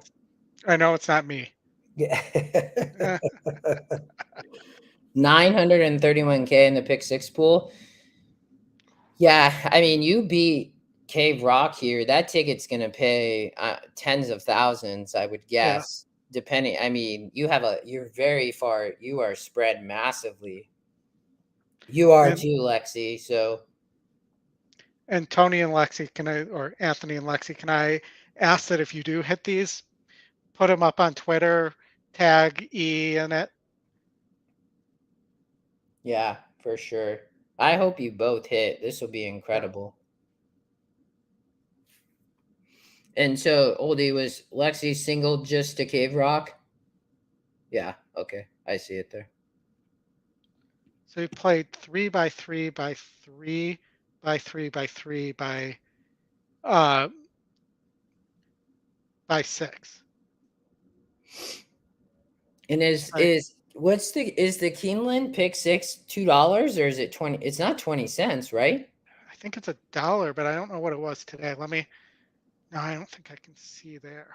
I think it's $1. Anthony, what was the base? I didn't think they had 20 cent.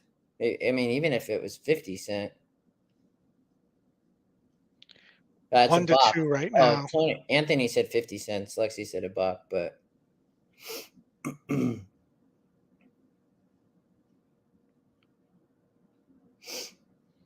This has been a blast oh, too, Justin. Thank you for asking me to join you on this. yeah. I'm glad you joined. It has been awesome. It's been a good day. Like, Yeah. I'm hopeful we can hit this. I don't know. When is this Gulfstream race? I'm almost 10 minutes. I want to see Lexi and Tony come away with some big paydays. Dude, these would both be very nice. Yeah. I gotta charge my iPad. 50 cents in Canada. Okay. Yeah, I saw that. Yeah, I love it. Lexi, I think he was just saying that he can play a 50 cent pick six base wager in Canada. It's like those 20-cent Woodbine pick fives. Mm-hmm.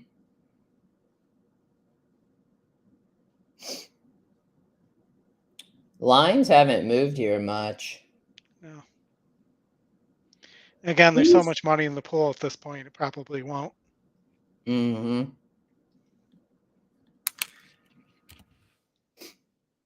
Here's what the ticket generator says for third place here. And that's, I mean, 4, 6, and then 8. So we talked about, we didn't, oh no. Lost Ark. I did not look at that horse. I thought that Blazing Sevens could run here for sure. I actually played a 4 over the 3-6 exacta.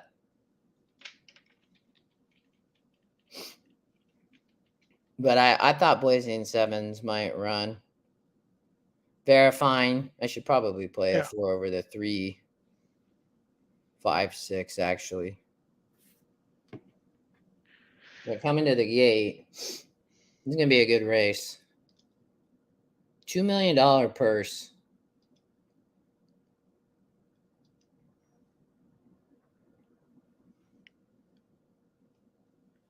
Played that as an exacta. It was Baffert. The 310 ice cold is paying $5 for $1. I'm playing 4-6 cold. That is $33. And then I played some 4 over the 3-5-6. Played some doubles. 3's on his toes. I mean, yeah.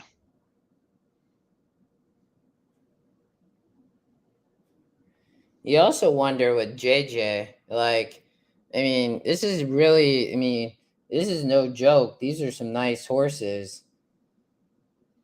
JJ is probably nervous like crazy. Yeah, I mean, I think this is his biggest race. I don't think he's ever had a favorite like this in a race like this. It's a lot of money for him, too. Loaded in nicely, which most of these would. It's always one in the bunch.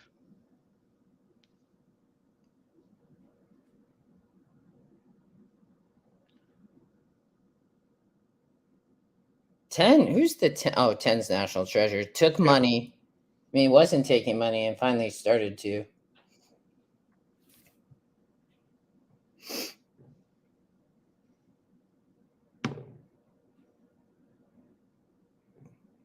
It seems to be, well, looks like they're all going to load in, no issues. I played a 4, a 3-5-6 overall try. Okay. All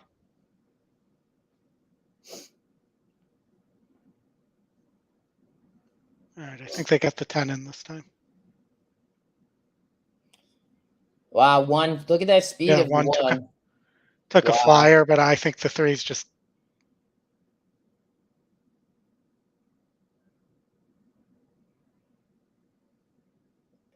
So K-Rock's gonna have to rate. No, not gonna rate. Nope. Well, He's not getting the lead, man. Talamo's not going to give it up. Wow. I guess we'll see how good Cave Rock is. Yeah, 22.90. We're going 8.5. National Treasure is sitting good trip. One's already done, man. Yeah. Verifying sitting good trip. National Treasure got a good trip as Yeah, well. I really like the way National Treasure looks right now.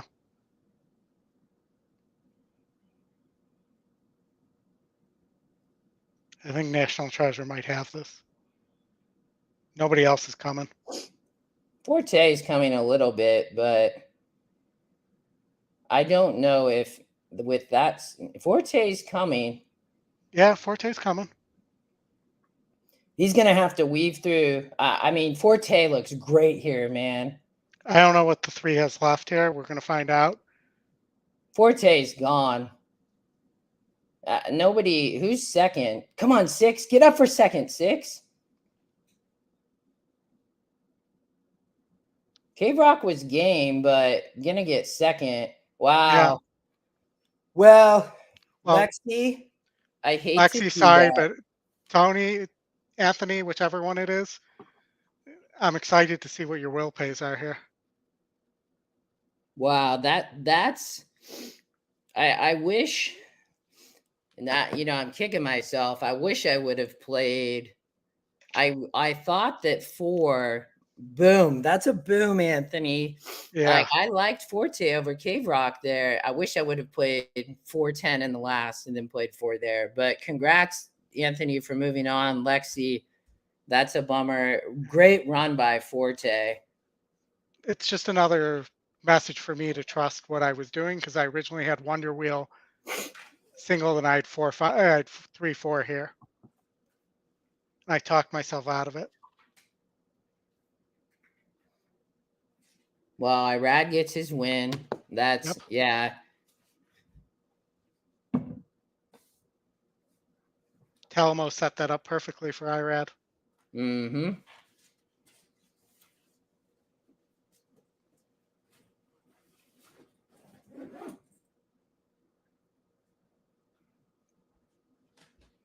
It is a good ride by Irad, man. He didn't, No excuse for National Treasure either. Yeah, really not. I mean, Yeah, thanks, Kevin. I mean, the thing there was just with Talamo, that horse had speed and that horse broke incredible. Once that horse broke like that, Yep. Cave Rock that was the issue. Yeah, Anthony, it did. I mean, and that I'm sure that they entered there, hoping that Cave Rock stumbles the one. I mean, I get why you might enter there. You're on the speed at Keeneland. Paulo Lobo knows Keeneland, but if it doesn't, you're not gonna. I mean, you're gonna stop. But to Oldy, to your point, Forte has the one to thank, obviously, for just wearing down Cave Rock. Well, we should take a lesson from this also, from all these hot paces that the lead horse isn't winning on for the sprints tomorrow. Yeah, I mean, we talked about that with that race, and we looked back at those 2 turns, right, and said, hey, if the one goes with Cave Rock, these horses have been coming off the speed on the dirt. So I think for tomorrow, for everybody, what I would do is make sure, I mean, the dirt, mainly what I would say is the dirt has not playing to any speed, right? And I would immediately watch that tomorrow to see, because it could change tonight. And I have no idea how they do it, but after the races tonight, and Oldie, you might, so feel free to share, but they can change the course up, somehow. And I'm guessing it's putting moisture into it or whatever it is. So. Well, I know they put they got a little rain this week, so that put some moisture in it in the first place, and that might be why it's playing differently than it did a week ago. Mm-hmm. I was going to warn you about Gulfstream. I had that up. So you guys are alive to 2389. Anybody play along here? We got a bam from Scotty. Oh no, that's you. Or is that Scotty? The white. No, that's EquinEdge. him. Scotty, you hit that in the BCBC? I typed Forte. He typed Bam though. I hope he hit that. Scotty told me at the beginning of the week, and I don't remember on the show if he did, but that he was going to single Forte, and Yeah. you know, I mean, and I got it. Good job, man. I mean, you called it with the speed there, the pace number, so good. All right, let's see. Now I have to look at that leaderboard and see I mean, where he ends up after that. So Scotty, Anthony, nice. so I wish I would have played the try. I hit the try. That's a big exacta. Well done. 3,500 to win. So Scotty, Anthony in the chat is live in the pick 6 to many horses. Love it. 2,500 to win. I gotta scroll all the way up. 1, 2, 3, 4, 6, 10, and 13. Yeah, Kevin, big boom. Yeah. So Scotty, does that take you in the lead, you think? Keeneland still hasn't gone official, so. So Gulfstream, I don't know if anybody played that pick 4 with us, but we're live here for I think 500 to 1,000 to 1, 2, 3, 8, 9. Wasn't that Oldie? Or was it less than that? It's 2 year 1, 2, 3, 8, 9, I believe it is. Yeah. It's interesting that the 5 is 4 to 1.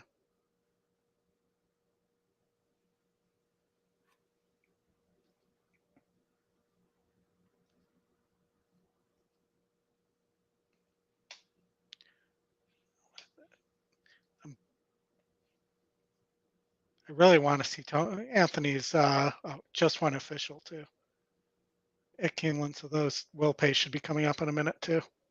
5 to 1 for Scotty there, paid and because it's the penny breakage, it's $12.04 on a $2 bet. Yeah, what's the deal with that? I don't know. Explain that. So that used to get rounded down basically to the nearest dollars, and Right. you get the change. So if you make a big enough bet, it can make a big difference. Yeah. So I need the 1, 2, 3, 8, 9 here. Anybody else is alive? 9 showing big speed. Which is what we expected. Yeah, like seeing the 1, 2, 3 should say good trip here on the synthetic.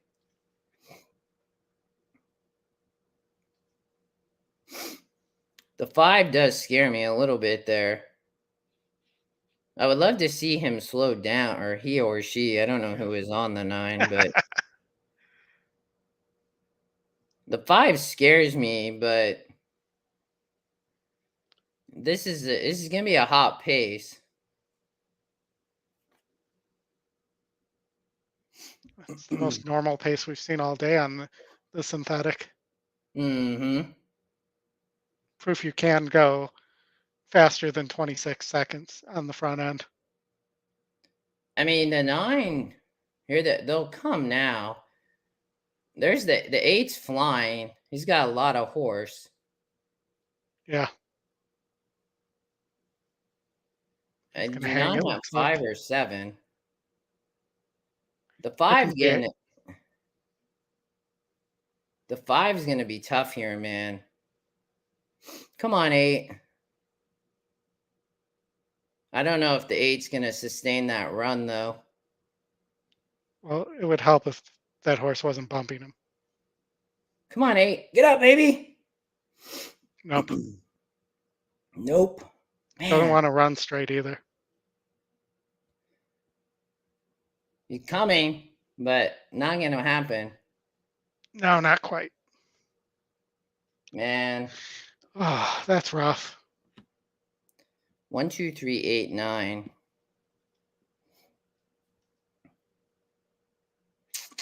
Well, close, Yep. but not enough. Almost kind of smashed the Gulfstream card there, but that exacta paid nice. I had Forte to win there at Keeneland. Exacta, try. So let me see if I can find what Anthony has in this race. He had the 1, 2, 3, 6. He does not have the 3 because the 3 is paying 5 out of 6. Okay. Unless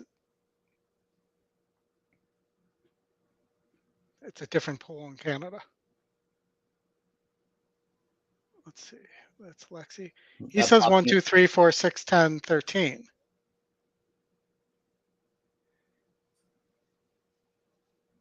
I don't know. Maybe unless he's not playing in a. Unless he played the pick 5.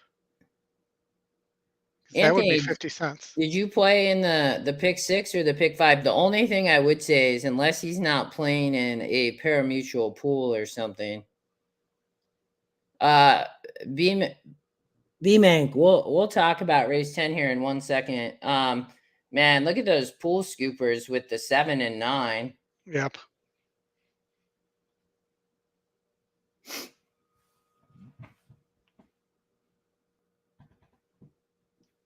And 14. Man, I'm disappointed. That 5 took all that money too. Yep. Somebody knew.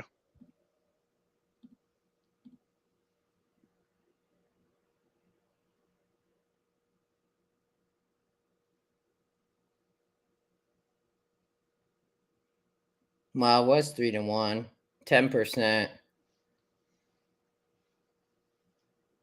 Needed more coverage.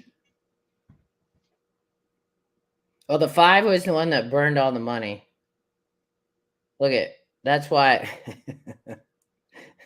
I do not like to bet horses like this. And it was the turf horse. Yeah. Oh man. Well, it's gonna happen sometimes. All right. So Lexi's alive in the pick 4 to 1, 2, 4, 6, 7, 13, 14.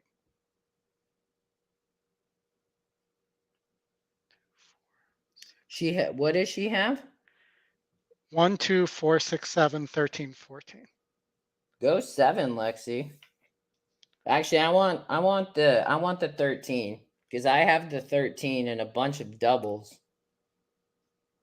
Man, these doubles are actually paying really nice. Did you see this? They do on days like this, especially if you beat a favorite in the first leg. So I have, what do I have here? I don't even know. I did play a bunch of doubles though. What did they update the leaderboard? Let's take a look. Oh, you chucked the 3 out, Anthony. Well, dude, that doesn't matter. So what do you have?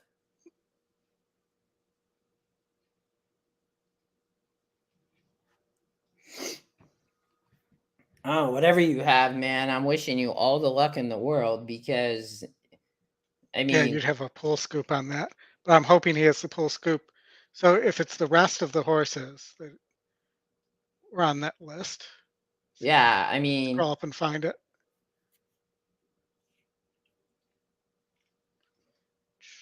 Yeah, then it's 1, 2, 4, 6, 10, 13. Yeah, that's crazy, man. You're sitting on, minimum like 20-some thousand. That's awesome. Let's look at this race though. So this will be our last race for everybody. We appreciate you all tuning in and hanging with us all day. This was good, Oldy. I had fun. Yeah, we should do this again. We started out hot. We've stayed pretty good. I mean, hasn't been That was I was hoping that Gulfstream pick 4 was going to hit there, but that's okay. We need everybody to hit here in the last now. 1, 2, 4, 6, 10, 13. So I would really like the 10 for Anthony. If I can make or the 13. It's 181,000 it would pay if either of those horses win. I have $10 doubles to the 6, 10, 13. 6 is 54,000. The lowest is 27,000 on his list. Wow. That's crazy. So I personally, who was B-Mank, I think that 6, 10, 13 are going to be tough. Like that would be my exacta if I was playing. I like the 2 a lot, and I like the 1. I'm not a fan of the 4. I could be wrong.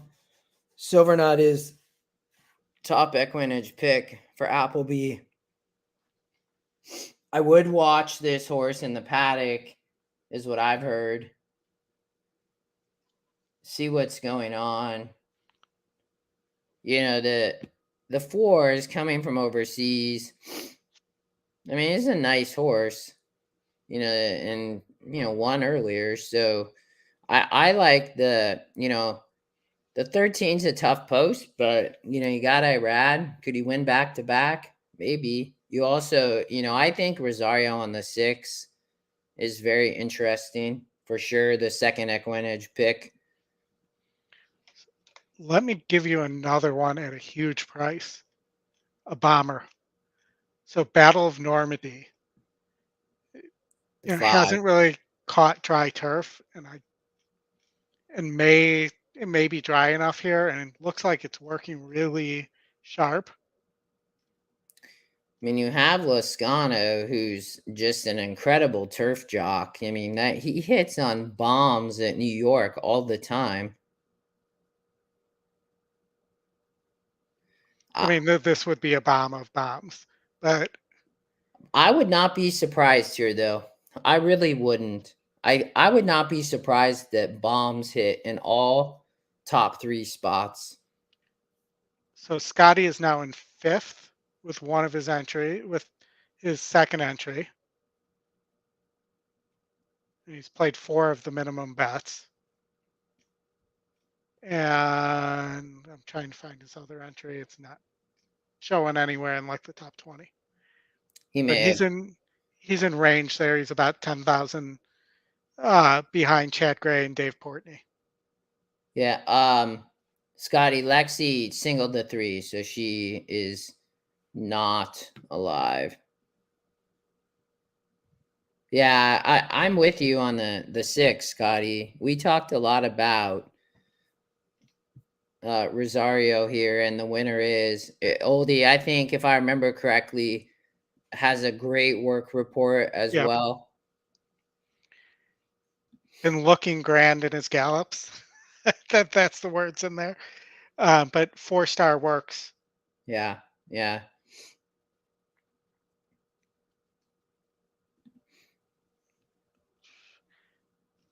You said the 1 and 2, you know, the 1 Aiden O'Brien with Ryan Moore. The SOR is low on that.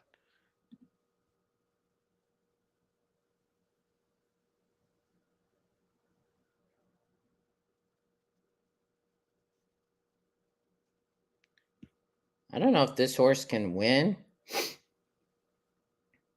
I mean, he's been coming from some much weaker races overseas, but has won 3 in a row.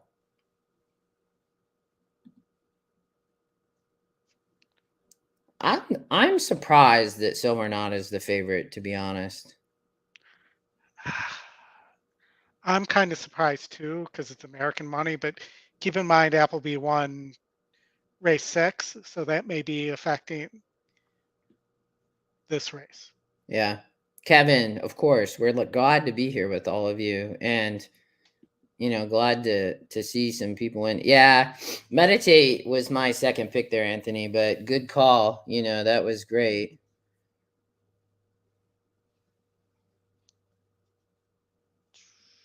Yeah, you just took the morning line. That's pretty incredible. You think Tyler's gonna upset JR? Who's Tyler riding? Oh, the 11 Reckoning Force for Brandon Walsh. Battle of Normandy, Oldie, you mentioned. Look at the GSR there. Yeah, and I believe that's half to. I gotta look that up. Give me a sec. You get Lascano, which is awesome. If you toss this last race in the Pilgrim. Give me a sec to get the.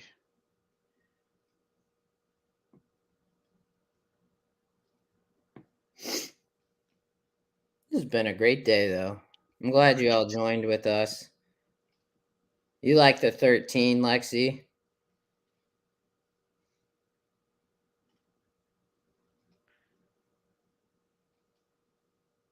The 8, Anthony, you're worried about? I'm very busy.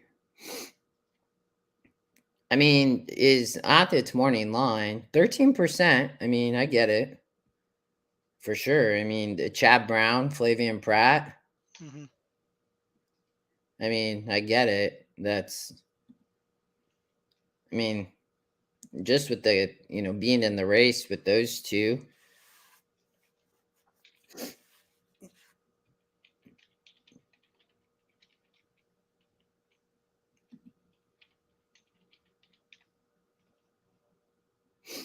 Silver Knot still just taking all the money.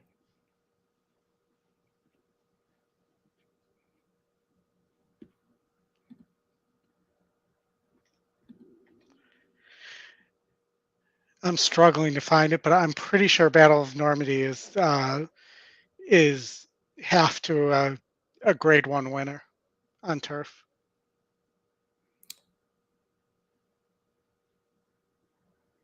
You're going bombs away tomorrow, Scott. Yeah, Scotty, on the 8, the only thing there, though, is, the horse is 13%. This race is like the most wide open race of the day.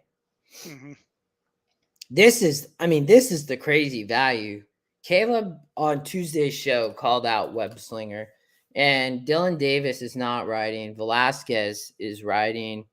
I'm guessing Dylan maybe didn't make the trip or something, but on Webslinger, this horse is 8-1 on the EquinEdge morning line.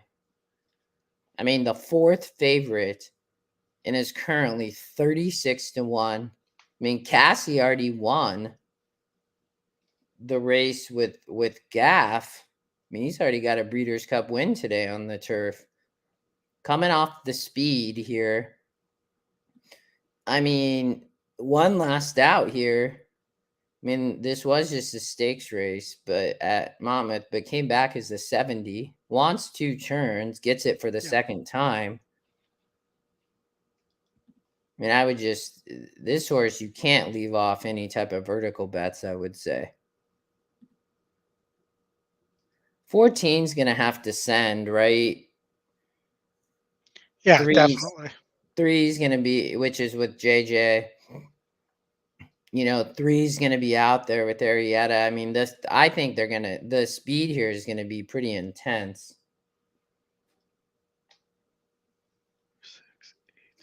4 is just still taking a ton of money, almost even money now, 6-5.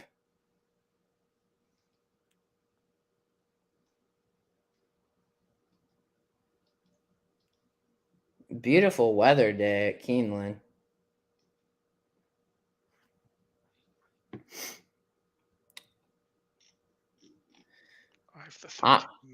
I do like your 5 as a bomber, Oldie. I like the 13 as a bomb, and I would say the 10.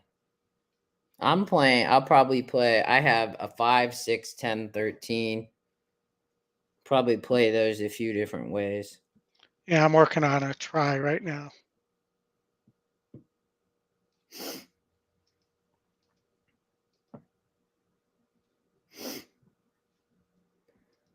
Let's see here.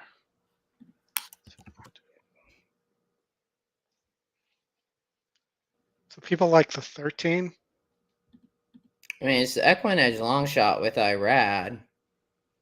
I just wonder if it might want soft turf there. I don't know if it. I don't think it can win out there, but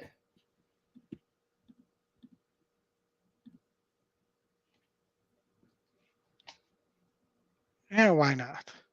So I'm going 1-2 over 2, 4, 6, 8 over 2, 4 through 8, 12, 13. The $23 try. here, tell me again, and I'll put it in here. So 1-2. Hold on, 1 sec. 1, 2. Yep. 2, 4, 6, 8. Hold on. Okay. And then 2, 4, 5, 6, 8, 12, 13. But so no. Would you say 23 like this? Double check it. Yeah, that's exactly it. All right, there's yours. No 10. I didn't like the 10.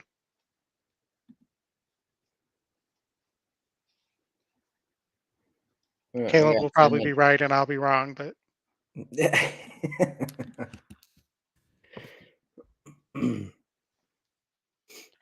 so Scotty thinks the 4 is getting over bet.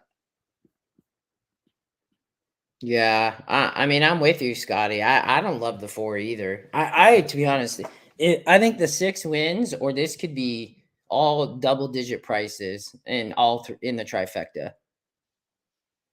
JP Oldy likes the 1 really on. I mean, has it on top. That's his trifecta there.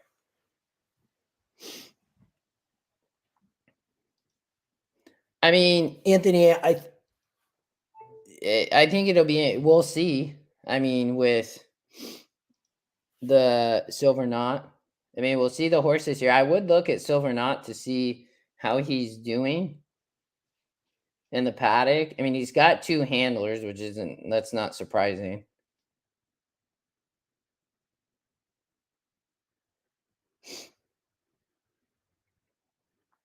Pack is the 2 packs of wool up, Oldie. Oh, you're on mute. Sorry, I was coughing before and I didn't want to do that on there, and then I forgot and started talking about how they were showing Pax Wallop's last race, which is pretty impressive. Yeah, I was watching that. Scotty, you like 6-2-1? I don't know the last time Scotty went to Europe. It wasn't that long ago. I feel like he's been there like 3 times this year. Well, actually, he did just go to he went to Spain recently, I know.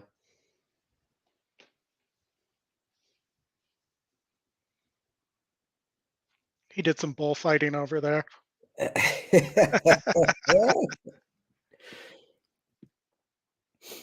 All right, I'm gonna put.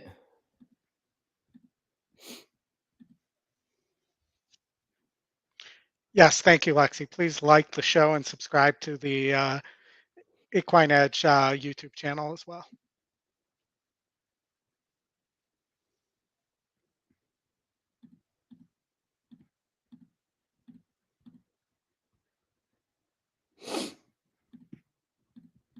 Spain, July. Okay. Any running with the Bulls, Scotty?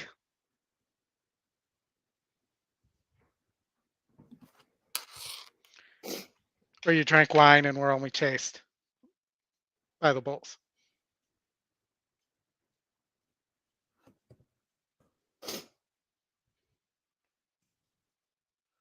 I don't know that I'd cover anything. I guess the 8, since that's the Chad Brown horse.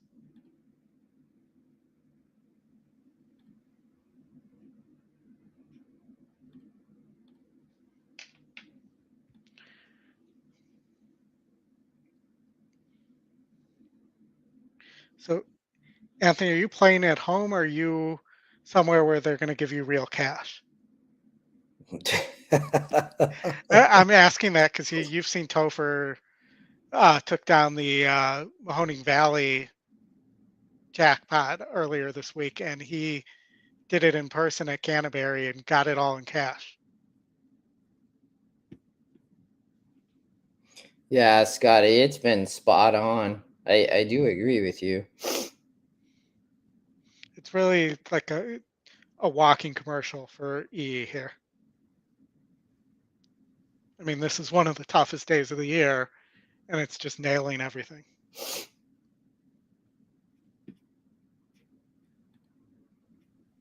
I don't know what happened. It stopped working.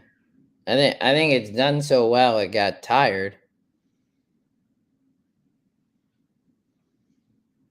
Yeah, Scotty, you missed it. We actually did go all the way through everything, going back about a race or so ago. Yeah. It's really doing well.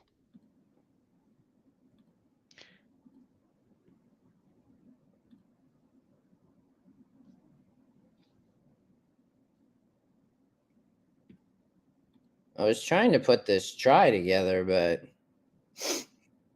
7 minutes. Yeah, you got time. Okay. Oh, no. Huh.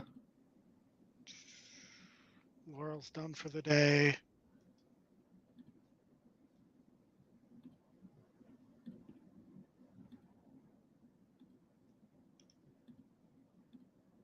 Pine's still running. It just doesn't want to go to the... Click go There we to go. 10. Yeah, I think I might have got it. What do you normally just refresh? Yeah, once I'm on that, I refresh.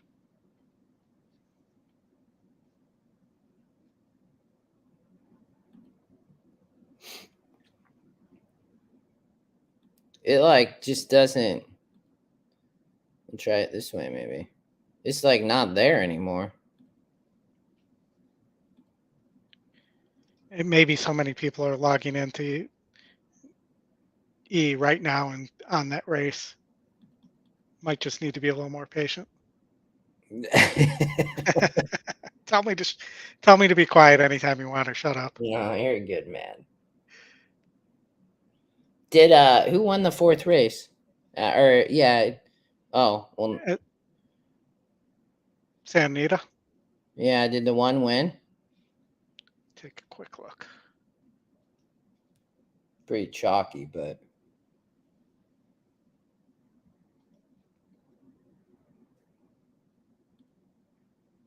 I'm having trouble getting this to load right now.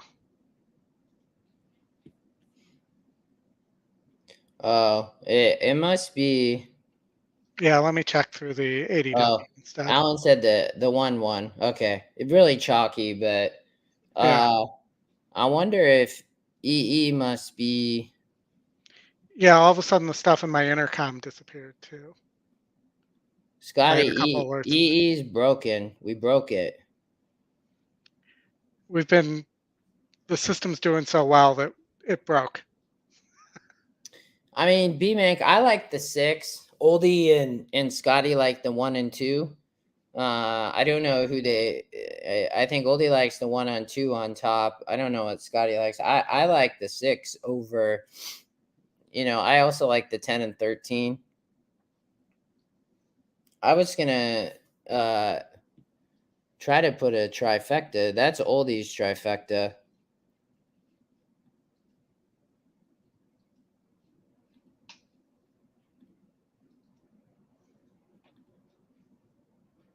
Yeah, Lexi's saying her. Okay, and Scotty says yes, it's down. Okay.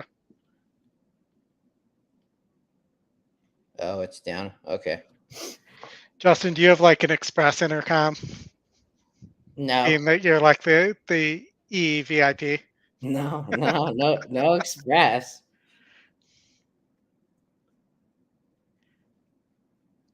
See, we're getting towards the end of the show. I'm getting a little loopy.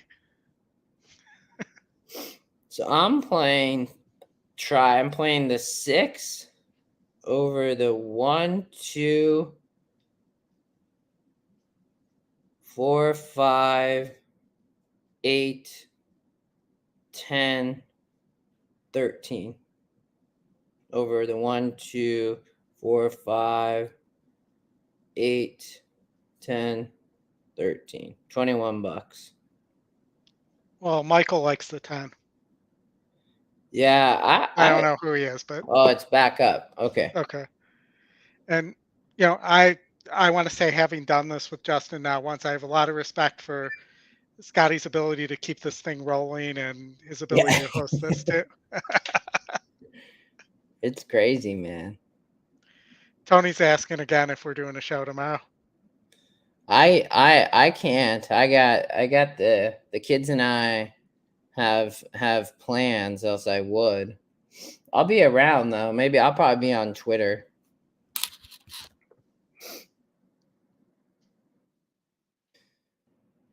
So I don't want the 12.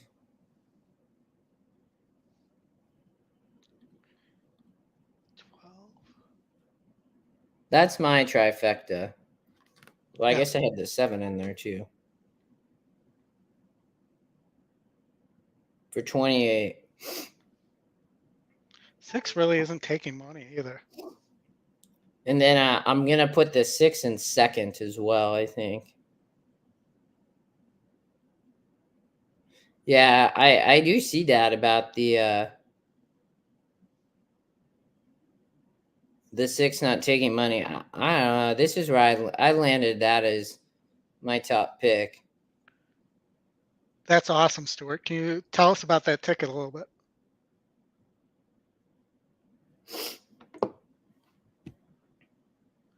I'm giving you a boom. That deserves a boom, Stuart. Wow. Well done, Stuart. Is he saying, is that Gulfstream?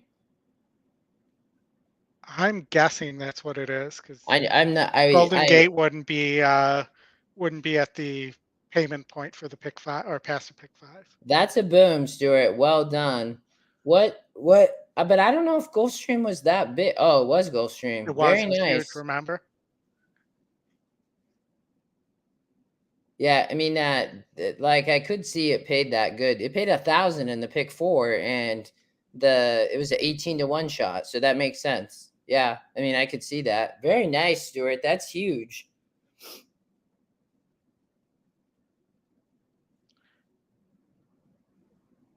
Beating there were some favorites to beat there. Yeah, definitely. And then the single of the 4 that Scotty and I both liked. Nice, $162. Well done. Make sure to post that on Twitter, Stuart. We'll all retweet it and say congratulations. Yeah, definitely. We definitely want to highlight that. I'd say that's a pretty good ROI too. $162 to 27,000.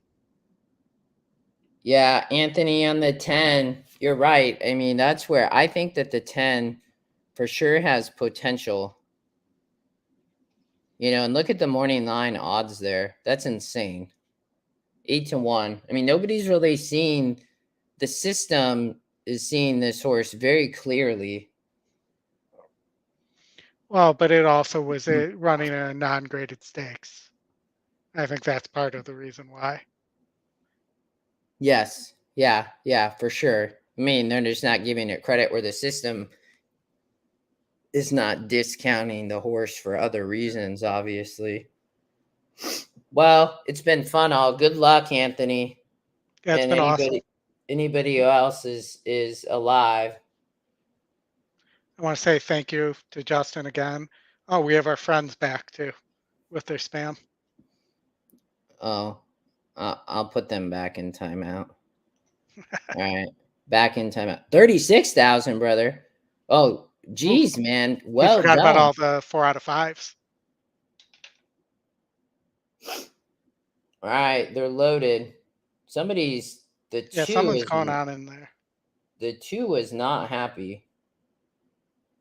The jockey's off the 4, I think. Yeah. The 4 does not look happy. The 3 is not happy either. I wonder what's They're all loaded though. Oh, 4 broke. Terrible, man. Oh, yeah. That was a Euro break right there. I mean, Irad on the 13. If he does not get, he Oh, he's has, gonna get. he did really well right there. He's still a little wide. It will be Yeah, but I interesting. think that horse needs to. That's a sprinter. Like, I don't know if he's gonna have any kick here.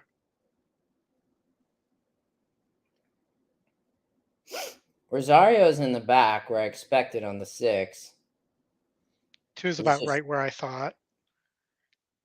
yeah, the 1 and 2 on the rail. 6 is dead last right now. Yeah, I think that horse is gonna have kick though. We'll see. I mean, he's on the rail with the 4 is there too. Yeah, but we've seen all day how hard it is to get an opening from the inside on the. Come on, 2.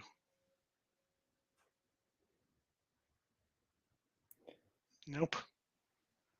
Who's coming? Oh, the 9. The 4 is on the rail, man. The 1. It's gonna be close between the 1 and the 4. I think the 4's got it. No, it's the 1. Wow. I did not have the 9, I don't think.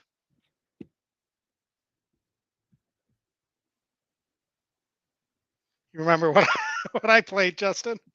Yeah, hold on. I don't think I had the 9. No, you didn't.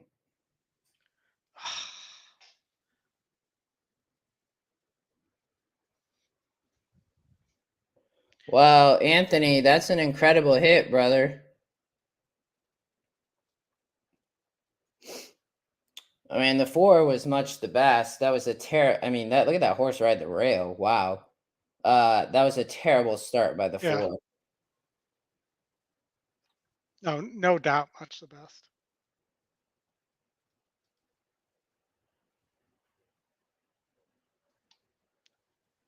Oh, that's painful that we didn't have the 9 there. Yeah, the 12. You had the 12. You did not have the Yeah. 9. Wow. Anthony, that's incredible. Scotty Rosario. You told me Rosario was going to win a bunch of races. I do agree Yeah. with you there, though. That was terrible. Anthony, well done, brother. That's a boom, buddy. That's incredible. Good job. Who was on the 1?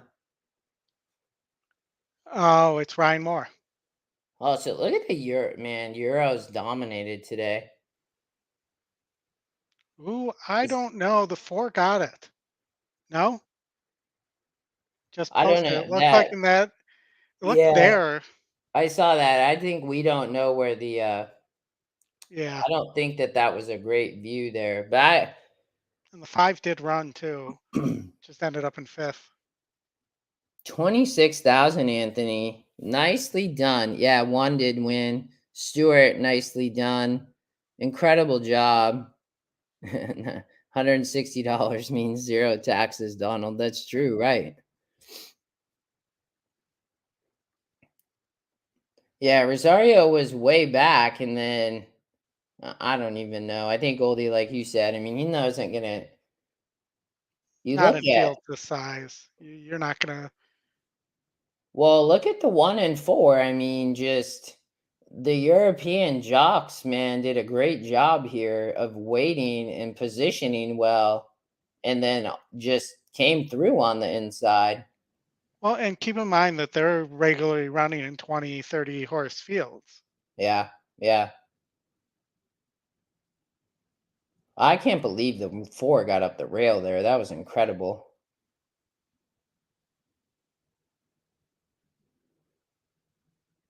The 12 would have stayed up. They would have hit.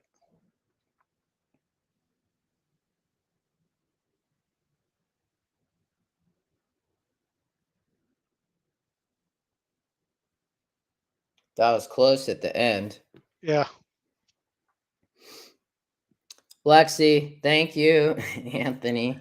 Yeah, make sure to post that, Anthony. That's incredible.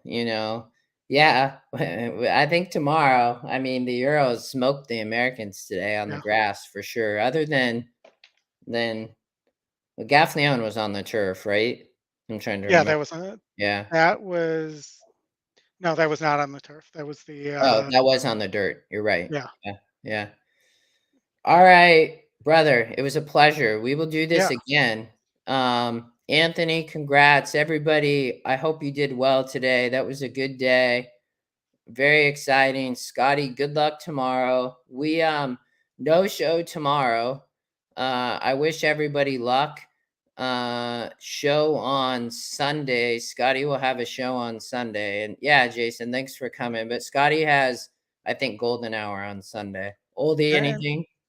I was just gonna say if people want to chat tomorrow during the Breeders' Cup, go look me up on Twitter and we can chat on there. There's a invitation out from Chris to join our Breeders' Cup group chat as well. So there's several ways we can do this where we can all celebrate each other's wins and do some handicapping together.